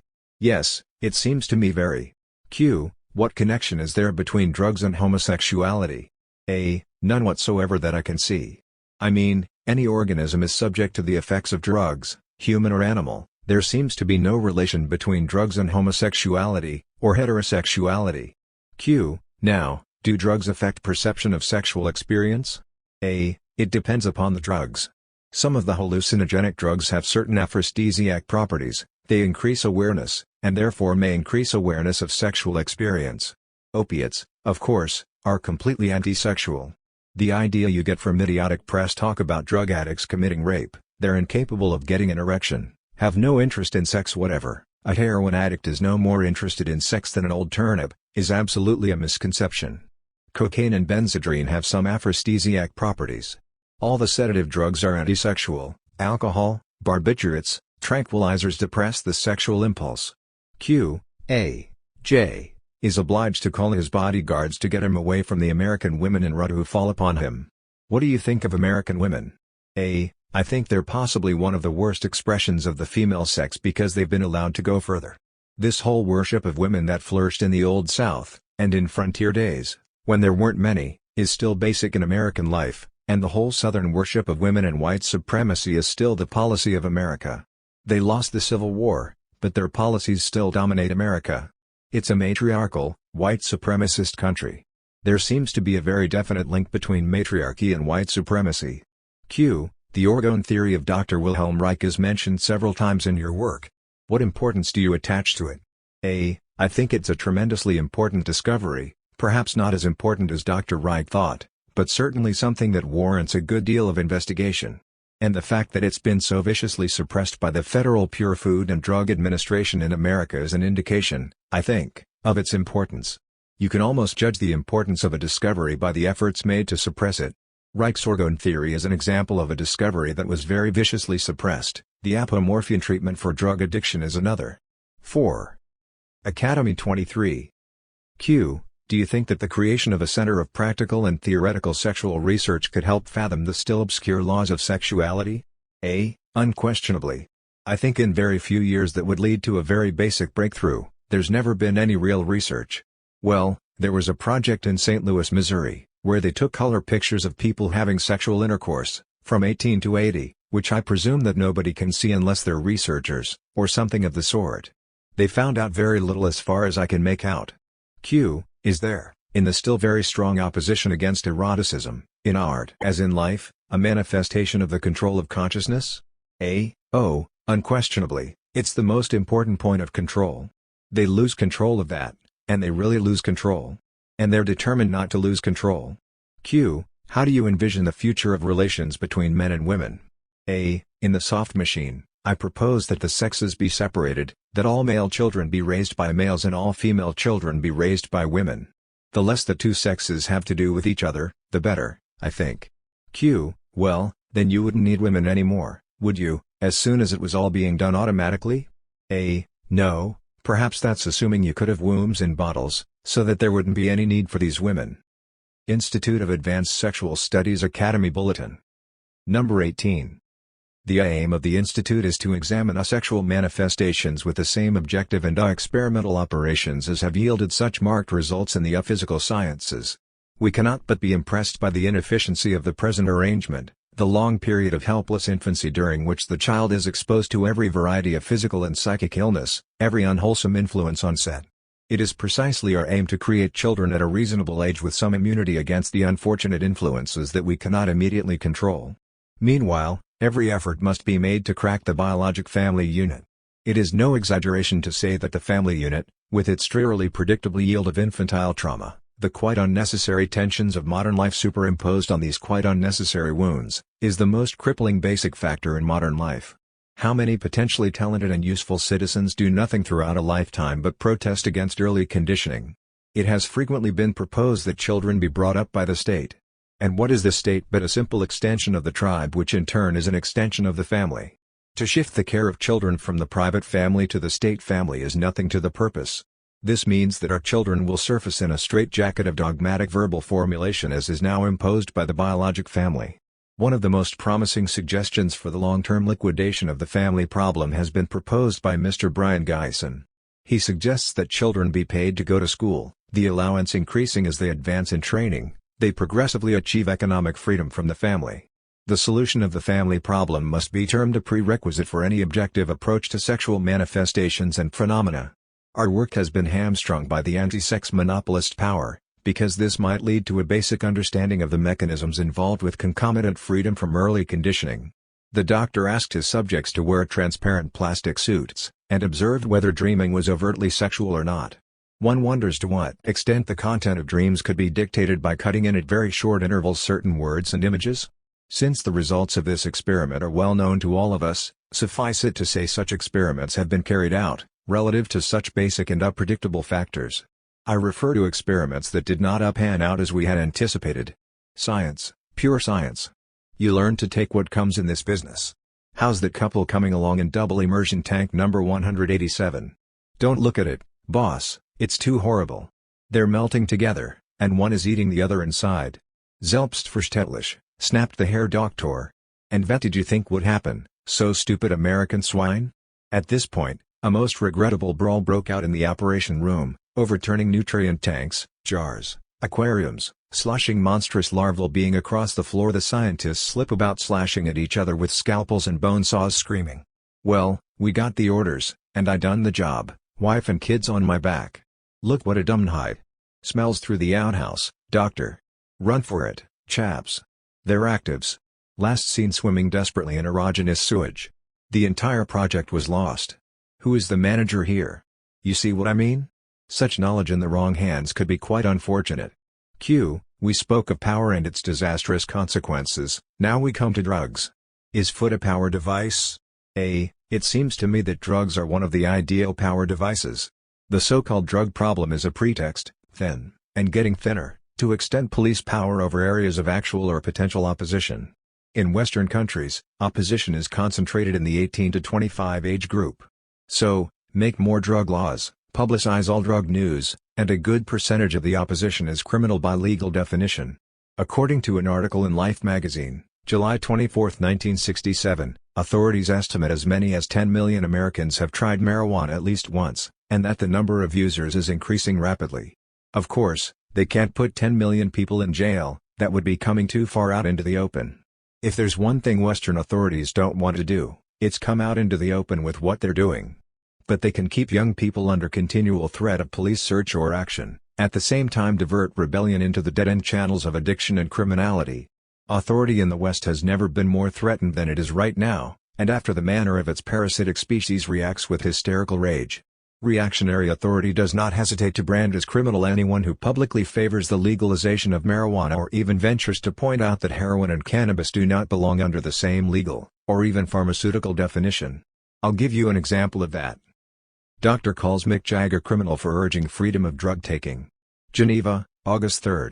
UPI Canadian physician, Dr. Paul Campbell, today classed as criminals those people who advocated the drug LSD. Dr. Campbell also strongly attacked British pop singer Mick Jagger, of the Rolling Stones, for allegedly stating that people should be free to take drugs if they wish.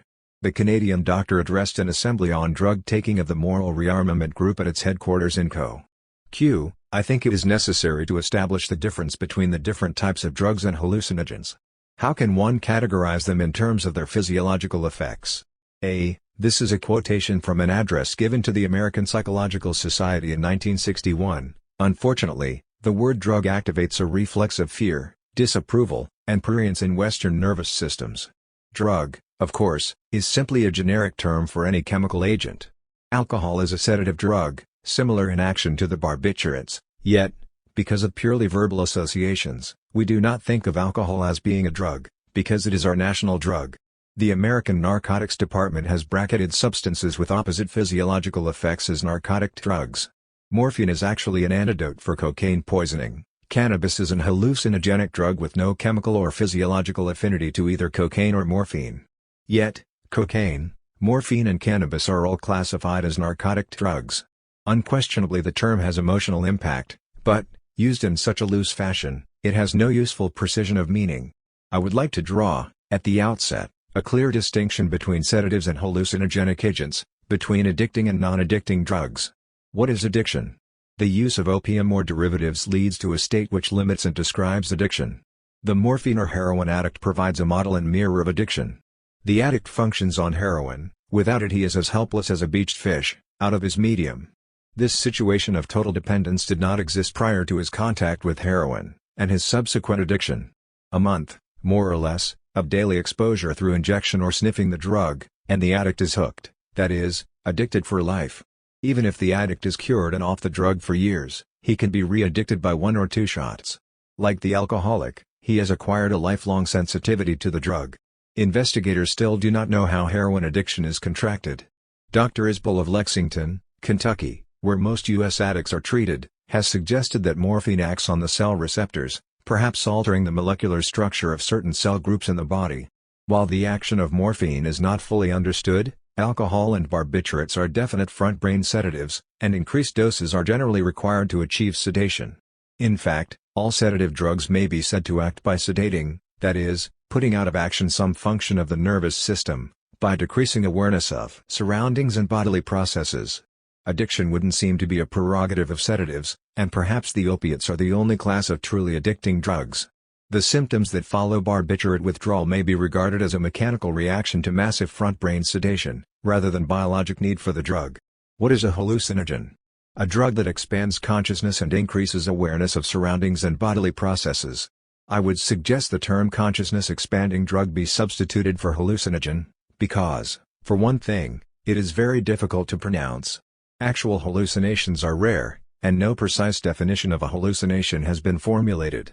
Under the influence of LSD, mescaline, cannabis, the subject is acutely aware of colors, sounds, odors, and the effect of the drug may be said to consist in this phenomenon of increased awareness, which may be pleasant or unpleasant, depending on the content of the awareness.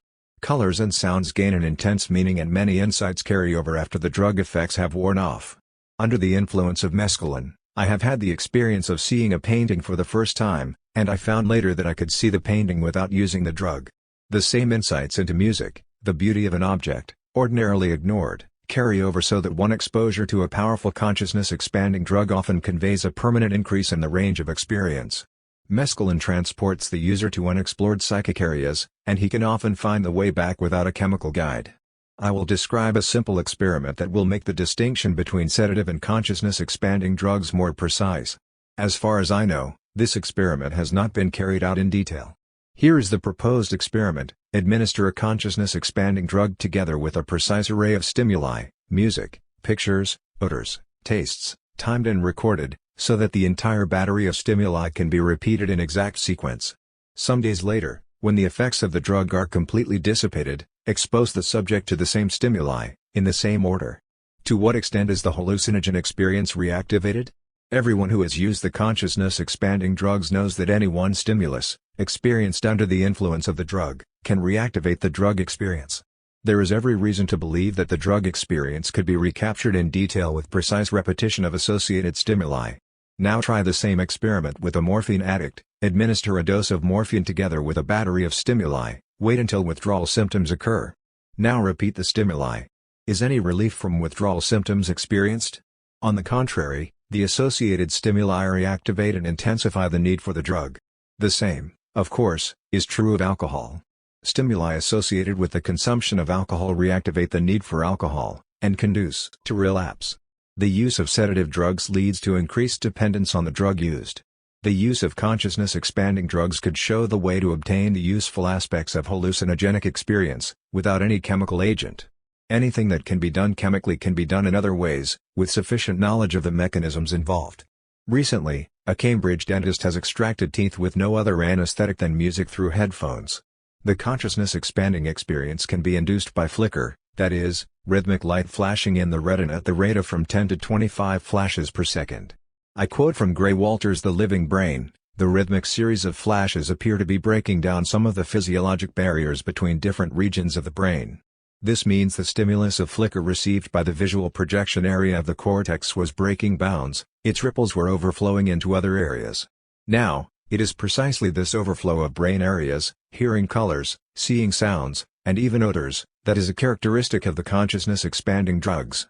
With flicker, Gray Walters produced many of the phenomena associated with consciousness-expanding drugs. Subjects reported lights like comets, ultra-unearthly colors, mental colors, not deep visual ones. The literature of mescaline and LSD abounds in such regrettably vague descriptions of visionary experience. Further experiments with subliminal doses of mescaline, accompanied by flicker administered under large doses, and repeated later, could well lead to a non-chemical method of expanding consciousness and increasing awareness. There are many consciousness-expanding drugs, each with distinct properties, and scientists are just beginning to explore the chemistry of these drugs. I have had personal experience with mescaline, LSD, Banisteria caapi, kava kava, dimethyltryptamine, and several others in the form of herbal preparations, the content of which was unknown to me. All of these drugs open different psychic areas. Some of these areas are pleasant, some are not. Overdose of consciousness-expanding drugs can be a nightmare experience, owing to the increased awareness of unpleasant or dangerous symptoms. I would like to mention a drug which is neither a front brain stimulant, like cocaine, nor a sedative, like morphine and a barbiturate, nor a tranquilizer, nor an energizer, nor a hallucinogen, a drug that acts as a useful stabilizing agent when using consciousness-expanding drugs. This drug is apomorphine. I quote from Anxiety and Its Treatment, by Dr. John Dent of London. Apomorphine is made from morphine by boiling with hydrochloric acid, but its physiological effect is quite different. Apomorphine acts on the hypothalamus in such a way as to normalize metabolism and regulate the blood serum. Administered with a consciousness-expanding drug, apomorphine stabilizes the experience and reduces anxiety. I have observed in others, and personally experienced, dramatic relief from anxiety resulting from consciousness-expanding drugs after a dose of apomorphine. This drug has no sedative or addicting qualities. No case of addiction to apomorphine has ever been recorded, yet, because of purely verbal association, the drug has been placed under the Harrison Narcotics Act, and is seldom prescribed in this country. Apomorphine is a unique drug, in that it acts as a metabolic regulator which stabilizes, but does not cancel the consciousness-expanding experience.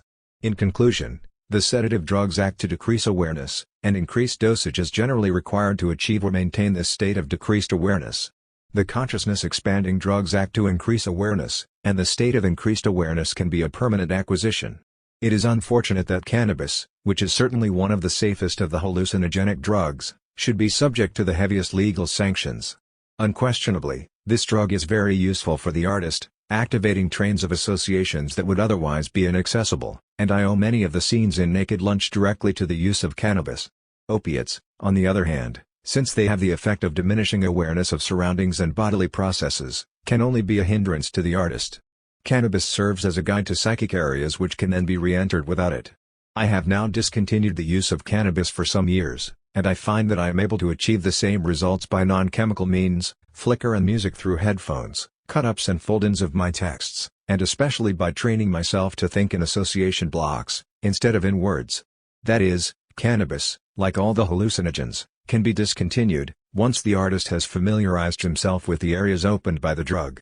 Cannabis sometimes causes anxiety, in large doses, and this anxiety is promptly relieved by apomorphine. It would seem to me that cannabis and the other hallucinogens provide a key to the creative process, and that a systematic study of these drugs would open the way to non-chemical methods of expanding consciousness. Can it be said that, for our alcoholic Western nations, hallucinogens represent more of a danger for their system than as an actual physical threat, as we are led to believe? The official opposition to drugs is, as I have indicated in the last question, ambiguous. They condemn drugs as a danger to authority, but are drugs a real danger to the state? How dangerous is the tripper? Idle, perhaps, but the state is not in need of workers, on the contrary. Are trippers riot material? I suggest that the official opposition to drugs is a sham, that all the policies of the American Narcotics Department, and other countries who follow these policies, as England now is slavishly following the bad example of America, like a latter-day banana republic, are deliberately designed to spread the use of drugs, and the consequent unwise laws against the use of drugs. Thus youth is deliberately led into these dead-end channels which are then made criminal by act of Congress or Parliament. This elementary chess move puts potential opposition in a concentration camp of criminality, weakened by the effects of such murderous drugs as methadone. There is absolutely no excuse for the manufacture of any variation of the benzodrine formula, lulled into unwholesome states of love and oneness with the all and acceptance of everything by LSD, hooked on heroin, which, when illegal, takes up all the addict's time and makes him quite harmless. In short, drugs are an excellent method of state control, but this can never be uncovered by legalization, which they will fight all the way. Russia, on the other hand, seems to take a more realistic view. The reason they oppose the use of cannabis is not because they think it is harmful, but because it makes a country more difficult to industrialize. Both the physical and social dangers of drug use have been hopelessly confused by the systematic misinformation put out by the press, lurid stupid lies. They say that morphine addicts die within a few years. This is absurd. A morphine addict can live to be 90. I know of one who did. Their general health is excellent. Heroin is more deteriorating than morphine, but does not have any immediate lethal results, if dosage is kept within reasonable limits, and if its use is not accompanied by the use of cocaine. The press says that cannabis is habit-forming. It is not habit-forming, and no ill effects resulting from its use have ever been established. In countries where its use is widespread, people smoke it all their lives without any demonstrable ill effects, except those resulting from the tobacco with which it is mixed. On the other hand, cocaine, methadone, and all variations of the benzodrine formula, are ruinous to the health, even more so than alcohol. The drug problem is camouflaged, and like all problems wouldn't be there if things had been handled right in the beginning, considering a model drug problem in the United States where the addict is a criminal by legal definition and the proliferation of state laws making it a felony illegally to sell, possess or be addicted to opiates, marijuana, barbiturates, benzodrine, LSD and new drugs constantly added to the list. A continual outcry in the press creates interest and curiosity, people wanting to try these drugs, so more users, more outcry, more laws, more young people in jail. Until even senators ask themselves plaintively, do we really want to put a good percentage of our young people in jail? Is this our only answer to the narcotic problem? The American Narcotics Department says frankly yes, the drug user is a criminal and should be treated as such. Jails, best cure for addicts. Experts say the laws must reflect society's disapproval of the addict.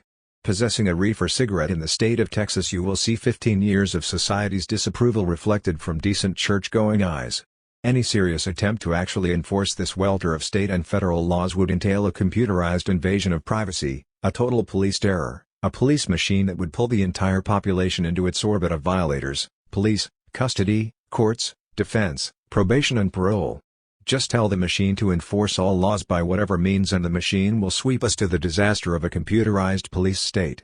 Cannabis is certainly the safest of the hallucinogenic drugs in common use. Large numbers of people in African and Near Eastern countries smoke it all their lives without apparent ill effects. As to its legalization in Western countries, I do not have an opinion. If English doctors are empowered to prescribe heroin and cocaine, it seems reasonable that they should also be empowered to prescribe cannabis. The stronger hallucinogenic drugs, LSD, mescaline, psilocybin, DMN, Banisteria copy, do present more serious dangers than their evangelical partisans would care to admit. States of panic are not infrequent, and death has resulted from a safe dose of LSD. Recollect when I was traveling in the Putumayo town of Macoa, laid up there a week with fever, stumbled on the story, man down from Cali if my memory serves, serious young student believed in telepathy, read Lorca wanted to experience the soul vine Banisteria copy, the Indians thereabouts call it yahe, so the brujo brewed up his brujo dose. He took himself man and boy 40 years and passed it to the unfortunate traveler. One scream of hideous pain, he rushed out into the jungle. They found him in a little clearing he was clearing with his convulsions. No charges were brought against the brujo, city feller got what he asked for. This sugary evil old man lived on to poison me some years later. However, mindful of the fate of my predecessor, I had provided myself with 6 Nembutal capsules and 20 codeine tablets, a piece of foresight to which I may well owe my life. Even so, I lay on the ground outside the brujo's hut for hours, paralyzed in a hermetic vice of pain and fear. A high tolerance is acquired with use, and the brujo's daily dose to get his power up could readily be lethal to a novice. Setting aside the factor of tolerance, there is considerable variation in reaction to these drugs from one individual to another. A safe dose for one tripper could be dangerous for another. The prolonged use of LSD may give rise in some cases to a crazed unwholesome benevolence. The old tripster smiling into your face sees all your thoughts, loving and accepting you inside out. Admittedly, these drugs can be dangerous and they can give rise to deplorable states of mind. To bring the use of these drugs into perspective, I would suggest that academies be established where young people will learn to get really high. High as the Zen master is high when his arrow hits a target in the dark. High as the karate master is high when he smashes a brick with his fist. High, weightless, in space. This is the space age. Time to look beyond this rundown radioactive cop-rotten planet. Time to look beyond this animal body. Remember, anything that can be done chemically can be done in other ways. You don't need drugs to get high, but drugs do serve as a useful shortcut at certain stages of the training. The students would receive a basic course of training in the non-chemical discipline of yoga, karate, prolonged sense withdrawal, stroboscopic lights, the constant use of tape recorders to break down verbal association lines. Techniques now being used for control of thought could be used instead for liberation. With computerized tape recorders and sensitive throat microphones, we could attain insight into the nature of human speech and turn the word into a useful tool instead of an instrument of control in the hands of a misinformed and misinforming press. Verbal techniques are now being used to achieve more reliable computer-processed techniques in the direction of opinion control and manipulation, the propaganda war it's called. The CIA does not give away money for nothing. It gives away money for opinion control in certain directions. Opinion control is a technical operation extending over a period of years. First, a population segment. Segment preparation is conditioned to react to words rather than word reference. You will notice in the subsidized periodicals a curious prose without image. If I say the word chair, you see a chair. If I say the concomitant somnolence with the ambivalent smugness of unavowed totalitarianism, you see nothing. This is pure word conditioning the reader to react to words. Preparation so conditioned will then react predictably to words. The conditioned preparation is quite impervious to facts. The aim of academy training is precisely decontrol of opinion, the students being conditioned to look at the facts before formulating any verbal patterns. The initial training in non-chemical methods of expanding awareness would last at least 2 years. During this period, the student would be requested to refrain from all drugs including alcohol, since bodily health is essential to minimize mental disturbance. After basic training, the student would be prepared for drug trips to reach areas difficult to explore by other means in the present state of our knowledge. The program proposed is essentially a disintoxication from inner fear and inner control, a liberation of thought and energy to prepare a new generation for the adventure of space. With such possibilities open to them, I doubt if many young people would want the destructive drugs. Remember, junk keeps you right here in junky flesh on this earth where Boots is open all night. You can make space in an aqualung of junk. The problem of those already addicted remains. Addicts need medical treatment, no jail and not prayers. I have spoken frequently of the apomorphine treatment as the quickest and most efficacious method of treating addicts. Variations and synthesis of the apomorphine formula might well yield a miracle drug for disintoxication. The drug Lomotil, which greatly reduces the need for opiates, but is not in itself addicting, might prove useful.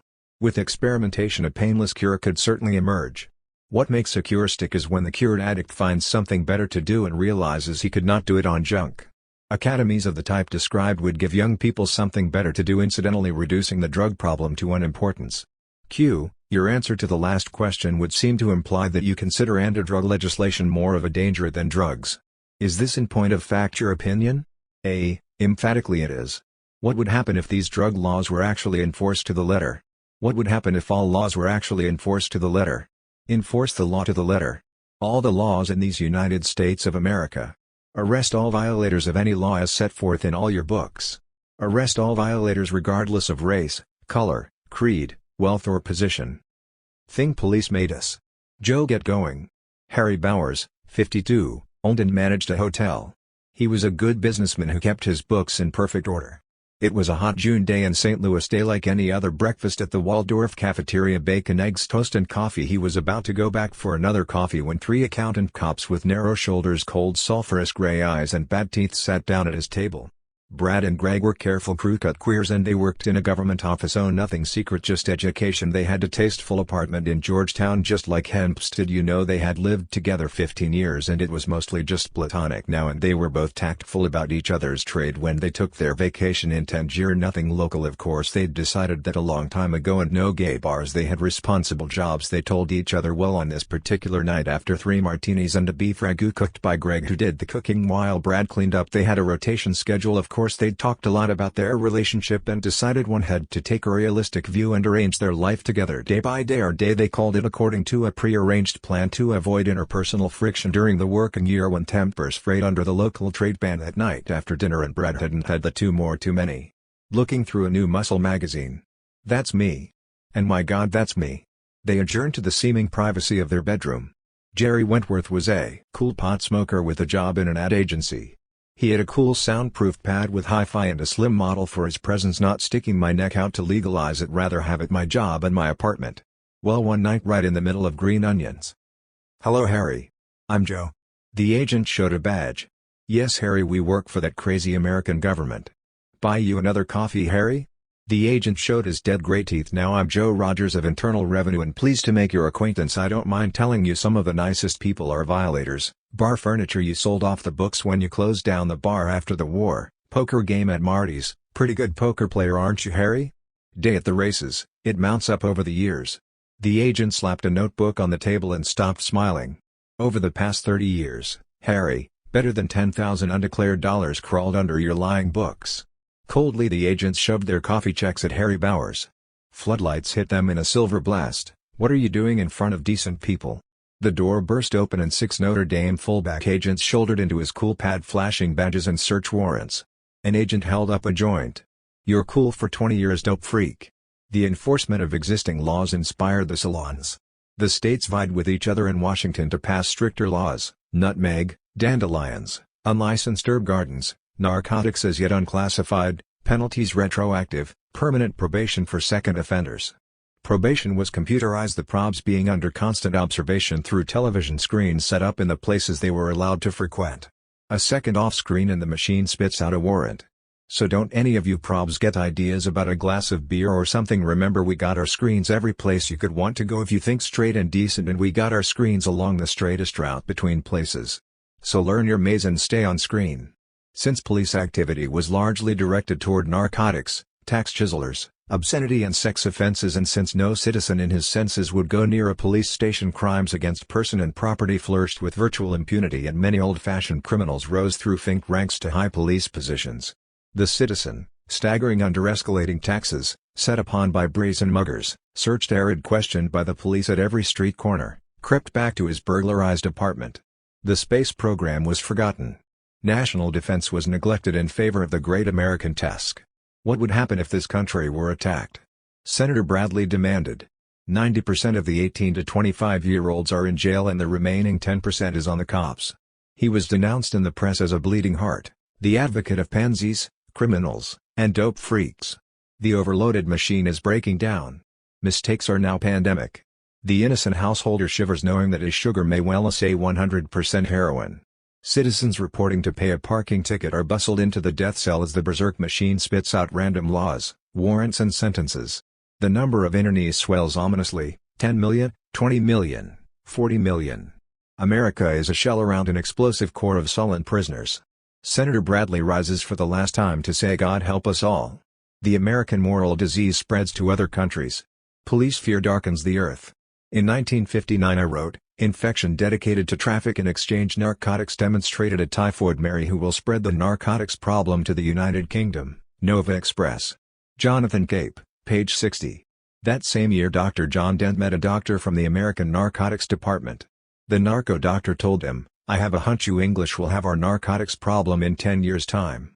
London 1969, everywhere the pot-sniffing think hounds now trained to smell out LSD, cocaine, heroin, opium, pep pills, and Purple Hearts. Dogs at the airport sniffing the tourists, dogs in the bank smelling checks, nuzzling an old man's groin in the East India Club, opening handbags in Fortnum's fountain with their teeth. Police with dogs seal off any block at both ends, and the citizen is required to stand with his coat open while a dog snuffles him over from head to foot. So back to his unheated apartment. Widespread power cuts. A policewoman in the medicine cabinet again wants to know if he would care to explain this rectal syringe. A forensic chemist states flatly, speaking for all the kids in lab, we are tired of having ashes, garbage, dustbins, clothes, drapes, rugs, vacuum cleaner bags and water dipped from toilet bowls dumped into the forensic laboratories. We've got warehouses full of this muck now and it will take us years to process it. Sullen muttering flares to open revolt. An infuriated mob storms the Home Office screaming, death to the Fink dogs. In Hyde Park 6 dogs are torn from a policewoman's lead, doused with gasoline and burned to death before a vast cheering crowd. Demolition squads are attacking the American machine. In South America and Africa, guerrilla units call on violators of all nations to join them in armies of liberation. We will march on the police machine and destroy it everywhere. We will destroy all its records.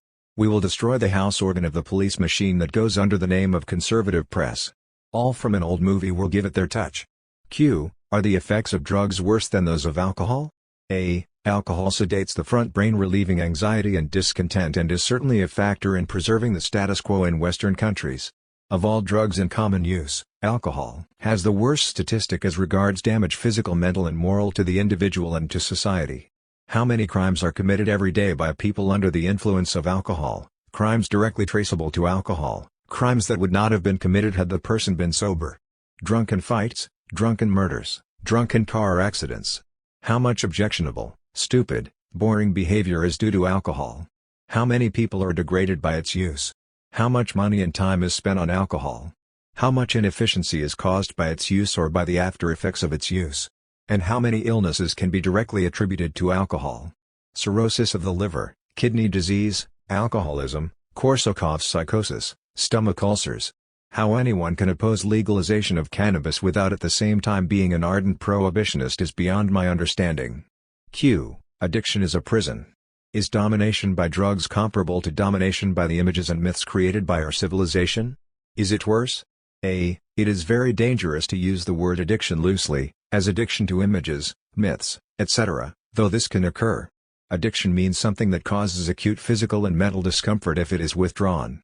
Perhaps the closest parallel is what I might call an addiction to rightness, to being in the right. Such an addict, and their name is Legion, experiences acute discomfort if his rightness is withdrawn. Without it he is nothing, and he cannot adjust to normal metabolism, that is, the realization that rightness and wrongness are relative concepts that have meaning only relative to position and purpose. I recall a French fascist who said, "Je ne comprends pas ce généreux de la drogue comme William Burroughs." I wasn't on drugs at the time, moi, j'ai une seule drogue. Sale indignation. Sale empire, it's the worst drug of all. Q. How did you get involved with drugs? A. Addiction is an illness of exposure. I was associated with addicts, and since morphine was available to me I took it from time to time and eventually became addicted. Q. Have many addicts successfully withdrawn from junk by the conventional methods? Have you tried them? A. Very few addicts are successfully withdrawn by conventional methods because the physiological need remains like the head of a tapeworm. I have tried them all: slow withdrawals, quick withdrawals, prolonged sleep, cortisone, antihistamines. None of them work. Q. What does the discovery of apomorphine represent in your life? A. The turning point between life and death. I would never have been cured without it. Naked Lunch would never have been written. Anti-junk. Addiction is a metabolic illness and no more a police problem than tuberculosis or radium poisoning. The American Narcotics Department has persisted in regarding addiction as criminal in itself, with the consequent emphasis on punishment rather than treatment. We're told that the laws against addiction must reflect society's disapproval of the addict, that is to say, cause society's disapproval of the addict. Recently, when an attempt was made to set up a treatment center in Hoboken, the local inhabitants stoned the center, screaming, "Are you high? Did you bring your needle? We will never accept criminal men and women in Hoboken." When I was in high school in the 1920s, the use of any drug other than alcohol was unknown. When I first became addicted to heroin in the 1940s, teenage addicts were still unknown. Now the rising incidence of teenage addiction has led to extending control measures that have yielded lamentable results. Addiction is an illness of exposure. The stringent measures of the American Narcotics Department, their vociferous insistence that addiction is a police and not a medical problem, spread the infection among young people. In the 1920s and 30s, heroin was much more readily available than it is now to those already addicted. Pushers sold to addicts, and most of their business came from the seedy, furtive small-time underworld, short-change artists, thieves, pimps and whores. It was a world of shabby streets and rooming houses far removed from high school students. At that time it was quite easy to support a morphine habit from doctors' prescriptions, and many of the old itinerant con men used this route exclusively. When the American Narcotics Department, berserk with Parkinson's law, began a program of wholesale arrest and disproportionate sentences for possession, many of the old-time addicts and pushers were put out of circulation. Some old-timers quit in disgust. Even the mafia decided there are safer and easier ways to make money. As a result, a whole new generation of users and pushers arose. This new generation of pushers turned to the teenage market. This development was easy to foresee by any person with a clear mind. Am I saying that the American Narcotics Department deliberately spread the illness of addiction to young people? Whether an agent acts deliberately or not is about as interesting as how many angels can dance on the point of a pin. By their fruits you will know them, and the fruits of the American Narcotics Department are deplorable. This brings us to the possibility of quarantining or containing the illness of addiction, which has been the English system.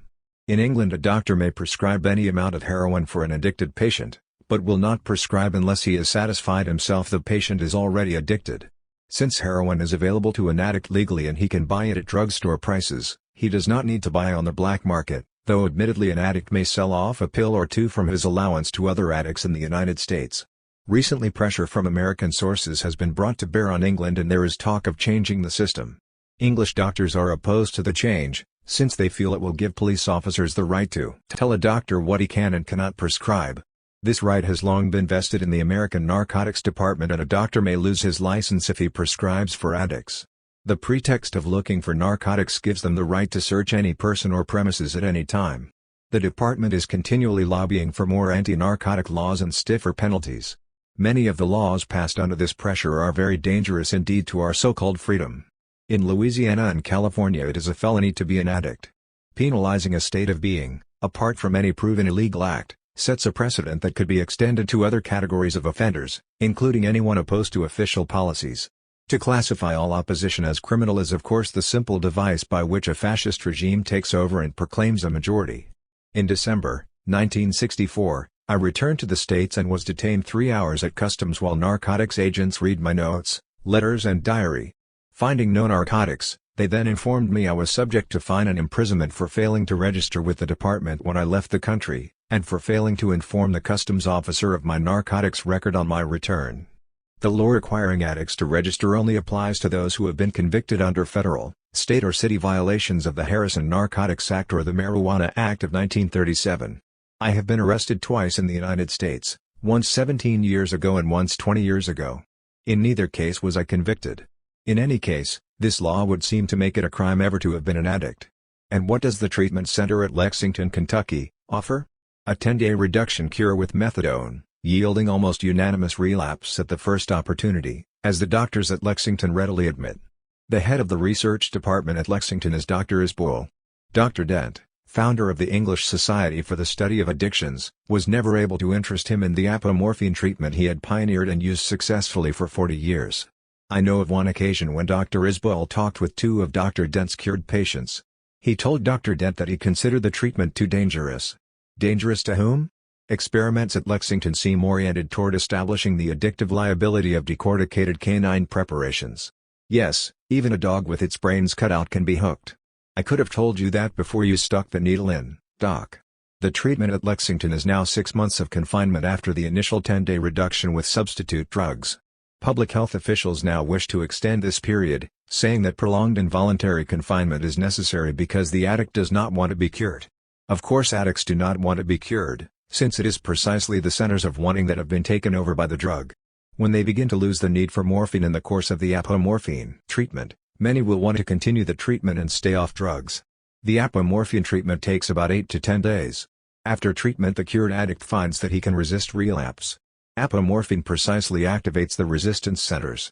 If the official agencies have failed to solve the narcotics problem, to state it honestly, the non-official agencies have done little better. Recently, centers of treatment have sprung up where the addicts receive no other medication than prayer. This inspirational and quasi-religious approach to a metabolic illness is ill-advised. It would be equally logical to prescribe prayer for malaria. Recently in New York, doctors have been allowed to prescribe methadone for heroin addiction. Addicts lose the desire for heroin in the course of this treatment. Over a period of 5 years they hope to reduce the dosage of methadone. Methadone is an opiate stronger than morphine and quite as addictive.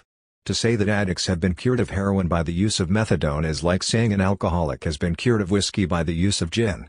If the addicts lose their desire for heroin, it is because the methadone dosage is stronger than the diluted heroin they received from pushers. Junk is a generic term for all habit-forming preparations and derivatives of opium, including the synthetics. There are also non-habit-forming derivatives and preparations of opium. Papaver, which is found in raw opium, is non-habit-forming. Apomorphine, which is derived from morphine, is non-habit-forming. Yet both substances are classified as narcotics in America under the Harrison Narcotics Act. Any form of junk can cause addiction. Nor does it make much difference whether it is injected, sniffed or taken orally. The result is always the same: addiction.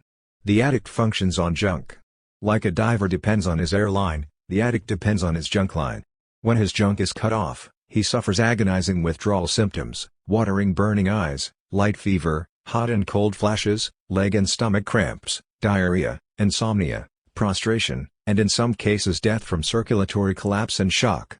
Withdrawal symptoms are distinguished from any syndrome of comparable severity by the fact that they are immediately relieved by administering a sufficient quantity of opiates.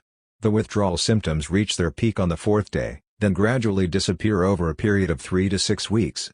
The later stages of withdrawal are marked by profound depression. The time necessary to establish addiction varies with individual susceptibility and the addictive strength of the preparation used. Normally, anyone who receives daily injections totaling 1 grain of morphine every day for a month will experience considerable discomfort if the injections are discontinued. 4 to 6 months of use is enough to establish full addiction. By and large, those become addicts who have access to junk. In Iran, where opium was sold openly in shops, they had 3 million addicts. There is no more a pre-addict personality than there is a pre-malarial personality, all the hogwash of psychiatry to the contrary. It is my opinion that 9 out of 10 psychiatrists should be broken down to veterinarians and their books called in for pulping. To say it country simple, most folks enjoy junk. Having once experienced this pleasure, the human organism will tend to repeat it and repeat it and repeat it. The addict's illness is junk. Knock on any door. Whatever answers the door, give it 4 half-grain shots of God's own medicine every day for 6 months and the so-called addict personality is there. An old junkie selling Christmas seals on North Clark Street, the priest they called him, seedy and furtive cold fish eyes that seem to be looking at something other folks can't see. That something he is looking at is junk. The whole addict personality can be summed up in one sentence: the addict needs junk. He will do a lot to get junk just as you would do a lot for water if you were thirsty enough. You see, junk is a personality. A seedy gray man couldn't be anything else but junk. Rooming house, a shabby street room on the top floor. These stairs, cough the priest there pulling himself up along the banister. Bathroom, yellow wood panels, dripping toilet work stacked under the wash basin. Back in his room now, cooking up. Gray shadow on a distant wall. Used to be me, mister. I was on junk for almost 15 years. In that time I took 10 cures. I have been to Lexington, the day after I got out, dressed in my banker suit and carrying the Wall Street Journal, buying paregoric. It's my wife. I quite understand, sir. Would you like the 2-ounce family size? Why, yes, I believe so. I have taken abrupt withdrawal treatments and prolonged withdrawal treatments, cortisone, tranquilizers, antihistamines and the prolonged sleep cure. In every case I relapsed at the first opportunity. Why do addicts voluntarily take a cure and then relapse? I think on a deep biological level most addicts want to be cured. Junk is death and your body knows it. I relapsed because I was never physiologically cured until I took the apomorphine treatment. Apomorphine is the only agent I know that evicts the addict personality, my old friend Opium Jones. We were mighty close in Tangier, 1957, shooting every hour 15 grains of methadone per day, which equals 30 grains of morphine, and that's a lot of gum. I never changed my clothes. Jones likes his clothes to season in stale rooming house flesh until you can tell by a hat on the table, a coat hung over a chair, that Jones lives there. I never took a bath. Old Jones don't like the feel of water on his skin. I spent whole days looking at the end of my shoe just communing with Jones. Then one day I saw that Jones was not a real friend, that our interests were in fact divergent. So I took a plane to London and found Dr. Dent charcoal fire in a Great Scottish Terrier cup of tea. He told me about the treatment and I entered the nursing home the following day. It was one of those 4-story buildings on Cromwell Road, room with rose wallpaper on the 3rd floor. I had a day nurse and a night nurse and received an injection of apomorphine 1/20th grain every 2 hours day and night. Dr. Dent told me I could have morphine if I needed it, but the amount would be small, 1/12 what I had been using, with quite a cut again the next day. Now every addict has his special symptom, the one that hits him hardest when his junk is cut off. With me it's feeling the slow painful death of Mr. Jones. Listen to the old-timers in Lexington talking about their symptoms. Now with me it's puking is the worst. I never puke. It's this cold burn on my skin drives me up the wall. My trouble is sneezing. I feel myself encased in the old grey corpse of Mr. Jones. Not another person in this world I want to see. Not a thing I want to do except revive Mr. Jones. Third day cup of tea at dawn. Miracle of apomorphine. I was learning to live without Jones, reading newspapers, writing letters. Most cases I can't write a letter for a month, and here I was writing a letter on the 3rd day and looking forward to a talk with Dr. Dent, who isn't Jones at all. Apomorphine had taken care of my special symptom. 7 days after entering the nursing home I got my last 8-grain shot. 3 days later I left the hospital. I went back to Tangier, where junk was readily available at that time. I didn't have to use willpower, whatever that is. I just didn't want any junk. The apomorphine treatment had given me a long calm look at all the grey junk yesterdays, a long calm look at Mr. Jones standing there in his shabby black suit and grey felt hat, stale rooming house flesh, cold undersea eyes. So I boiled him in hydrochloric acid. Only way to get him clean, you understand, layers and layers of that grey junk rooming house smell. Apomorphine is made from morphine by boiling with hydrochloric acid, but its physiological action is quite different. Morphine sedates the front brain. Apomorphine stimulates the back brain and the vomiting centers. 1/12th grain of apomorphine injected will produce vomiting in a few minutes, and for many years the only use made of this drug was as an emetic in cases of poisoning. When Dr. Dent started using the apomorphine treatment, 40 years ago, all his patients were alcoholics. He would put a bottle of whiskey by the bed and invite the patient to drink all he wanted. But with each drink the patient received an injection of apomorphine. After a few days the patient conceived such a distaste for alcohol that he would ask to have the bottle removed from the room. Dr. Dent thought at first that this was due to a conditioned aversion, since the spirit was associated with a dose of apomorphine that often produced vomiting.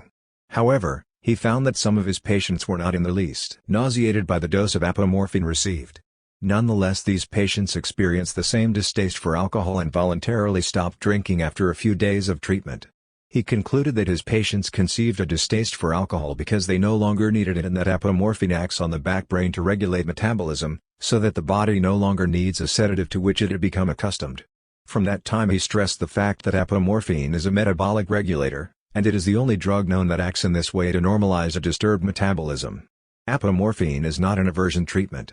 If a program is properly presented, many addicts will report voluntarily for treatment. Those who volunteer for treatment are the best prospects and will provide an ever-increasing number of testimonials to its success. If the addict is informed that he will get junk if he needs it, he will be much more willing to undergo treatment. At the end of a month, patients could be discharged and given a prescription for oral apomorphine tablets to use in case of relapse. Apomorphine is completely non-habit forming and no case of addiction to apomorphine has ever been recorded. Like a good policeman, apomorphine does its work and goes. The fact that it is not an addictive substitute drug is crucial. In any reduction cure, the addict knows that he is still receiving narcotics, and he dreads the time when the last dose is withdrawn. In the apomorphine treatment, the addict knows he is getting better without morphine. I feel that any form of so-called psychotherapy is strongly contraindicated for addicts. Addicts should not be led to dwell on or relive the addict experience, since this conduces to relapse. The question, "Why did you start using narcotics in the first place?" should never be asked. It is quite as irrelevant to treatment as it would be to ask a malarial patient why he went to a malarial area. Apomorphine has proven useful in the treatment of other addictions and chronic intoxications. There are thousands of barbiturate addicts in the United States, and the treatment of this addiction is even more difficult and time-consuming than the treatment of heroin addiction. The withdrawal of barbiturates must be effected very slowly and under constant supervision. Otherwise the addict is subject to convulsive seizures that can result in serious injuries. Barbiturate addicts treated with apomorphine can be cut off barbiturates immediately without convulsions or other serious symptoms. Barbiturate addicts suffer from severe insomnia during withdrawal, and it may be some weeks before the sleep cycle is normalized. Treated with apomorphine they sleep normally. Amphetamine users, on the other hand, often fall into such a deep sleep when the drug is cut off that they cannot be aroused to eat. Treated with apomorphine they sleep normally and can be easily aroused. This brings us once again to the unique value of apomorphine as a drug that normalizes metabolism, which would indicate its use in conditions other than addiction.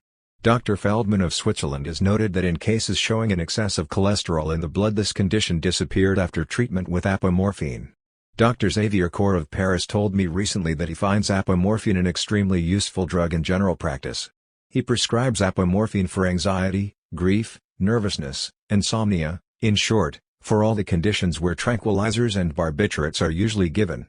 Certainly it is a much safer drug since there is no danger of addiction or even dependence. When you take apomorphine for a severe emotional state you have faced the problem, not avoided it. The apomorphine has normalized your metabolism, always disturbed in any emotional upset, so that you can face the problem with calmness and sanity. Apomorphine is listed as a narcotic in the United States, and subject to the same regulations as morphine and heroin with regard to prescription and use. In both France and England apomorphine is not on the dangerous drug list. A doctor's prescription is required, but the prescription can be refilled any number of times. It is difficult to avoid the conclusion that a deliberate attempt has been made in the United States to mislead medical opinion and minimize the value of the apomorphine treatment.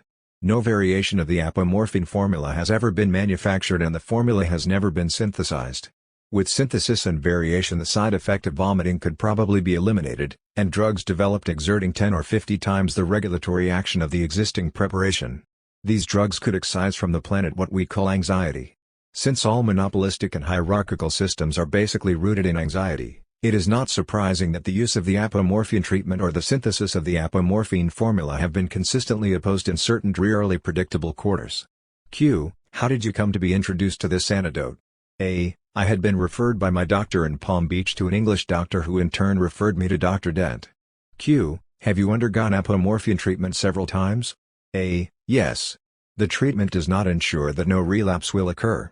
It makes a relapse less likely to occur. Relapse with conventional treatment is almost inevitable. Apomorphine can head off a relapse. If an addict has taken a few shots, prompt administration of apomorphine can avert a complete relapse. Q. How does it happen that such an apparently effective cure is not in more general use? A. The American Medical Association and the American Narcotics Department have consistently opposed its use. Since writing this article I have received many letters from addicts and alcoholics who desperately needed and wanted help. I answered these letters. I quote from replies. At my request my family doctor has tried to find additional information about the drug and the treatment in this country. Unfortunately we have had no success. The research I was about to undertake on Dr. Dent's former patients has sadly for various reasons had to be called off. The American Medical Association seems to be afraid of this drug. In short, people who desperately need this treatment are not able to obtain it. Q. Your efforts to publicize apomorphine have been many. What have been your relations with people who would be competent to prescribe apomorphine in hospitals which treat addicts? A. I have indeed received many letters from probation agents and doctors engaged in the treatment and rehabilitation of addicts. In all cases so far the results have been negative. Pressure has been brought to bear, some of them have lost their jobs as a result. Dr. Isboel, who is the research head at Lexington Narcotics Center for the U.S. government, says that apomorphine is too dangerous. Dangerous to whom, exactly?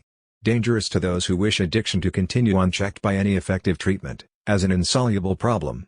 Q. Couldn't apomorphine be publicized by the press, which is always after a scandal? A. No. The press is working with the narcotics department to publicize and spread the drug problem.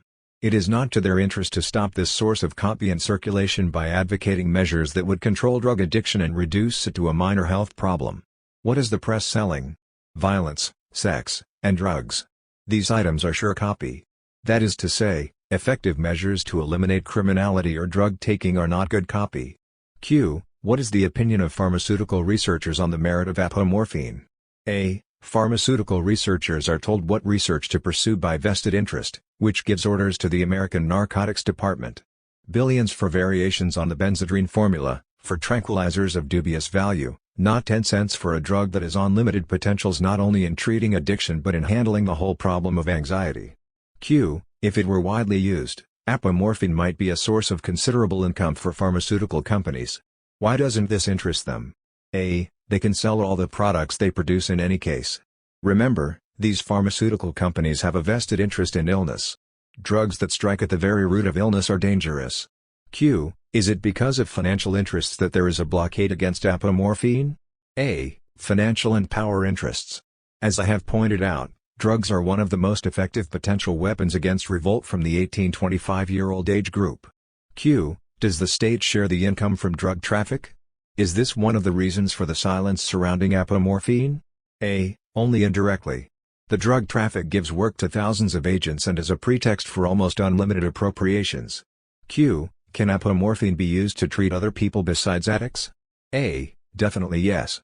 Drive. Xavier Corr of France states that he has found it one of the most useful drugs in general practice, being prescribed for insomnia, grief, nervousness, generalized anxiety, in short, for every condition for which tranquilizers are now prescribed. Apomorphine is not addictive nor does it produce any sort of habituation. No one would use it unless he needs it. It does its work and goes.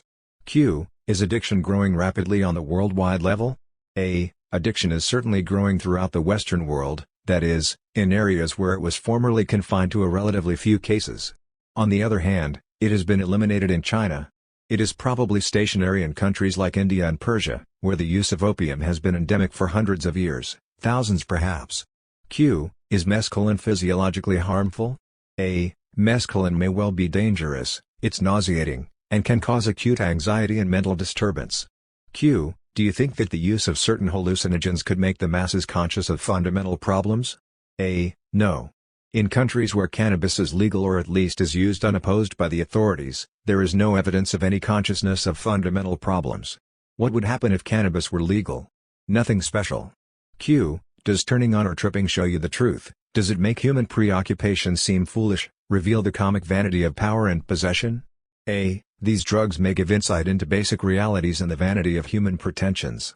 However, the insights may not be permanent, and in many cases they are distorted. Q. In the Yahé letters, you describe the adventures which took you to Putumayo in the upper Amazon in search of Yahé. Was the discovery important? A. Yahé is one of the most interesting of the hallucinogens, and very little research has been done. Q. Have you written much under the influence of drugs? What results did you get? Can these results be compared with those that you get from cut-ups? A. To put writing done under the influence of drugs into a special category is absurd. Writing is writing, good, bad, successful, unsuccessful. I have written a good deal under the influence of cannabis, many sections of Naked Lunch were so written. I have often heard it said that what is written under the influence of drugs seems to the writer of great worth at the time, whereas examined after the drug wears off it is pretentious nonsense. The same is true of any writing. I have frequently written without drugs a passage I thought was marvelous, reading it over the next day, into the wastebasket. On the other hand, passages written with cannabis have stood the test of critical after inspection. Some have and some have not. I have attempted to write after taking mescaline, but was deterred by nausea and lack of physical coordination. On the other hand, after the drug had worn off I was able to describe the psychic areas revealed to me by the drug. Amphetamine and cocaine are quite worthless for writing and nothing of value remains. I have never been able to write a line under the influence of alcohol. Under morphine one can edit, type, and organize material effectively, but since the drug acts to decrease awareness the creative factor is dimmed. Junkie is the only one of my books written under the influence of opiates. The other books could never have been written if I had been addicted to morphine at the time. Q. What do you think of the texts which try to describe the visions offered by drugs? A. For the most part dull. The writer has forgotten that he is a writer. He thinks that his vision is interesting in itself, which it usually is not. Q. Can the use of the tape recorder effectively replace that of drugs to break down the barriers of consciousness and enlarge the field of perceptions? A. Yes.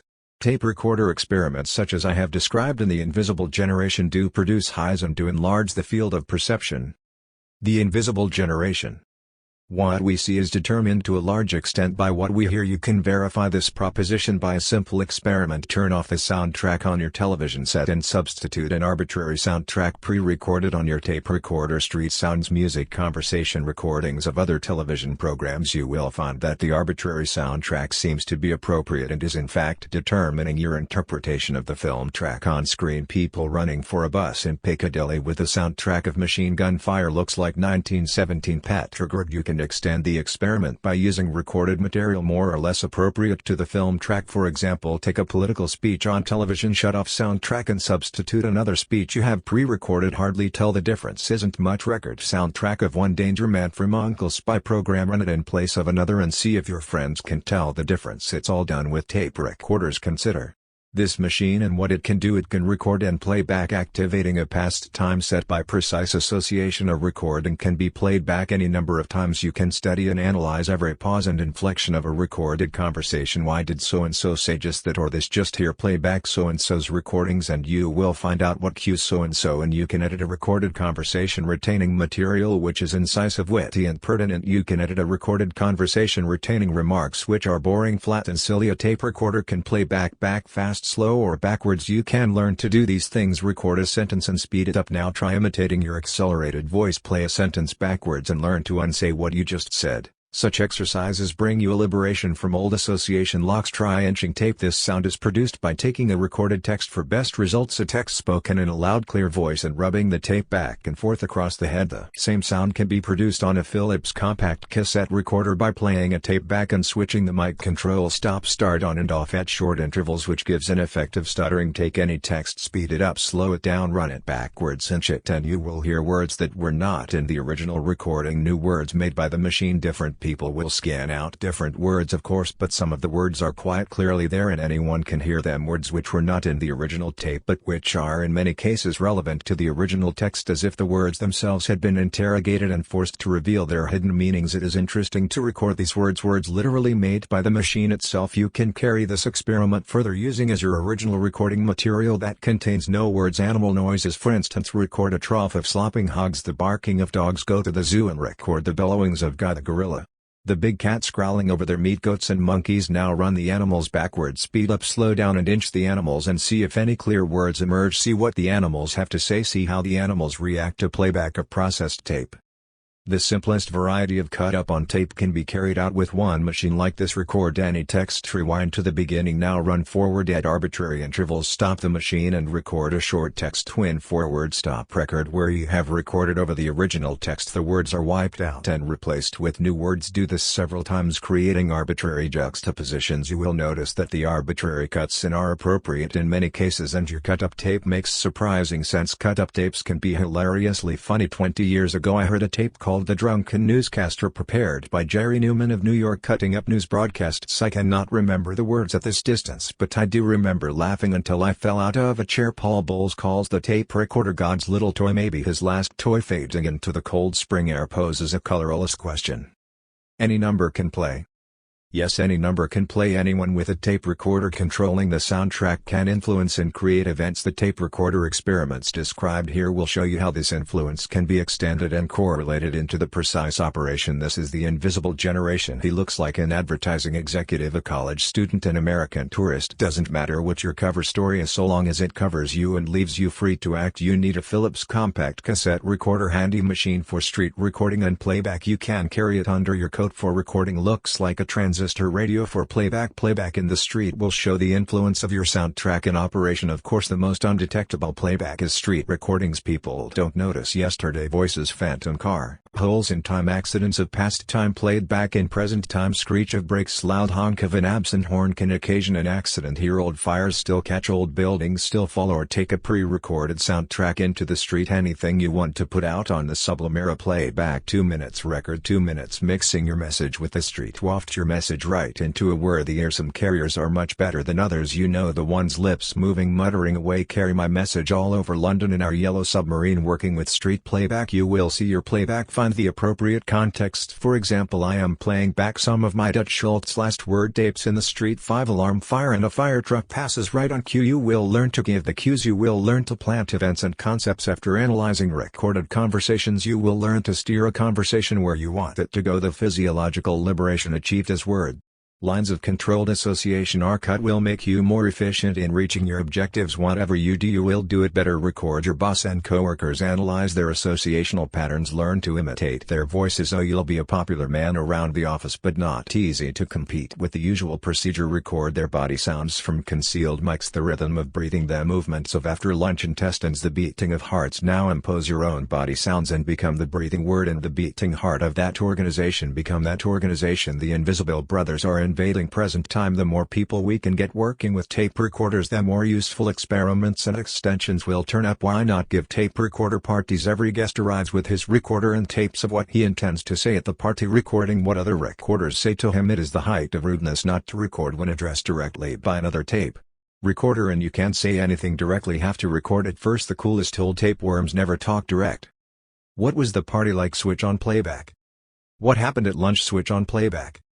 Eyes old, unbluffed, unreadable. He hasn't said a direct word in 10 years, and as you hear what the party was like and what happened at lunch, you'll begin to see sharp and clear there was a gray veil between you and what you saw, or more often did not see. That gray veil was the pre-recorded words of a control machine. Once that veil is removed, you will see clearer and sharper than those who are behind the veil. Whatever you do, you will do it better than those behind the veil. This is the invisible generation. It is the efficient generation. Hands work and go see some interesting results when several hundred tape recorders turn up at a political rally or a Freedom March. Suppose you record the ugliest snarling southern lawman, several hundred tape recorders spitting it back and forth and chewing it around like a cow with the aftosa. You now have a sound that could make any neighborhood unattractive. Several hundred tape recorders echoing. The readers could touch a poetry reading with unpredictable magic and think what 50,000 Beatle fans armed with tape recorders could do to Shea Stadium. Several hundred people recording and playing back in the street is quite a happening right there. Conservative MP spoke about the growing menace posed by bands or irresponsible youths with tape recorders playing back traffic sounds that confuse motorists, carrying the insults recorded in some low underground club into Mayfair and Piccadilly. This growing menace to public order put 1,000 young recorders with riot recordings into the street. That mutter gets louder and louder. Remember, this is a technical operation, one step at a time. Here is an experiment that can be performed by anyone equipped with two machines connected by extension leads, so he can record directly from one machine to the other. Since the experiment may give rise to a marked erotic reaction, it is more interesting to select as your partner or someone with whom you are on intimate terms. We have two subjects, B and J. B. Records on tape recorder 1. J. Records on tape recorder 2. Now we alternate the two voice tracks. Tape recorder 1 playback 2 seconds, tape recorder 2 records, tape recorder 2 playback 2 seconds, tape recorder 1 records, alternating the voice of B with the voice of J. In order to attain any degree of precision, the two tapes should be cut with scissors and alternate pieces spliced together. This is a long process which can be appreciably expedited if you have access to a cutting room and use film tape, which is much larger and easier to handle. You can carry this experiment further by taking a talking film of B and talking film of J, splicing sound and image track 24 alternations per second. As I have intimated, it is advisable to exercise some care in choosing your partner for such experiments, since the results can be quite drastic. B finds himself talking and thinking just like J. J sees B's image in his own face, whose face B and J are continually aware of each other. When separated in visible and persistent presence, they are in fact becoming each other. You see, B retroactively was J by the fact of being recorded on J's sound and image track. Experiments with spliced tape can give rise to explosive relationships, properly handled, of course, to a high degree of efficient cooperation. You will begin to see the advantage conveyed on J if he carried out such experiments without the awareness of B. And so many applications of the spliced tape principle will suggest themselves to the alert reader. Suppose you are some creep in a gray flannel suit. You want to present a new concept of advertising to the old man. It is creative advertising, so before you goes up against the old man, you record the old man's voice and splice as your own voice in expounding your new concept and put it out on the office air conditioning system. Splice yourself in with your favorite pop singers. Splice yourself in with newscasters, prime ministers, presidents. Why stop there? Why stop anywhere? Everybody splice himself in with everybody else. Yes boys, that's me there by the cement mixer. The next step, and I warn you it will be expensive, is programmed tape recorders. A fully programmed machine would be set to record and play back at selected intervals, to rewind and start over after a selected interval, automatically remaining in continuous operation. Suppose you have 3 programmed machines. Tape recorder 1 programmed to play back 5 seconds while tape recorder 2 records. Tape recorder 2 play back 3 seconds while tape recorder 1 records. Now say you are arguing with your boyfriend or girlfriend, remembering what was said last time and thinking of things to say next time. Round and round, you just can't shut up. Put all your arguments and complaints on tape recorder 1 and call tape recorder 1 by your own name. On tape recorder 2, put all the things he or she said to you or might say when occasion arises out of the tape recorders. Now make the machines talk. Tape recorder 1 play back 5 seconds. Tape recorder 2 record. Tape recorder 2 play back 3 seconds. Tape recorder 1 record. Run it through 15 minutes, half an hour. Now switch intervals, running the interval switch you used on tape recorder 1 back on tape recorder 2. The interval switch may be as important as the context. Listen to the machines mix it around. Now on tape recorder 3 you can introduce the factor of irrelevant response, so put just anything on tape recorder 3. Old joke, old tune, piece of the street, television, radio, and program tape recorder 3 into the argument. Tape recorder 1, I waited up for you until 2 o'clock last night. Tape recorder 3, what we want to know is who put the sand in the spinach. The use of irrelevant response will be found effective in breaking obsessional association tracks. All association tracks are obsessional. Get it out of your head and into the machines. Stop arguing, stop complaining, stop talking. Let the machines argue, complain, and talk. A tape recorder is an externalized section of the human nervous system. You can find out more about the nervous system and gain more control over your reactions by using the tape recorder than you could find out sitting 20 years in the lotus posture or wasting your time on the analytic couch. Listen to your present time tapes and you will begin to see who you are and what you are doing here. Mix yesterday in with today and here tomorrow. Your future rising out of old recordings. You are a programmed tape recorder set to record and play back. Who programs you? Who decides what tapes play back in present time? Who plays back your old humiliations and defeats, holding you in pre-recorded preset time? You don't have to listen to that sound. You can program your own playback. You can decide what tapes you want played back in present time. Study your associational patterns and find out what cases and what pre-recordings for playback. Program those old tapes out. It's all done with tape recorders. There are many things you can do with programmed tape recorders. Stage performances programmed at arbitrary intervals so each performance is unpredictable and unique, allowing any degree of audience participation. Readings, concerts. Programmed tape recorders can create a happening anywhere. Programmed tape recorders are of course essential to any party, and no modern host would bore his guests with a straight present time party. In a modern house every room is bugged. Recorders record and play back from hidden mics and loudspeakers. Phantom voices mutter through corridors and rooms were visible as a haze. Tape recorders in the gardens answer each other like barking dogs. Soundtrack brings the studio on set. You can change the look of a city by putting your own soundtrack into the streets. Here are some experiments filming a soundtrack. Operations on set. Find a neighborhood with slate roofs and red brick chimneys. Cool gray soundtrack. Foghorns, distant train whistles, frogs croaking, music across the golf course. Cool blue recordings in a cobblestone market with blue shutters. All the sad old showmen stand there in blue twilight. A rustle of darkness and wires when several thousand people working with tape recorders and filming subsequent actions select their best soundtracks and film footage and splice together. You will see something interesting. Now consider the harm that can be done and has been done when recording and playback is expertly carried out in such a way that the people affected do not know what is happening. Thought, feeling, and apparent sensory impressions can be precisely manipulated and controlled. Riots and demonstrations to order. For example, they use old anti-Semitic recordings against the Chinese in Indonesia. Run, shop, and get rich and always give the business to another. Tiddlywink. Pretty familiar, suppose? You want to bring down the area, go in and record all the ugliest, stupidest dialogue, the most discordant soundtrack you can find, and keep playing it back, which will occasion more ugly, stupid dialogue recorded and played back on and on, always selecting the ugliest material. Possibilities are unlimited. You want to start a riot, put your machines in the street with riot recordings. Move fast enough you can stay just ahead of the riot. Surfboarding, we call it. No margin for error. Recollect poor old Burns caught out in a Persian market. Riot recordings hid under his jalaba and they skinned him alive, raw peeled thing writhing there in the noon sun, and we got the picture. Do you get the picture? The techniques and experiments described here have been used and are being used by agencies official and non-official without your awareness and very much to your disadvantage. Any number can play. Wittgenstein said no proposition can contain itself as an argument. The only thing not pre-recorded on a pre-recorded set is the pre-recording itself, that is, any recording in which a random factor operates. Any street recording you can pre-record your future. You can hear and see what you want to hear and see. The experiments described here were explained and demonstrated to me by Ian Somerville of London in this article I am writing as his ghost.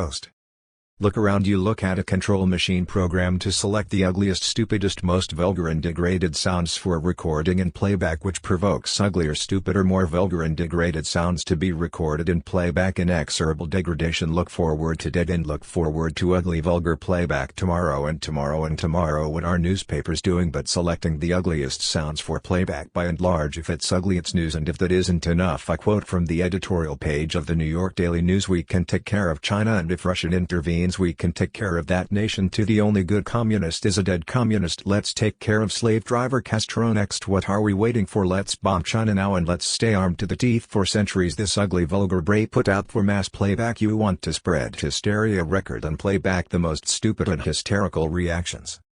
Marijuana, why that's deadlier than cocaine.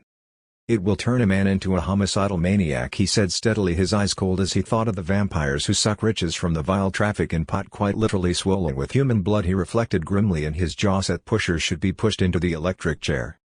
Strip the bastards naked. All right, let's see your arms. Or in the mortal words of Harry J. Anslinger, the laws must reflect society's disapproval of the addict.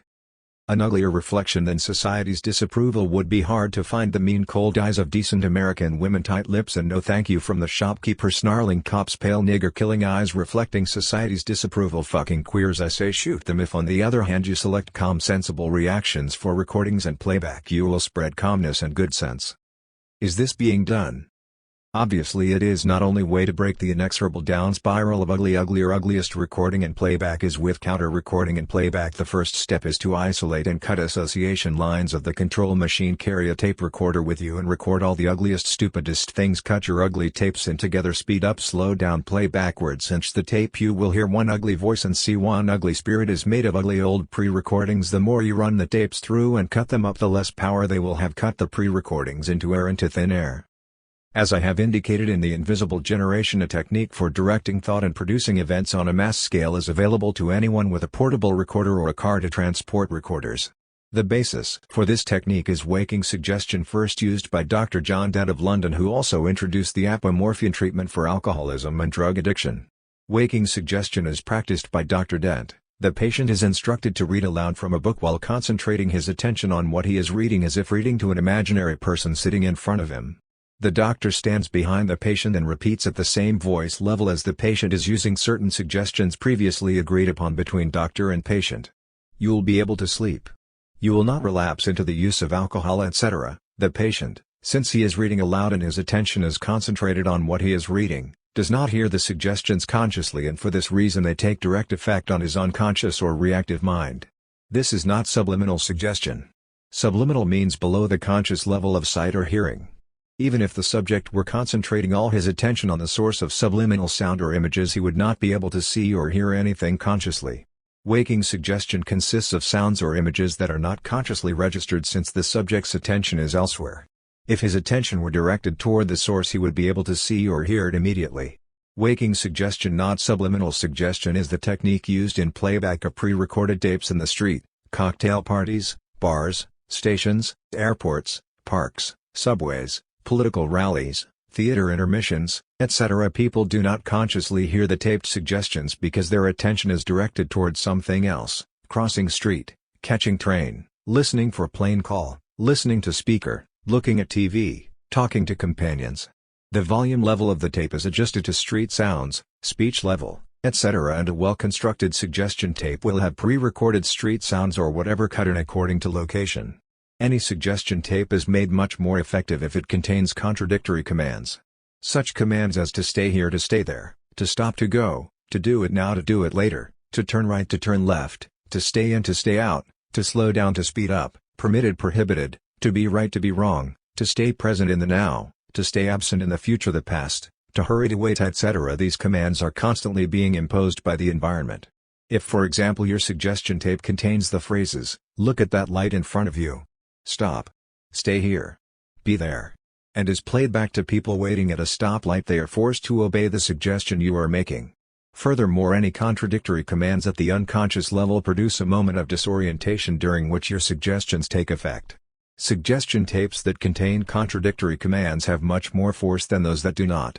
Insult tape with contradictory commands cut in are particularly. For this technique is waking suggestion, first used by Dr. John Dent of London, who also introduced the apomorphine treatment for alcoholism and drug addiction. Waking suggestion is practiced by Dr. Dent. The patient is instructed to read aloud from a book while concentrating his attention on what he is reading, as if reading to an imaginary person sitting in front of him.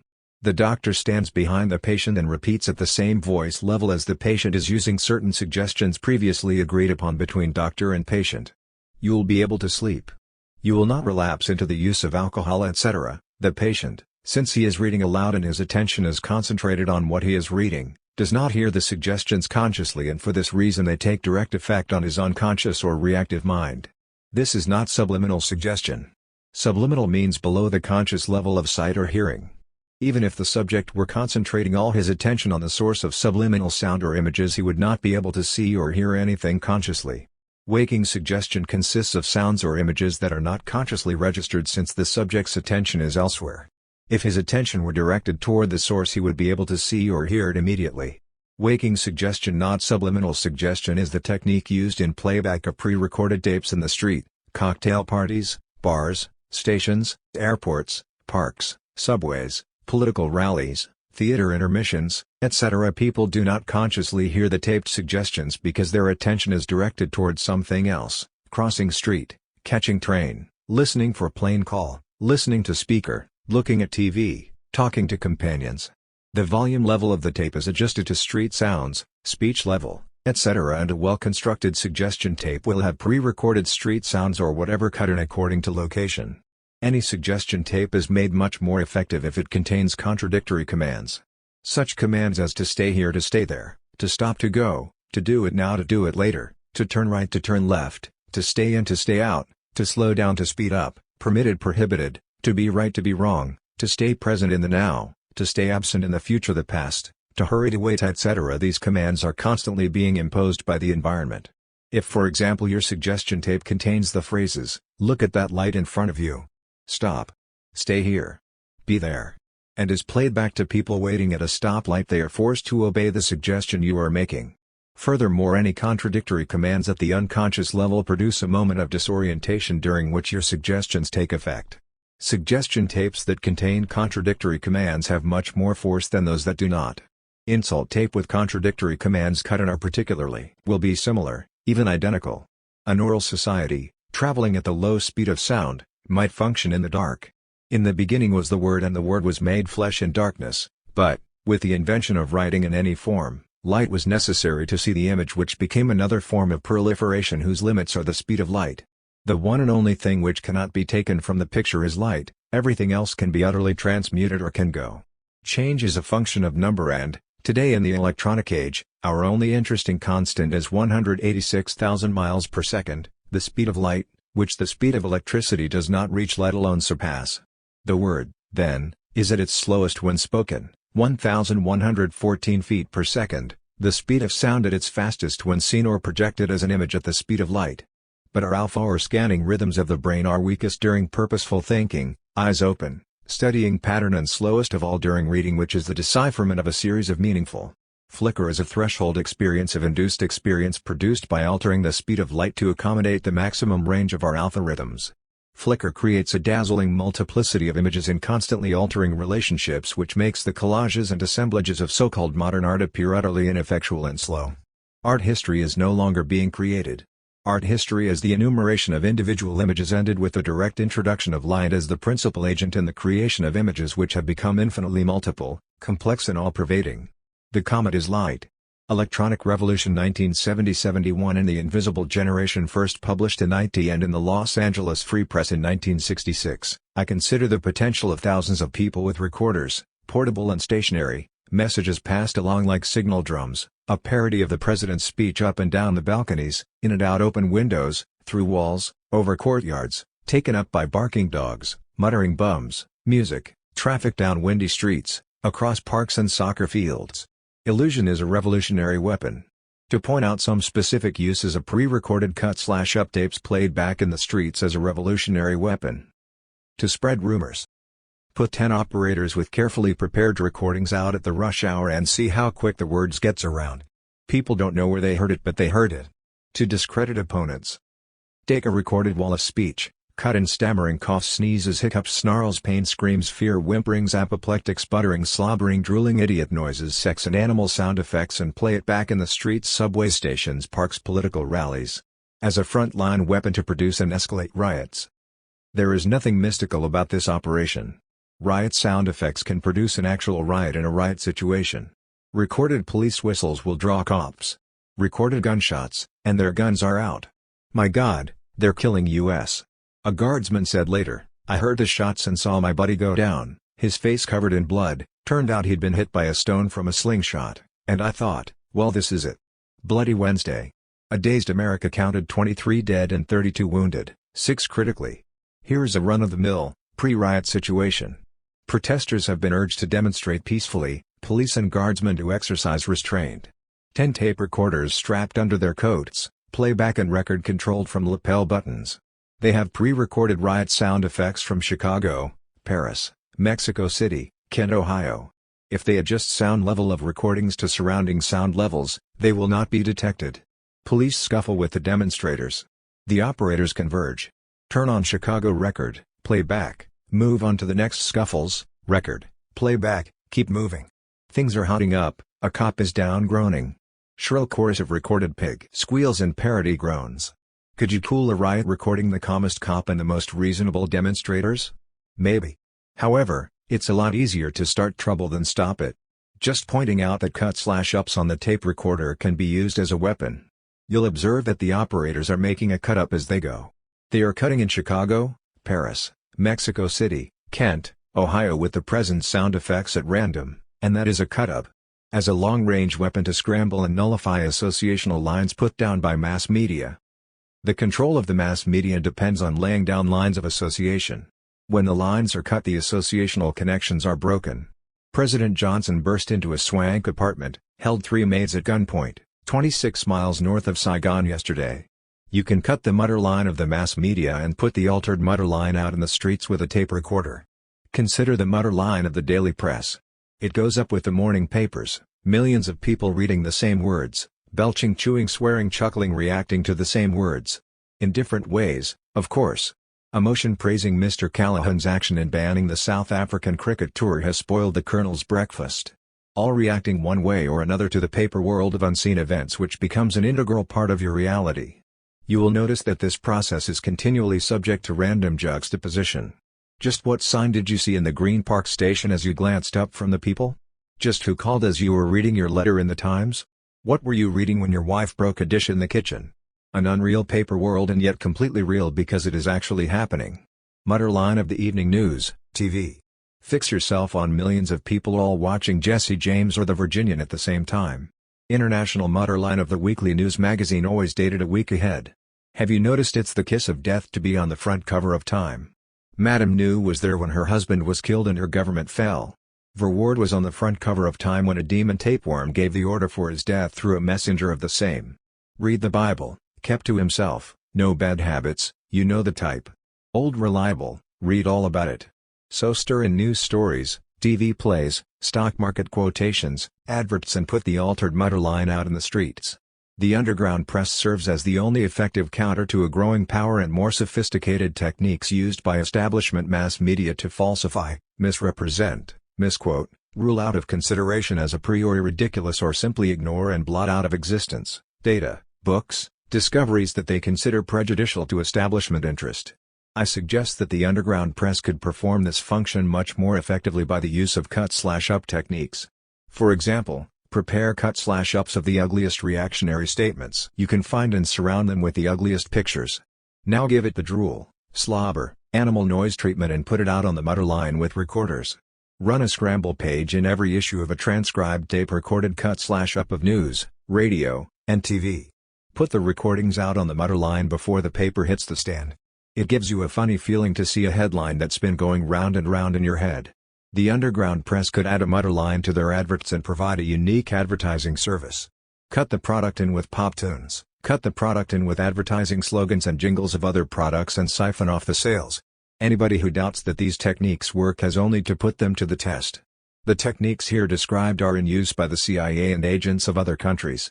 10 years ago they were making systematic street recordings in every district of Paris. I recall the Voice of America man in Tangier and a room full of tape recorders, and you could hear some strange sounds through the wall. Kept to himself, hello in the hall. Nobody was ever allowed in that room, not even a Fatima. Of course, there are many technical elaborations like long-range directional mics. When cutting the prayer call in with hog grunts, it doesn't pay to be walking around the marketplace with a portable tape recorder.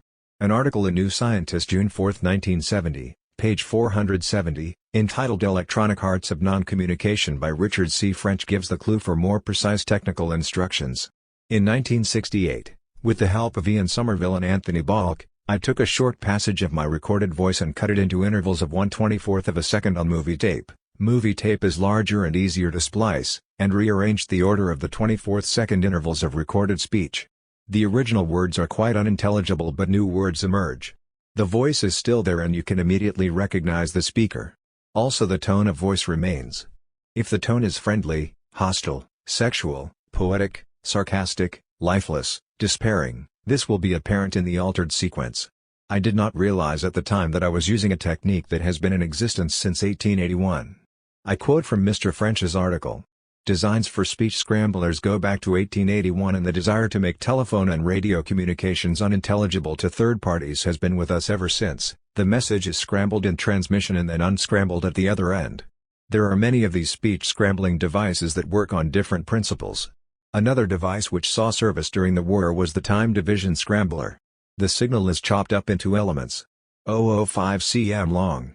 These elements are taken in groups or frames and rearranged in a new sequence. Imagine that the speech recorded is recorded on magnetic tape, which is cut into pieces 0.02 long and the pieces rearranged into a new sequence. This can actually be done and gives a good idea what speech sounds like when scrambled in this way. This I had done in 1968.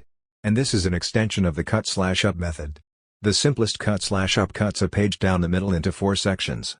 Section 1 is then placed with Section 4 and Section 3 with Section 2 in a new sequence. Carried further, we can break the page down into smaller and smaller units and altered sequences. The original purpose of scrambling devices was to make the message unintelligible without the unscrambling code. Another use for speech scramblers could be to impose thought control on a mass scale. Consider the human body and nervous system as unscrambling devices. A common virus like the cold sore could sensitize the subject to unscramble messages. Drugs like LSD and Dimen could also act as unscrambling devices. Moreover, the mass media could sensitize millions of people to receive scrambled versions of the same set of data. Remember that when the human nervous system unscrambles a scrambled message, this will seem to the subject like his very own ideas which just occurred to him, which indeed it did. Take a card, any card. In most cases he will not suspect its extraneous origin. That is the run-of-the-mill newspaper reader who receives the scrambled message uncritically and assumes that it reflects his own opinions independently arrived at. On the other hand, the subject may recognize or suspect the extraneous origin of voices that are literally hatching out in his head. Then we have the classic syndrome of paranoid psychosis. Subject hears voices.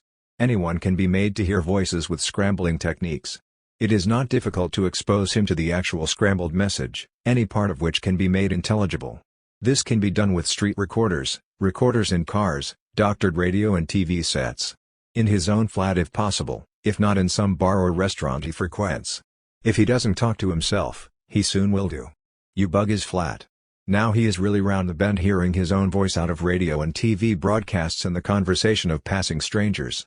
See how easy it is? Remember, the scrambled message is partially unintelligible and in any case he gets the tone. Hostile white voices unscrambled by a Negro will also activate by association every occasion on which he has been threatened or humiliated by whites. To carry it further, you can use recordings of voices known to him.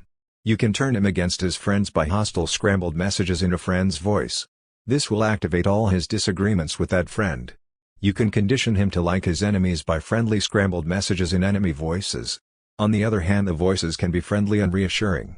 He is now working for the CIA, the GPU, or whatever, and these are his orders. They now have an agent who has no information to give away and who doesn't have to be paid. And he is now completely under control. If he doesn't obey orders, they can give him the hostile voice treatment. No, they are not God or super technicians from outer space. Just technicians operating with well-known equipment and using techniques that can be duplicated by anybody else who can buy and operate this equipment. To see how scrambling technique could work on a mass media scale, imagine that a news magazine like Time got out a whole issue a week before publication and filled it with news based on predictions following a certain line, without attempting the impossible, giving our boys a boost in every story and the commies as many defeats and casualties as possible. A whole issue of Time formed from slanted prediction of future news. Now imagine this scrambled out through the mass media. With minimal equipment you can do the same thing on a smaller scale. You need a scrambling device, TV, radio, 2 video cameras, a ham radio station and a simple photo studio with a few props and actors. For a start you scramble the news all together and spit it out every which way on ham radio and street recorders. You construct fake news broadcasts on video camera. For the pictures you can use mostly old footage. Mexico City will do for a riot in Saigon and vice versa. For a riot in Santiago, Chile you can use the Londonderry pictures. Nobody knows the difference. Fires, earthquakes, plane crashes can be moved around. For example, here is a plane crash, 112 dead north of Barcelona, and here is a plane crash in Toronto, 108 dead. So move the picture of the Barcelona plane crash over to Toronto and Toronto to Barcelona. And you scramble your fabricated news in with actual news broadcasts. You have an advantage which your opposing player does not have. He must conceal his manipulations. You are under no such necessity. In fact, you can advertise the fact that you are writing news in advance and trying to make it happen by techniques which anybody can use. And that makes you news. And a TV personality as well, if you play it right. You want the widest possible circulation for your cut/up videotapes. Cut/up techniques could swamp the mass media with total illusion. Fictional dailies retroactively canceled the San Francisco earthquake and the Halifax explosion as journalistic hoaxes, and doubt released from the skin law extendable and ravenous, consumed all the facts of history. Mr. French concludes his article. The use of modern microelectric integrated circuits could lower the cost of speech scramblers enough to see them in use by private citizens. Codes and ciphers have always had a strong appeal to most people, and I think scramblers will as well. It is generally assumed that speech must be consciously understood to cause an effect. Early experiments with subliminal images have shown that this is not true. A number of research projects could be based on speech scramblers. We have all seen the experiment where someone speaking hears his own recorded voice back a few seconds later. Soon he cannot go on talking. Would scrambled speech have the same effect? To what extent are scrambled messages actually unscrambled by experimental subjects? To what extent does a language act as an unscrambling device, Western languages tending to unscramble in either or conflict terms? To what extent does the tone of voice used by a speaker impose a certain unscrambling sequence on the listener? Many of the cut/up tapes would be entertaining, and in fact entertainment is the most promising field for cut/up techniques. Imagine a pop festival like Fun City scheduled for July 24th, 25th, 26th, 1970 at Eccleston Common, Patching, near Worthing, Sussex. Festival area comprised of car park and camping area, a rock auditorium, a village with booths and cinema, a large wooded area. A number of tape recorders are planted in the woods and the village. As many as possible so as to lay down a grid of sound over the whole festival. Recorders have tapes of pre-recorded material, music, news broadcasts, recordings from other festivals, etc. At all times some of the recorders are playing back and some are recording. The recorders recording at any time are of course recording the crowd and the other tape recorders that are playing back at varying distances. This cuts in the crowd who will be hearing their own voices back. Playback, windback and record could be electronically controlled with varying intervals. Or they could be hand-operated, the operator deciding what intervals of playback, record, and windback to use. Effect is greatly increased by a large number of festival goers with portable recorders playing back and recording as they walk around the festival. We can carry it further with projection screens and video cameras. Some of the material projected is pre-prepared, sex films, films of other festivals, and this material is cut in with live TV broadcasts and shots of the crowd. Of course, the rock festival will be cut in on the screens, thousands of fans with portable recorders recording and playing back. The singer could direct playback and record. Set up an area for traveling performers, jugglers, animal acts, snake charmers, singers, musicians, and cut these acts in. Film and tape from the festival, edited for the best material, could then be used at other festivals. Quite a lot of equipment and engineering to set it up. The festival could certainly be enhanced if as many festival goers as possible bring portable tape recorders to record and play back at the festival. Any message, music, conversation you want to pass around, bring it pre-recorded on tape so everybody takes pieces of your tape home. Research project, to find out to what extent scrambled messages are unscrambled, that is scanned out by experimental subjects. The simplest experiment consists in playing back a scrambled message to subject. Message could contain simple commands. Does the scrambled message have any command value comparable to post-hypnotic suggestion? Is the actual content of the message received? What drugs, if any, increase ability to unscramble messages? Do subjects vary widely in this ability? Are scrambled messages in the subject's own voice more effective than messages in other voices? Are messages scrambled in certain voices more easily unscrambled by specific subjects? Is the message more potent with both word and image scrambled on videotape? Now to use, for example, a videotape message with a unified emotional content. Let us say the message is fear. For this we take all the past fear shots of the subject we can collect or evoke. We cut these in with fear words and pictures, with threats, etc. This is all acted out and would be upsetting enough in any case. Now let's try it scrambled and see if we get an even stronger effect. The subject's blood pressure, rate of heartbeat, and brain waves are recorded as we play back the scrambled tape. His face is photographed and visible to him on video camera at all times. The actual scrambling of the tape can be done in two ways. It can be a completely random operation like pulling pieces out of a hat, and if this is done several consecutive units may occur together, yielding an identifiable picture or intelligible word.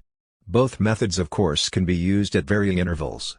Blood pressure, heartbeat, and brainwave recordings will show the operator what material is producing the strongest reaction, and he will of course zero in. And remember that the subject can see his face at all times and his face is being photographed. As the peeping Tom said, the most frightening thing is fear in your own face. If the subject becomes too disturbed we have peace and safety tapes ready. Now here is a sex tape. This consists of a sex scene acted out by the ideal sexual object of the subject and his ideal self-image. Shown straight it might be exciting enough, now scramble it. It takes a few seconds for scrambled tapes to hatch out, and then? Can scrambled sex tapes zeroing in on the subject's reactions and brain waves result in spontaneous orgasm?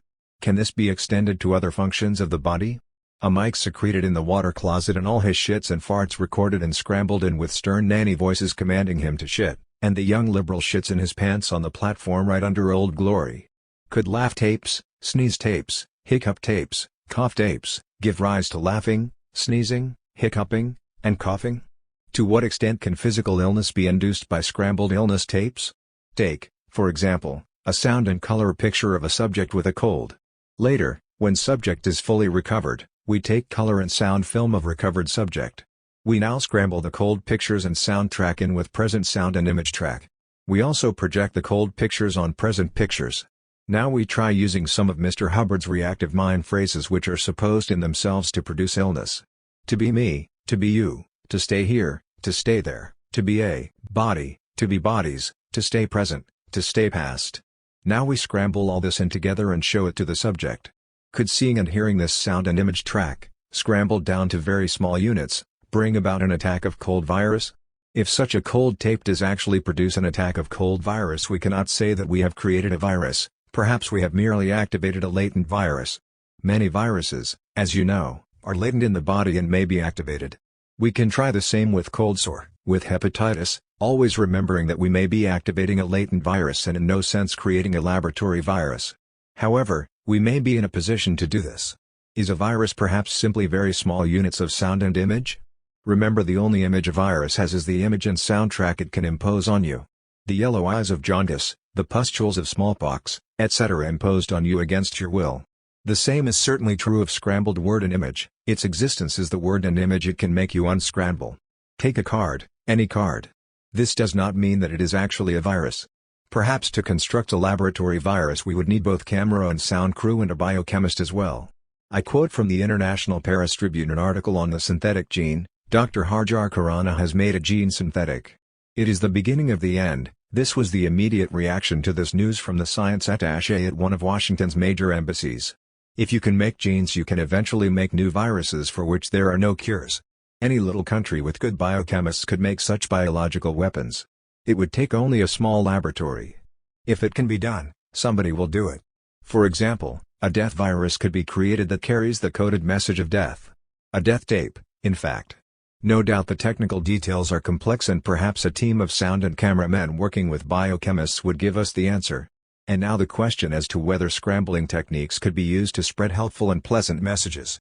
Perhaps. On the other hand, the scrambled words and tape act like a virus in that they force something on the subject against his will.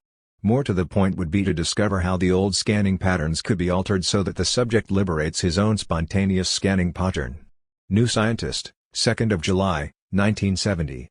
Current memory theory posits a 7-second temporary buffer store preceding the main one. A blow on the head wipes out memory of this much prior time because it erases the contents of the buffer. Daedalus observes that the sense of the present also covers just this range and so suggests that our sensory input is in effect recorded on an endless time loop, providing some 7 seconds of delay for scanning before erasure. In this time the brain edits, makes sense of, and selects for storage key features. The weird déjà sensation that now has happened before is clearly due to brief erasure failure, so that we encounter already stored memory data coming round again.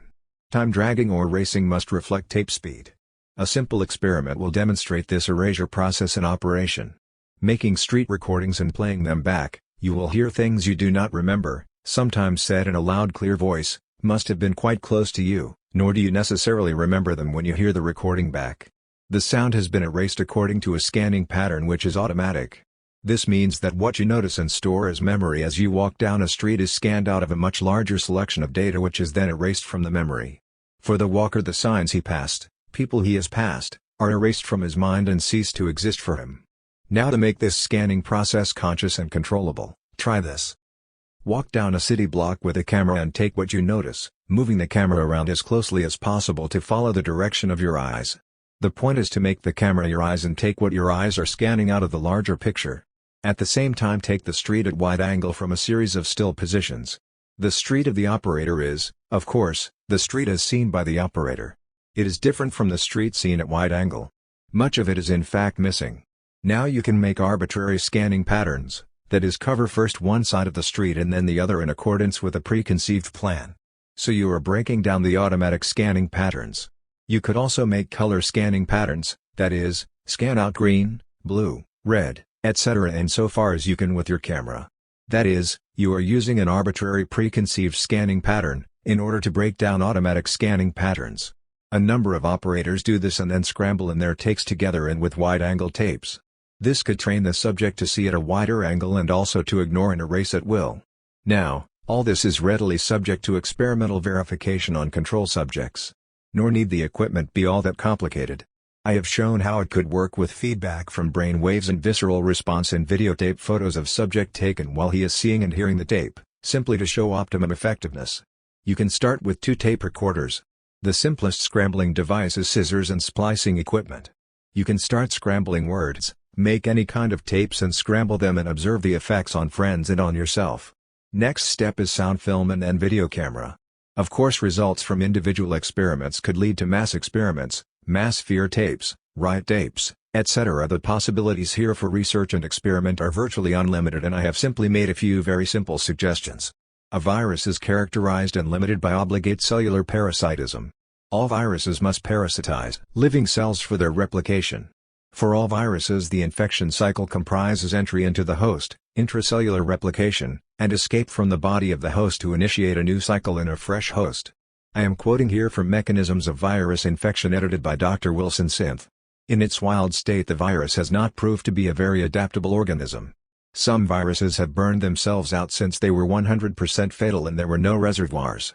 Each strain of virus is rigidly programmed for a certain attack on certain tissues. If the attack fails, the virus does not gain a new host. There are, of course, virus mutations, and the influenza virus has proved quite versatile in this way. Generally it's the simple repetition of the same method of entry, and if that method is blocked by any body or other agency such as interferon, the attack fails. By and large, our virus is a stupid organism. Now we can think for the virus, devise a number of alternate methods of entry. For example, the host is simultaneously attacked by an ally virus who tells him that everything is alright and by a pain and fear virus. So the virus is now using an old method of entry, namely, the tough cop and the con cop. We have considered the possibility that a virus can be activated or even created by very small units of sound and image. So conceived, the virus can be made to order in the laboratory. But for the takes to be effective, you must have also the actual virus. And what is this actual virus? New viruses turn up from time to time, but from where do they turn up? Well, let's see how we could make a virus turn up. We plot now our virus's symptoms and make a scramble tape. The most susceptible subjects, that is those who reproduce some of the desired symptoms, will then be scrambled into more tapes till we scramble our virus into existence. This birth of a virus occurs when our virus is able to reproduce itself in a host and pass itself on to another host. Perhaps, too, with the virus under laboratory control, it can be tamed for useful purposes. Imagine, for example, a sex virus. It so inflames the sex centers in the backbrain that the host is driven mad from sexuality. All other considerations are blacked out. Parks full of naked, frenzied people, shitting, pissing, ejaculating, and screaming. So the virus could be malignant, blacking out all regulation and end in exhaustion, convulsions, and death. Now let us attempt the same thing with tape. We organize a sex tape festival. 100,000 people bring their scrambled sex tapes, and videotapes as well, to scramble in together. Projected on vast screens, muttering out over the crowd, sometimes it slows down so you see a few seconds, then scrambled again, then slow down, scramble. Soon it will scramble them all naked. The cops and the National Guard are stripping down. Let's get ourselves some civvies. Now a thing like that could be messy, but those who survive it recover from the madness. Or, say, a small select group of really like-minded people get together with their sex tapes. You see, the process is now being brought under control. And the fact that anybody can do it is in itself a limiting factor. Here is Mr. Hart, who wants to infect everyone with his own image and turn them all into himself, so he scrambles himself and dumps himself out in search of worthy vessels. If nobody else knows about scrambling techniques, he might scramble himself quite a stable of replicas. But anybody can do it. So go on, scramble your sex words out, and find suitable mates. If you want to, scramble yourself out there, every stale joke, fart, chew, sneeze, and stomach rumble. If your trick no work, you better run. Everybody doing it, they all scramble in together and the populations of the earth just settle down a nice even brown color. Scrambles is the democratic way, the way of full cellular representation. Scrambles is the American way. I have suggested that virus can be created to order in the laboratory from very small units of sound and image. Such a preparation is not in itself biologically active, but it could activate or even create virus in susceptible subjects. A carefully prepared jaundice tape could activate or create the jaundice virus in liver cells, especially in cases where the liver is already damaged. The operator is in effect directing a virus revolution of the cells. Since DORS seems to attack those exposed to it at the weakest point, release of this force could coincide with virus attack. Reactive mind phrases could serve the same purpose of rendering subjects more susceptible to virus attack. It will be seen that scrambled speech already has many of the characteristics of virus. When the speech takes and unscrambles, this occurs compulsively and against the will of the subject. A virus must remind you of its presence. Whether it is the nag of a cold sore or the torturing spasms of rabies, the virus reminds you of its unwanted presence. Hear me is. So does scrambled word and image. The units are unscrambling compulsively, presenting certain words and images to the subject, and this repetitive presentation is irritating certain bodily and neutral areas. The cells so irritated can produce over a period of time the biologic virus units.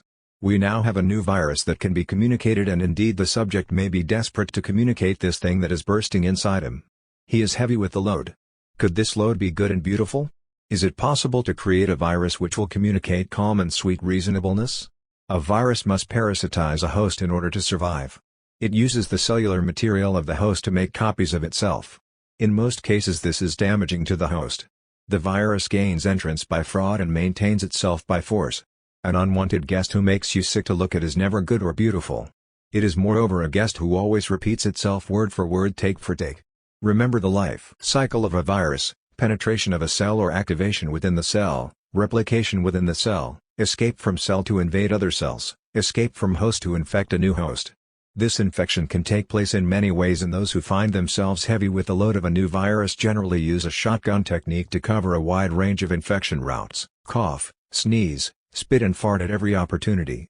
Save shit, piss, snot, scabs, sweat-stained clothes and all bodily secretions for dehydration.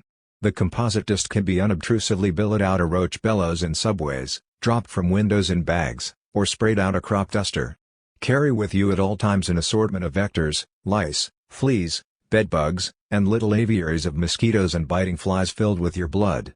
I see no beauty in that.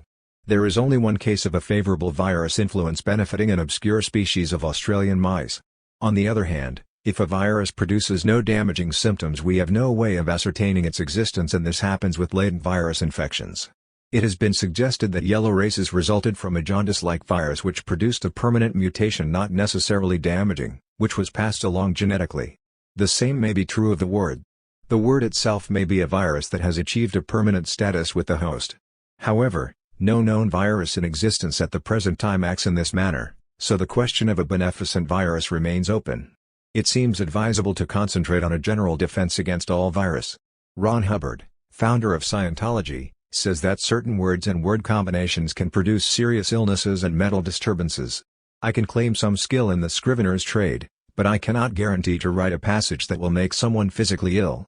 If Mr. Hubbard's claim is justified, this is certainly a matter for further research, and we can easily find out experimentally whether his claim is justified or not.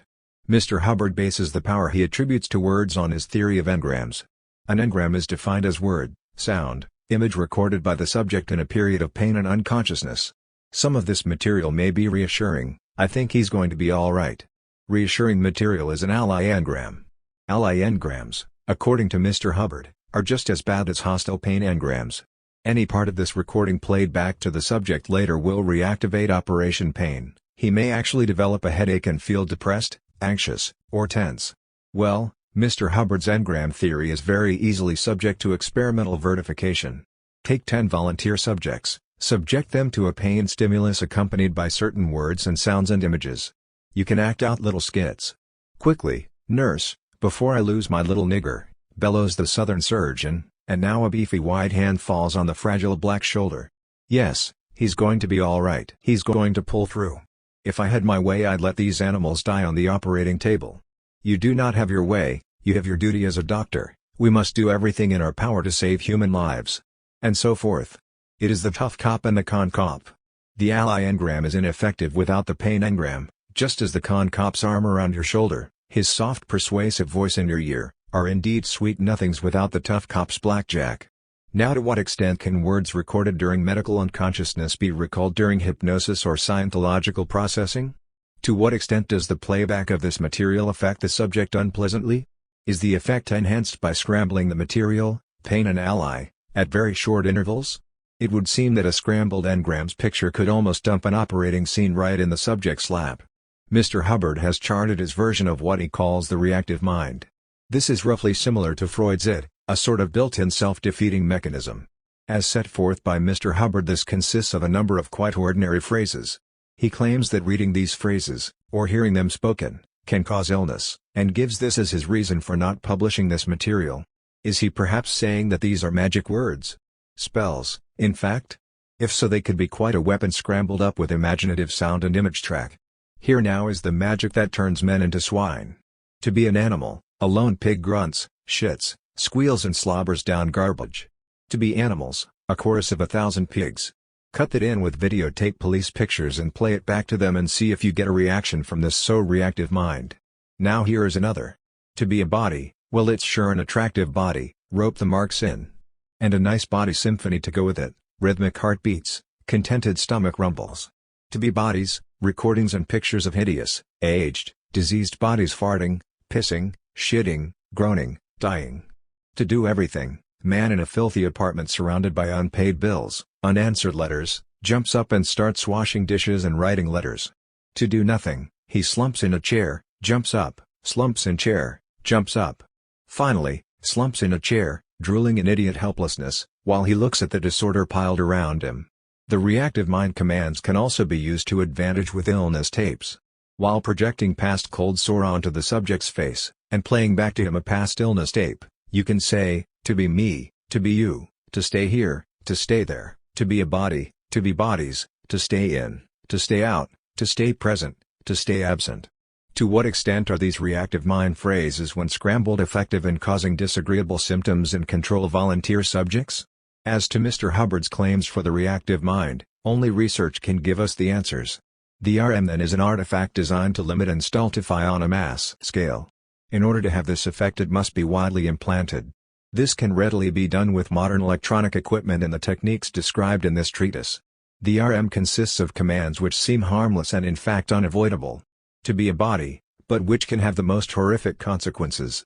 Here are some sample RM screen effects. As the theater darkens, a bright light appears on the left side of the screen. The screen lights up. To be nobody.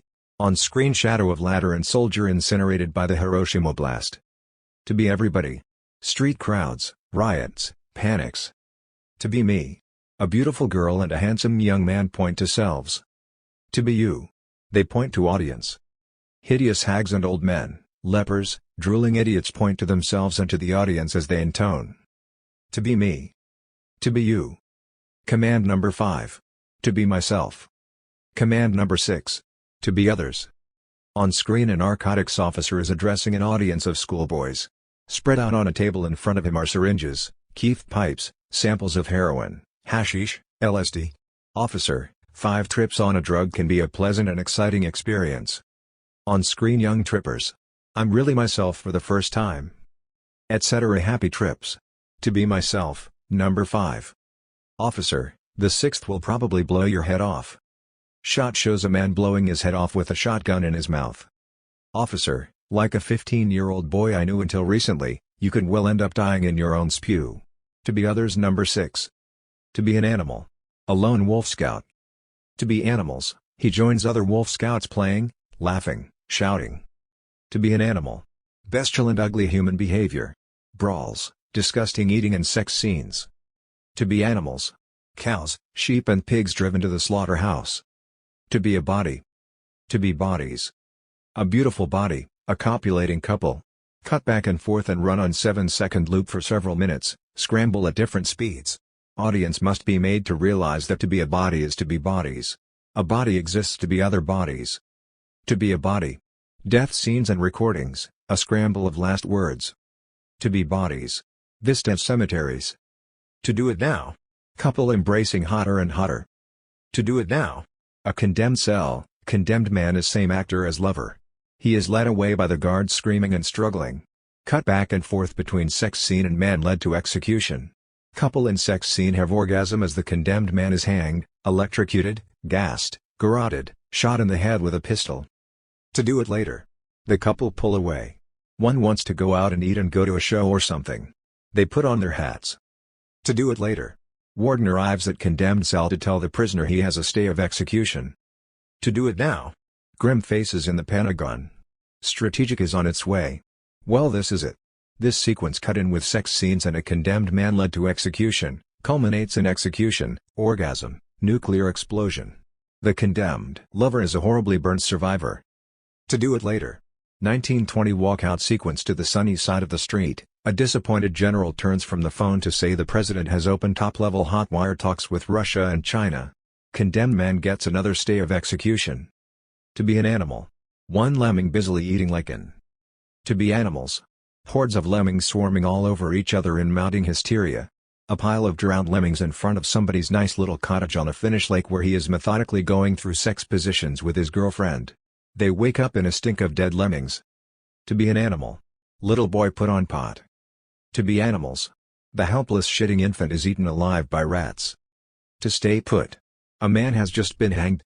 The doctor steps forward with a stethoscope. To stay down. Body is carried out with the rope around neck, naked corpse on the autopsy table, corpse buried in quicklime. To stay up. Erect phallus. To stay down. White man burns off a Negro's genitals with blowtorch. Theater darkens into the blowtorch on left side of the screen. To stay present. To stay absent. To stay present. A boy masturbates in front of sex pictures. Cut to face of white man who is burning off black genitals with blowtorch. To stay absent. Sex fantasies of the boy. The black slumps dead with genitals burned off and intestines popping out. To stay present. Boy watches striptease, intent, fascinated. A man stands on trap about to be hanged. To stay present. Sex fantasies of the boy. I pronounce this man dead. To stay present. Boy whistles at girl in street. A man's body twists in the electric chair, his leg hairs crackling with blue fire. To stay absent. Boy sees himself in bed with girl. Man slumps dead in chair, smoke curling from under the hood, saliva dripping from his mouth. The theater lights up. In the sky a plane over Hiroshima. Little boy slides out. To stay present. The plane, the pilot, the American flag. To stay absent. Theater darkens into atomic blast on screen. Here we see ordinary men and women going about their ordinary everyday jobs and diversions, subways, streets, buses, trains, airports, stations, waiting rooms, homes, flats, restaurants, offices, factories, working, eating, playing, defecating, making love. A chorus of voices cuts in RM phrases. To stay up. To stay down. Elevators, airports, stairs, ladders. To stay in. To stay out. Street signs, door signs, people at head of lines admitted to restaurants and theaters. To be myself. To be others. Customs agents check passports, man identifies himself at bank to cash check. To stay present. To stay absent. People watching films, reading, looking at TV. A composite of this sound and image track is now run on 7-second loop without change for several minutes. Now cut in the horror pictures. To stay up. To stay down. Elevators, airports, stairs, ladders, hangings, castrations. To stay in. To stay out. Door signs, operation scenes, doctor tosses bloody tonsils, adenoids, appendix into receptacle. To stay present. To stay absent. People watching film, ether mask, ether vertigo, triangles, spheres, rectangles, pyramids, prisms, coils go away and come in regular sequence, a coil coming in, 2 coils coming in, 3 coils coming in, a coil going away, 2 coils going away, 4 going away. A coil straight ahead going away, 2 coils on the left and right going away, 3 coils left, right and center going away, 4 coils right, left, center and behind going away. A coil coming, 2 coils coming in, 3 coils coming in, 4 coils coming in, spirals of light, round and round, faster faster, baby eaten by rats, hangings, electrocutions, castrations. The RM can be cut in with the most ordinary scenes covering the planet in a smog of fear. The RM is a built-in electronic police force armed with hideous threats. You don't want to be a cute little wolf club? Alright, cattle to the slaughterhouse, meat on a hook. Here is a nostalgic reconstruction of the old-fashioned Mayan methods. The wrong kind of workers with wrong thoughts are tortured to death in rooms under the pyramid. A young worker has been given a powerful hallucinogen and sexual stimulant. Naked he is strapped down and skinned alive. The dark gods of pain are surfacing from the immemorial filth of time. The Oab bird stands there, screams, watching through his wild blue eyes. Others are crabs from the waist up, clicking their claws in ecstasy. They dance around and mimic the flayed man. The scribes are busy with sketches. Now he is strapped into a segmented copper centipede and placed gently on a bed of hot coals. Soon the priests will dig the soft meat from the shell with their golden claws. Here is another youth staked out on an anthill, honey smeared on his eyes and genitals. Others with heavy weights on their backs are slowly dragged through wooden troughs in which shards of obsidian have been driven. So the priests are the masters of pain and fear and death. To do right. To obey the priests. To do wrong? The priest's very presence and a few banal words. The priests postulated and set up a hermetic universe of which they were the axiomatic controllers. In so doing they became gods who controlled the known universe of the workers. They became fear and pain, death and time. By making opposition seemingly impossible they failed to make any provision for opposition. There is evidence that this control system broke down in some areas before the arrival of the white god. Stelae have been found defaced and overturned, mute evidence of a workers' revolution. How did this happen? The history of revolutionary movements show that they are usually led by defectors from the ruling class. The Spanish rule in South America was overthrown by Spanish revolutionaries. The French were driven out of Algeria by Algerians educated in France. Perhaps one of the priest gods defected and organized a workers' revolution. The priest gods in the temple. They move very slowly, faces ravaged with age and disease. Parasitic worms infest their dead fibrous flesh. They are making calculations from the sacred books. 400 million years ago on this day a grievous thing happened. Limestone skulls rain in through the porticos. The young maize god leads the workers as they storm the temple and drag the priests out. They build a huge brush fire, throw the priests in and then throw the sacred books in after them. Time buckles and bends. The old gods, surfacing from the immemorial depths of time, burst in the sky. Mr. Hart stands there looking at the broken stele. How did this happen? His control system must be absolute and worldwide. Because such a control system is even more vulnerable to attack from without than revolt from within. Here is Bishop Landa burning the sacred books. To give you an idea as to what is happening, imagine our civilization invaded by louts from outer space. Get some bulldozers in here. Clear out all this crap. The formulae of all the natural sciences, books, paintings, the lot, swept into a vast pile and burned. And that's it. No one ever heard of it. 3 codices survived the vandalism of Bishop Landa, and these are burned around the edges. No way to know if we have here the sonnets of Shakespeare, the Mona Lisa, or the remnants of a Sears Roebuck catalog after the old outhouse burned down in a brush fire. A whole civilization went up in smoke. When the Spaniards arrived, they found the Mayan aristocrats lolling in hammocks. Well, time to show them what is what. 5 captured workers, bound and stripped, are castrated on a tree stump, the bleeding, sobbing, screaming bodies thrown into a pile. And now get this through your gook nuts.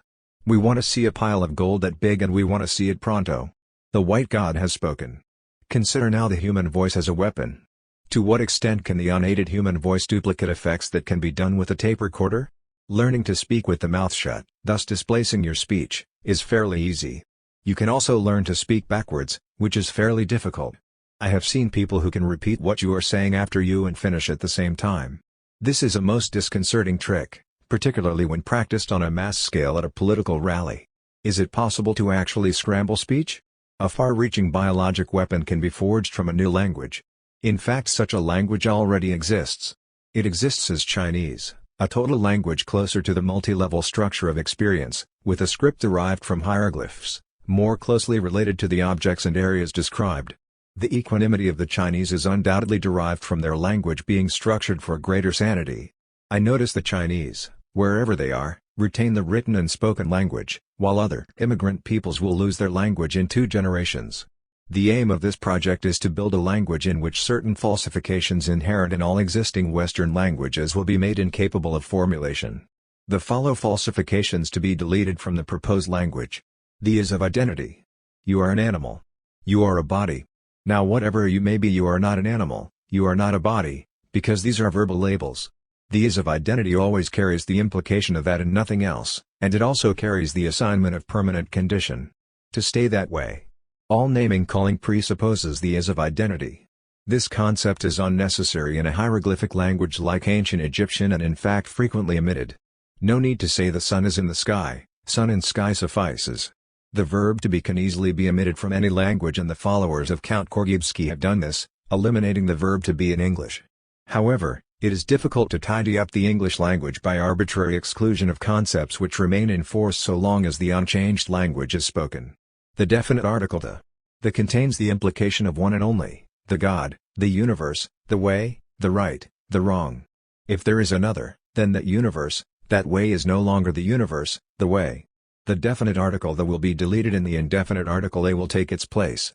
The whole concept of either / or, right or wrong, physical or mental, true or false, the whole concept of or will be deleted from the language and replaced by juxtaposition, by and. This is done to some extent in any pictorial language where the 2 concepts stand literally side by side. These falsifications inherent in English and other Western alphabetical languages give the reactive mind commands their overwhelming force in the languages. Consider the is of identity. When I say to be me, to be you, to be myself, to be others, whatever I may be called upon to be or say that I am not the verbal label myself. I cannot be and am not the verbal label myself. The word be in English contains, as a virus contains, its pre-coded message of damage, the categorical imperative of permanent condition. To be a body, to be nothing else, to stay a body. To be an animal, to be nothing else, to stay an animal. If you see the relation of the I to the body, as the relation of a pilot to a ship, you see the full crippling force of the reactive mind command to be a body. Telling the pilot to be the plane, then who will pilot the plane? The is of identity, assigning a rigid and permanent status, was greatly reinforced by the customs and passport control that came in after World War I. Whatever you may be, you are not the verbal labels in your passport any more than you are the word self. So you must be prepared to prove at all times that you are what you are not. Much of the force of the reactive mind also depends on the falsification inherent in the categorical definite article the now, the past, the time, the space, the energy, the matter, the universe. Definite article that contains the implication of no other. The universe locks you in the, and denies the possibility of any other. If other universes are possible, then the universe is no longer the it becomes a. The definite article the in the proposed language is deleted and replaced by a. Many of the RM commands are in point of fact contradictory commands, and a contradictory command gains its force from the Aristotelian concept of either/or. To do everything, to do nothing, to have everything, to have nothing, to do it all, to do not any, to stay up, to stay down, to stay in, to stay out, to stay present, to stay absent. These are in point of fact either/or propositions. To do nothing or everything, to have it all or not any, to stay present or to stay absent. Either/or is more difficult to formulate in a written language where both alternatives are pictorially represented and can be deleted entirely from the spoken language. The whole reactive mind can be in fact reduced to 3 little words: to be the. That is to be what you are not, verbal formulations. I have frequently spoken of word and image as viruses or as acting as viruses, and this is not an allegorical comparison. It will be seen that the falsifications in syllabic Western languages are in point of fact actual virus mechanisms. The is of identity is in point of fact the virus mechanism. If we can infer purpose from behavior, then the purpose of a virus is to survive. To survive at any expense to the host invaded. To be an animal, to be a body. To be an animal body that the virus can invade. To be animals, to be bodies. To be more animal bodies so that the virus can move from one body to another. To stay present as an animal body, to stay absent as antibody or resistance to the body invasion. The categorical the is also a virus mechanism, locking you in the virus universe. Either/or is another virus formula. It is always you or the virus. Either/or.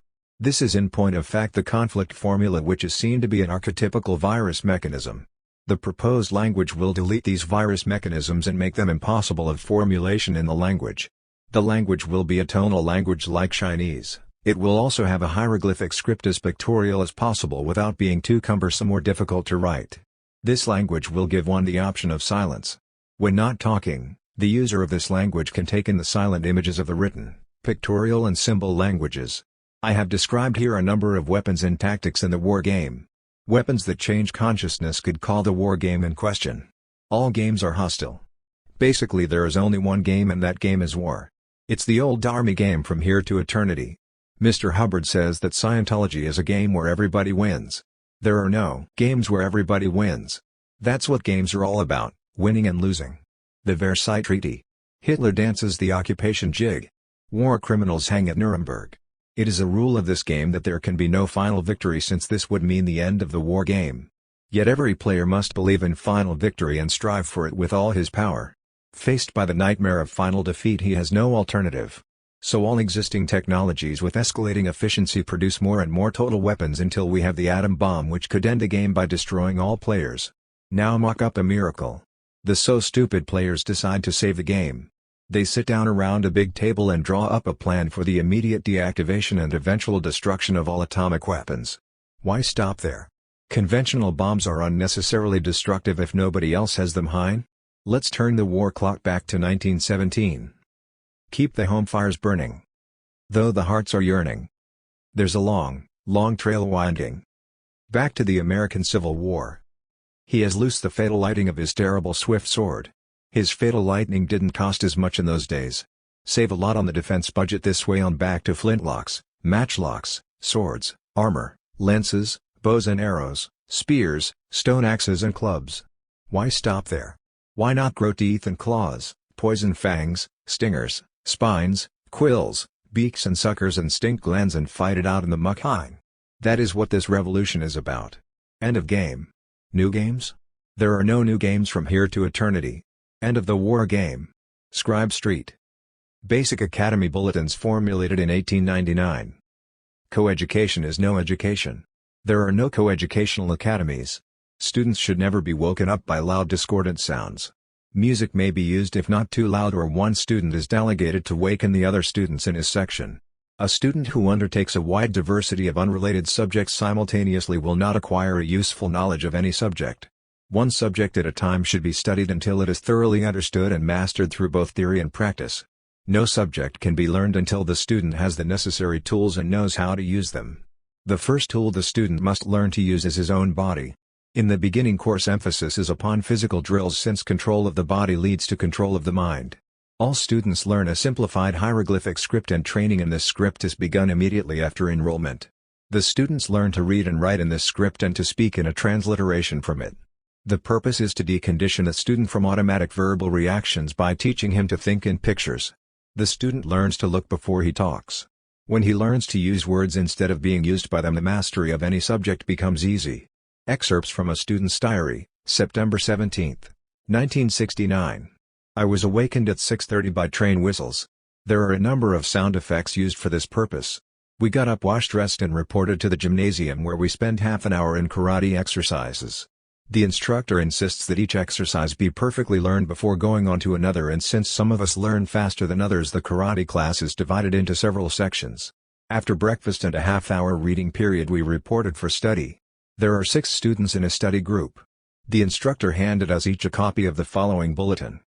Bulletin: Scribe Street, you are about to learn a simplified script derived from the Egyptian hieroglyphic system. The purpose is to accustom you to thinking in pictures without words and then transliterate back into arbitrary word formulations. Vowel sounds are arbitrarily inserted to form pronounceable words, and this constitutes the spoken language which you will also learn. In 1959, Mr. Brian Geisen said, "I have found the way to rub out words." This way was the substitution of arbitrary symbols on the typewriter, %, and 7 for the words of a sentence and a subsequent permutation of these symbols. Carrying Mr. Geisen's postulate further, we must consider the questions of grammar and structure. For example, take the following sentence. You, plural, tell your names to this scribe. Considered as an English sentence, a number of permutations are possible that still make perfect sense. Tell your names to this scribe, you. You tell this scribe your names too. You tell this scribe your 2 names. This scribe to tell you your names. Your scribe to tell you your names, etc. Now consider this sentence written in simplified Egyptian hieroglyphs. A picture language sentence is a statement of events in a certain order in time. The word order is fixed since a picture language depends on juxtaposition for sense and on a juxtaposition that does not change. Permutating this sentence, you do not get new or altered meanings. You get no meaning or sense whatever. The pronoun you is a suffix pronoun here and can never come before the verb. The object name follows the pronoun and is followed by the genitive suffix pronouns here, literally of you dash. The proposition to can never mean to or in addition to. The demonstrative this as used here must always follow its noun. If you should permutate the sentence and then show it to a person who reads hieroglyphs, he would simply conclude that he was reading a list of unrelated words. The word order is the meaning. Now suppose one developed a picture writing designed to produce the events written, the so-called board books. It is obvious that the same considerations would apply, and any alteration of symbol order would destroy the intention. The events would not happen or would happen differently. Went he to corner that 4 p.m. equals and equals 16 p.m. Any alteration of symbol order will alter the sense, that is, will not put him on a certain corner at 4 p.m. He went gives him a choice. To must have the meaning of direction. That corner might land him someplace before the corner. 4 p.m. must end the sentence to indicate his arrival there at that time. The Egyptian and Mayan control systems were predicated on the fact that only the ruling caste could read the written language. The supposition now arises that the present control system which we intend to overthrow is predicated on precisely the same consideration. Only the self-written elite have access to the board books. Control phrases which they place in magazines, newspapers, and in popular songs precisely correspond to a secret picture language.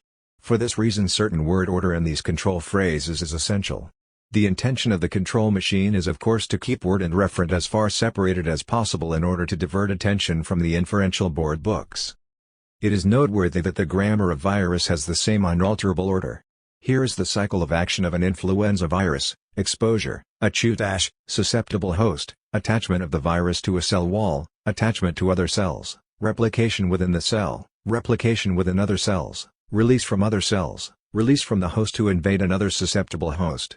Any alteration or permutation of this order in the intention is lost, infection does not occur or is arrested. Mr. L. Ron Hubbard has given us an excellent definition of communication: cause, distance, effect, with intention, attention and duplication.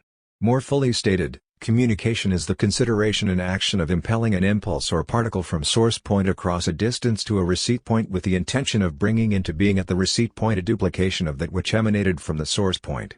Applying this definition, it will be seen that the virus has achieved a precision of communication with particular reference, a duplication of that which emanated from the source point far in advance of human speech. This precision depends on a rigid and unvarying order of programming at the cellular level. You will study in detail the language of the virus in a later course. To destroy in your nervous system the effect of a verbal formulation, and all aberration is based on verbal formulations, you have only to put the words in hieroglyphs and then permutate the order of the symbols. However, this operation will not work until you have thoroughly familiarized yourself with the picture language. Now look again at the sentence, read it over several times until you identify the symbols with the words. Cover the English translation. You will notice that you can now read without subvocal speech. You will notice further that while the order of symbols is as in English from left to right, you do not have to read it symbol by symbol from left to right. In fact, you can see and read the sentence as a whole, seeing the beginning and end of the sentence at the same time. Once you have learned a picture language, you can read much more rapidly. You can in fact absorb a whole page in a matter of seconds. We were instructed to read this bulletin over a number of times until we were sure we knew what it meant, and to look up in the dictionary any words we did not understand. The instructor gave each of us a copy of the alphabet. Carry this around with you and study it in spare moments. In memorizing material, 31-minute exposures are more effective than 30 minutes of consecutive study. Memory is not a matter of effort. The first glyphs you will learn are the commands for the drills you will be doing this afternoon. Stand up. Walk over to that chair. Sit down. Take off your shoes. Take off your socks. Stand up. Take off your shirt. Put it on back of the chair. Take off your pants. Fold them on chair. Take off your shorts. Place them on pants. Put on your shorts. Put on your shirt. Put on your pants. Sit down. Put on your socks. Put on your shoes. Stand up. Walk over to that chair. Sit down. The instructor wrote out these sentences in glyphs and transliteration on the blackboard, and left them there for 30 seconds. Then we were each requested to write the sentence in glyphs and transliteration. He ran through the sentences again and again. This drill lasted 4 hours with a 15-minute break. At the end of the study period, we were each issued shirt, pants, shoes, socks, underwear, shorts, each article marked with the glyphs for that article, shirt of me, pants of me, etc. We were instructed to report back dressed in these clothes following the after-lunch reading period. Reporting back to the study room, we were given another bulletin. Bulletin: put on a clean shirt and walked out. You are now going to learn how to dress and undress. You may think you already know this. Chances are you don't. You may have heard of the man mentioned in Lord Chesterfield's letters who killed himself because he could not stand to dress and undress himself, wash and shave.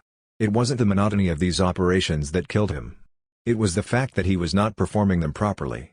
Any action not properly performed becomes increasingly painful. He was not performing these simple actions properly because he was not there. He considered these actions unimportant, so he was thinking about something else while performing them. If you are thinking about something else while you do something, you won't do it right. That is why you fumble with your shoes and socks.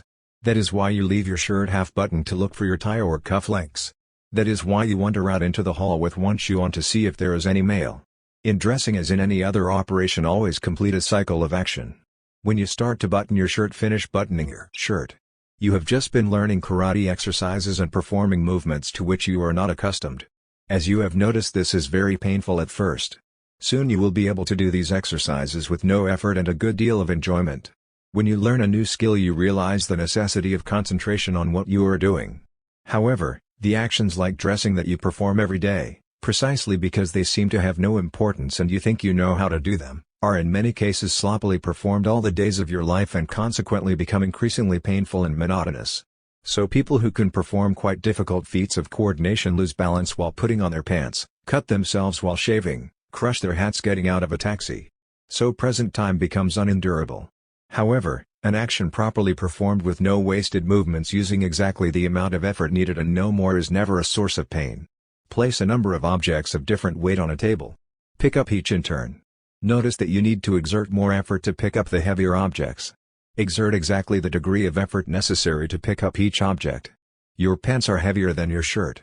Do not use the strength required to pick up your pants to pick up your shirt. When you do so, you are using arbitrary strength without consideration for the actual object. Do not pick up your pants with shirt strength. They will slip from your fingers. You have already completed a course at the Academy of Scientology. You will recognize these exercises as extensions from exercises you have already learned designed to bring you into contact with the objects of your environment to teach you to control these objects and to control the movements and intentions of your own body. After we had read the bulletin and the instructor had made sure that we understood it, we were instructed to line up 6 chairs against one wall and 6 chairs, each student facing an empty chair. The instructor gave the orders in transliteration from the glyphs while at the same time each command appeared on a television screen. Student 1, stand up. Walk over to that chair. Sit down in that chair. Take off your shoes. Take off your socks. Stand up. Take off your shirt. Put your shirt over the chair. Take off your pants. Put on your shorts. Put on your shirt. Put on your pants. Sit down. Put on your socks. Put on your shoes. Stand up. Walk over to that chair. Sit down. Student 2, and so on down the line. Commands and suggestions that we had not learned in glyphs and transliteration were given in English. Don't try for speed. Try for precision. No wasted movements. No fumbling. Complete each cycle of action. Contact each garment. Make it your own. Identify it with its symbol. Make it do what you want it to do. After we had undressed and dressed a number of times on the instructor's commands, we were told to repeat the cycle immediately without waiting for commands, so we're all in continuous movement. We spend a week on the undressing and dressing exercises, adding more garments, jackets, ties, hats, scarves, overcoats, sweaters, always learning the glyph for each article in operation to be performed in glyphs and transliteration. After the first week, clothes seemed to slip onto my body of themselves. I could dress and undress with unbelievable smoothness and speed. The exercises were extended. We folded clothes and put them away in drawers and shelves. We emptied laundry bags, made out laundry lists, put the clothes back, emptied the bag again and made out new lists. We made and unmade beds. We packed and unpacked suitcases. We performed various serial actions involving keys, passports, watches, briefcases, tickets, suitcases. As the actions performed became more complex, we wrote out in glyphs and transliteration the precise order of the actions to be performed.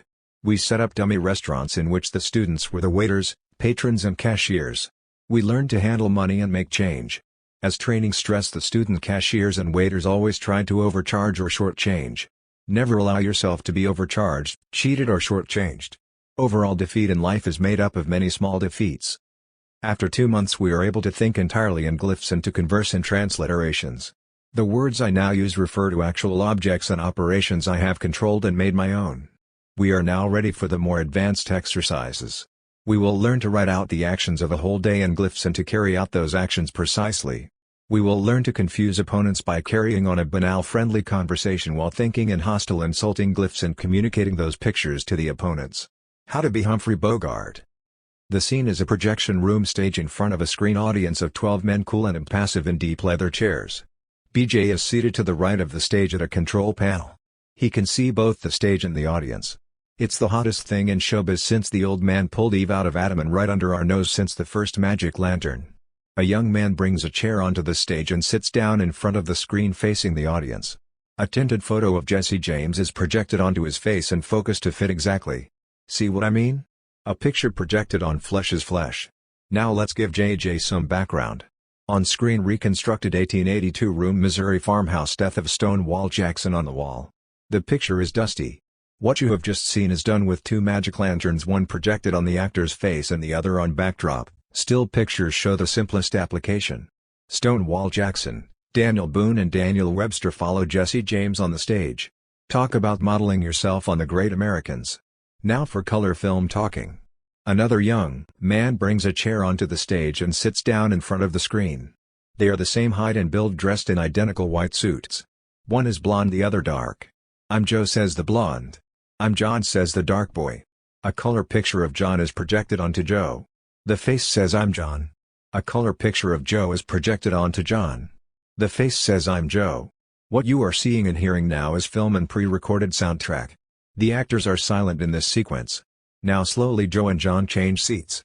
Notice how the projector just picks them up and carries them from one seat to the other. Even with the stills you can feel it take hold and mold your face. If the projector moves slowly to the left, it will turn your head to the left. Alright, shift. They change seats faster this time. "I'm Joe." "I'm John."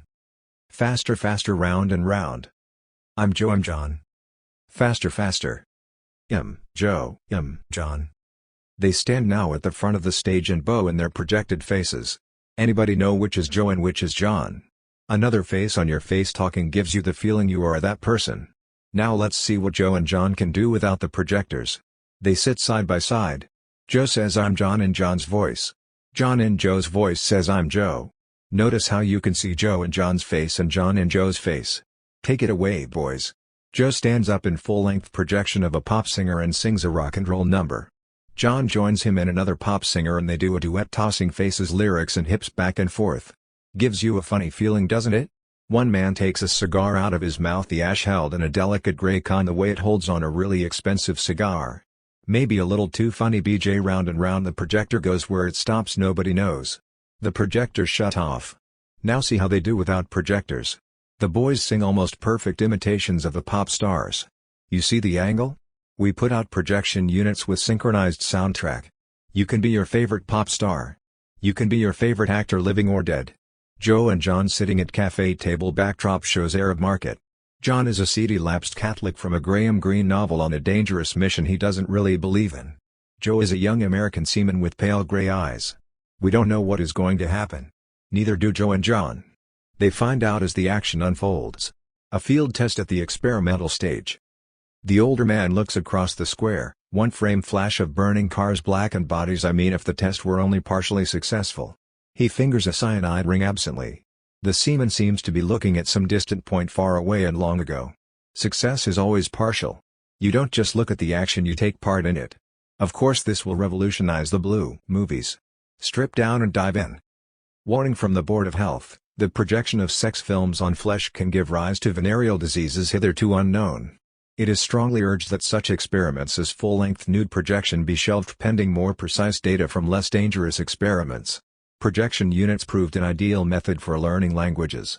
Any teacher you want plenty of pictures to pick from, fill in some background with the other projector and there you are, Latin Quarter Cafe chattering away in French, for he knew the language. Just sit back and listen to your teaching skin talk. You will soon understand what your skin is saying and you will soon be able to say it. There is a moment when you feel it take. In fact, projections proved an accelerated method of acquiring any skill: public speaking, salesmanship, swindling, seduction, hypnotism, acting, yoga, perfect poise. Any verbal or facial adaptation you fancy, just buy the suitable projection kit.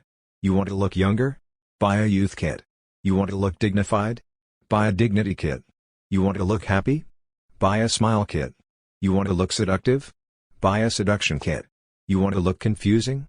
Buy a scramble kit that alternates expressions 24 frames per second. You want to look saintly? Buy a saint kit. You want to look inscrutable? Buy an inscrutable kit. You want to look brave? Buy a courage kit. You want to embarrass your enemy? Buy an ugly awkward kit and flash it on him. You want to louse up a speaker? Buy a stutter stumble tongue tie voice break stupid fidget twitch kit. You want to make your enemy sick? There's a kit for every disease in the book. You want to kill your enemy? Buy a death kit. Every variety of projector gun, from 8mm handguns for point-blank range to lasers with Questor telescopic sights, came into use. Secret agents had their cover projected on them till it grew there. Anybody who wanted to change his life could take his pick of new identity kits. Projector pop groups sprang up everywhere, drawing their fans into the act, swelled to hundreds then thousands, with transport trucks and camp kitchen defying all immigration and customs control. No one wanted to argue with the wandering singers. To list but a few, the spastic swans left a wake of trays and glasses flying into the air, uncontrolled knees, elbows and feet kicking out, storefront crashing through windows. The Buffalo Peoples came out with a horrible number called Hear Me Is. Seems the infant son of Buffalo Bradley would hide himself behind a sofa or under a desk and pop out saying Hear Me Is, and that gave him the idea. The stage is an empty room and then the Buffalo Peoples start popping out in baby faces saying Hear Me Is and shooting the audience with projection guns. Thousands of fans went mad, put on diapers and rushed through the streets shitting and pissing themselves as they screamed out, Hear Me Is, Hear Me Is, Hear Me Is. The Board of Health issued a powerfully worded warning relative to the danger to health, mental, moral and physical, posed by the hideous practice of baby talking, or still worse, baby singing adults. The Rolling Bones killed 10,000 fans in their seats with a rousing rendition of Good Little Bad Little You, alternating sweet and vicious 24 times per second. The projections were posed by professional actors at first, but there is nothing like the real thing. Real happy faces, pain faces, death faces. Souped-up studio trucks prowl the streets ready to jump out on anybody. The young terrorist shot by a firing squad in Vietnam is hardly cold before a million mad queens are soaking up his death. They go around looking younger for a few days, then they need more. It was all rather like the Aztecs. Once people got a smell of blood, there was no holding them, and soon they are quite frankly killing people for the pictures and got whole communities like a plague of locusts.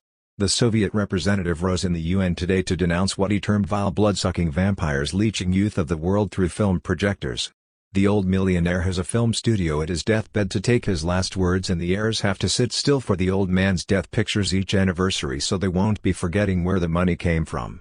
Company presidents project themselves on all their employees. Political figures populate whole countries with their projected image. And you never know when some wise guy is projecting on you from the other side of town through his quester. It amounts to an all-out image contest, and there can be only one end to that. The end is one face, Mr. Who? The first use in show business of projections as here described was a performance put on by Brian Gysin and Ian Somerville at the American Centre, Rue Dragon, Paris, France in January of 1962. The audience could not believe what they saw. They thought the whole sequence was pre-photographed. In this performance, slide projectors were used. To get results, use only color pictures. It is most important that the projection be fitted precisely onto a face. This is easy with stills. Moving pictures require more precision in preparing the sequence to be projected. Q. You have said that the Academy series offers a solution to the problem of alienated youth and to many other problems as well. Would you enlarge on that point? A. The first academies were established in September of 1899, one on a mesa north of Santa Fe, New Mexico, one outside St. Louis, Missouri, and one on the Hudson outside New York City. Since Eastern systems like yoga, judo, karate, aikido, Zen were part of the training, instructors were invited from the Orient and Eastern students came to learn Western techniques. The basic aim of the academies was to synthesize the most functional aspects of Eastern and Western training. Academy graduates, returning to various professions, proved themselves incomparably more efficient than those who had not received academy training, so more and more academies were set up. Other countries followed America's lead in setting up academies, the continual interchange of students and instructors tending to break down national boundaries. By the end of the 1920s there were academies throughout the world directing all research, education, police action and political formulations. The academies were located in sites of great beauty, the architecture suited to the landscape. The Marrakesh Academy was built around a vast courtyard with gardens and trees, pools, fountains and porticos. There were a number of academies in the Amazon rainforest, intricate structures of heavy timbers and split bamboo connected by catwalks and ladders. Here the physical training was carried out through canoe trips, hunting, fishing and farming, the program of training being adapted to the country and the landscape. The Eastern academies often used existing temples and monasteries, and one of the most spectacular academies was built into the restored ruins of Samarkand. For the Greek Academy, all Greek antiquities scattered through museums of the world were assembled. Dead fragments of Sunday curiosity were molded everywhere into living structures. The Canal City of Mexico was reconstructed and Mayan ruins echoed to the ancient language which all students at this academy were requested to master. Mayan is very much a living language, and in the remote villages of Yucatan nothing else is spoken. Always the emphasis was on interchange of cultures, languages and training methods. The St. Louis Academy was a rambling red brick building on a bluff over the river. A twilight-like blue dust was settling into the river valley when Bill Harper, a beginning student, descended from a horse-drawn carriage. Cool, remote Sunday, fresh southerly winds. A long time ago, room with rose wallpaper, copper luster wash basins. An Indian boy got up off one of the brass beds and introduced himself. I am Johnny Buffeo from the UCI Alley. I will go on to the medical school as I am son of a brujo. He had many remedies and only some of them were good. He could bring rain and he could kill animals, and sometimes he could kill a sick enemy. I have seen him draw fear from a patient with his dirty old hands, and so many times I had to tell the patients, very sorry, the brujo is slobbed out borracho. He dies many years ago. American doctors could learn from him. I am here to teach and to learn. You get plenty strong, plenty tough here. Then you go into silence rooms, learn, leave body, go any place where you want. You come with me, Mr. William? Roommates were shifted every month, rotation being a basic principle of the academies. Many Western students elected to attend the Eastern academies where they learned the language and the local disciplines. Some students shifted from one academy to the other every 3 months, and instructors also rotated from Marrakesh to the fjords of Norway, from Missouri to Samarkand. Instructors and advanced students in the specialized academies would return to the basic academy course to refresh themselves with physical training and impart their knowledge to beginning students by direct contact. All academies exchanged weekly bulletins on research, experiments, and new methods of training. With the advent of tape recorders and movie cameras, films and tapes were constantly exchanged. Students with camera and recorder wandered from one academy to the other, and guest rooms were set aside for the wandering students. While the training varied from one academy to the other, there were certain courses of training common to all: karate, judo, aikido, zen, breathing exercises to achieve perfect health and control of the body, silence drills in sense withdrawal chambers and immersion tanks, and the mastery of a simplified hieroglyphic script teaching the students to think in silent images. The Basic Academy course lasted 4 years. After graduation from the Basic Academy, students could apply for advanced training at one of the specialized academies.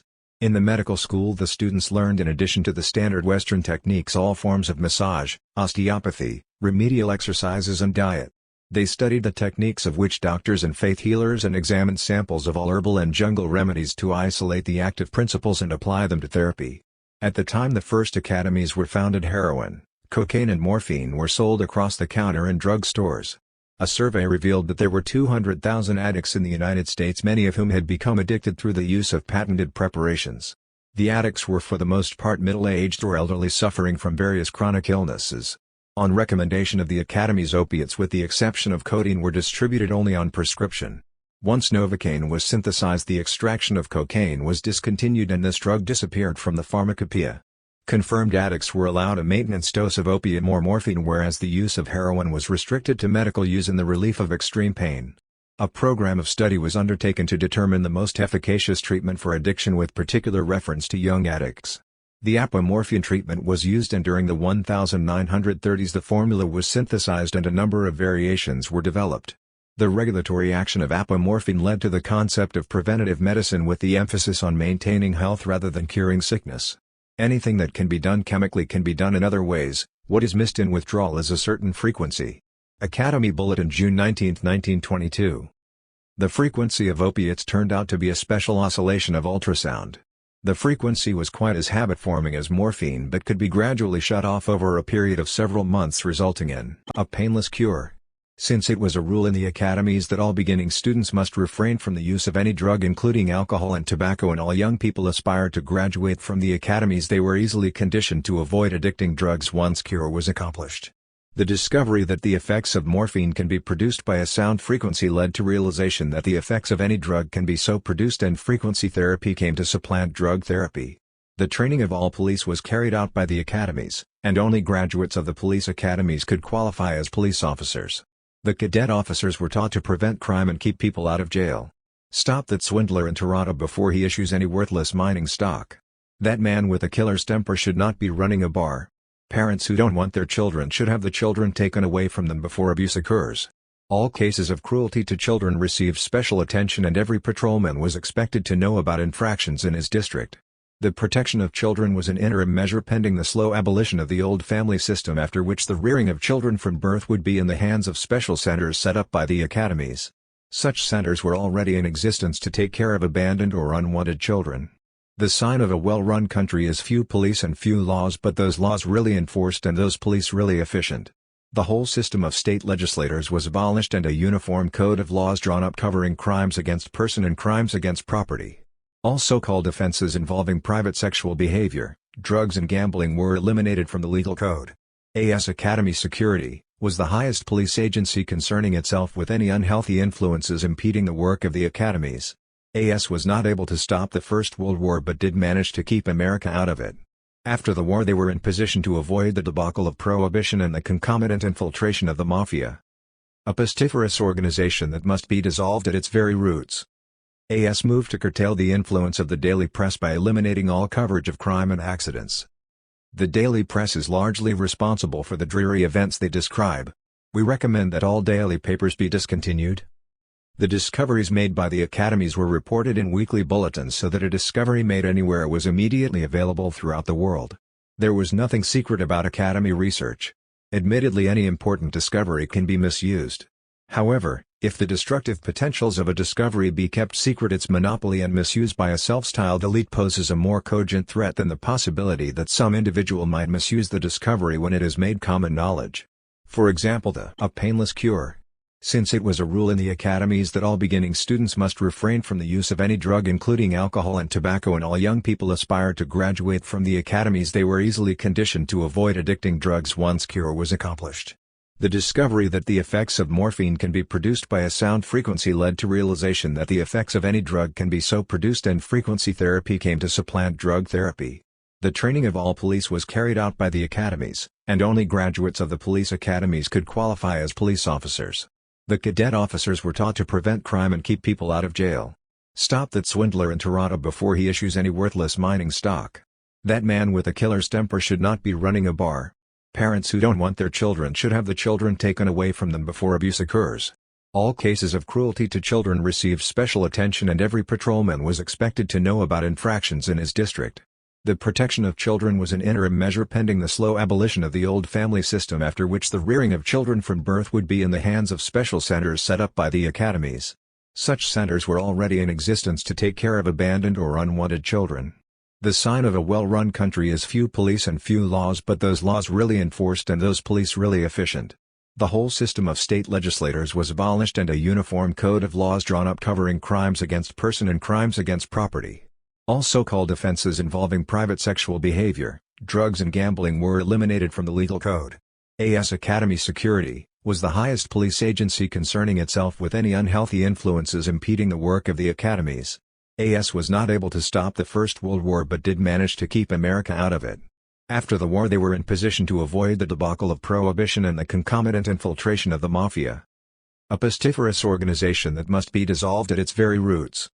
AS moved to curtail the influence of the daily press by eliminating all coverage of crime and accidents. The daily press is largely responsible for the dreary events they describe. We recommend that all daily papers be discontinued. The discoveries made by the academies were reported in weekly bulletins so that a discovery made anywhere was immediately available throughout the world. There was nothing secret about academy research. Admittedly, any important discovery can be misused. However, if the destructive potentials of a discovery be kept secret, its monopoly and misuse by a self-styled elite poses a more cogent threat than the possibility that some individual might misuse the discovery when it is made common knowledge. For example, the organs vibrating, the whole body shaking, the words loose, visible as a haze. At this point many students feel as if a parasitic being has been shaken loose from the body to dissolve reluctantly into air. After the baptism of silence the student moves with ease in the soundless medium, but words are at his disposition when he needs them to be used with absolute precision. During the early days of aviation the academies established centers to train pilots, and when space travel became possible they took over direction of the space program. The aim of the Academy space program was not space in an aqualung trailing wires to wives and mothers. To put quite ordinary individuals into space at enormous expense is nothing to the purpose. Any Academy graduate could learn more about space conditions and travel further in space after an hour of weightless silence than teams of orbiting astronauts who do not dream in space. Space is dream. Space is illusion. Why move a PX with all your dreary verbal preconceptions to the moon? The astronauts were all single men since they are trained to exist in total independence and total solitude, whereas marriage conditions to dependence. To travel in space you must learn to leave the old verbal garbage behind: God talk, priest talk, mother talk, family talk, love talk, party talk, country talk. You must learn to exist with no religion, no country, no allies. You must learn to see what is in front of you with no preconceptions. Now contrast the possibilities opened by such academies with what we see in the world today. Research that could be used to free the human spirit is being monopolized by paltry intellects in the name of national security. What are you getting out of national security? One academy could bring back hope to dead radioactive riot-torn streets to this contaminated, overpopulated, mismanaged planet. Are they going to give you that hope?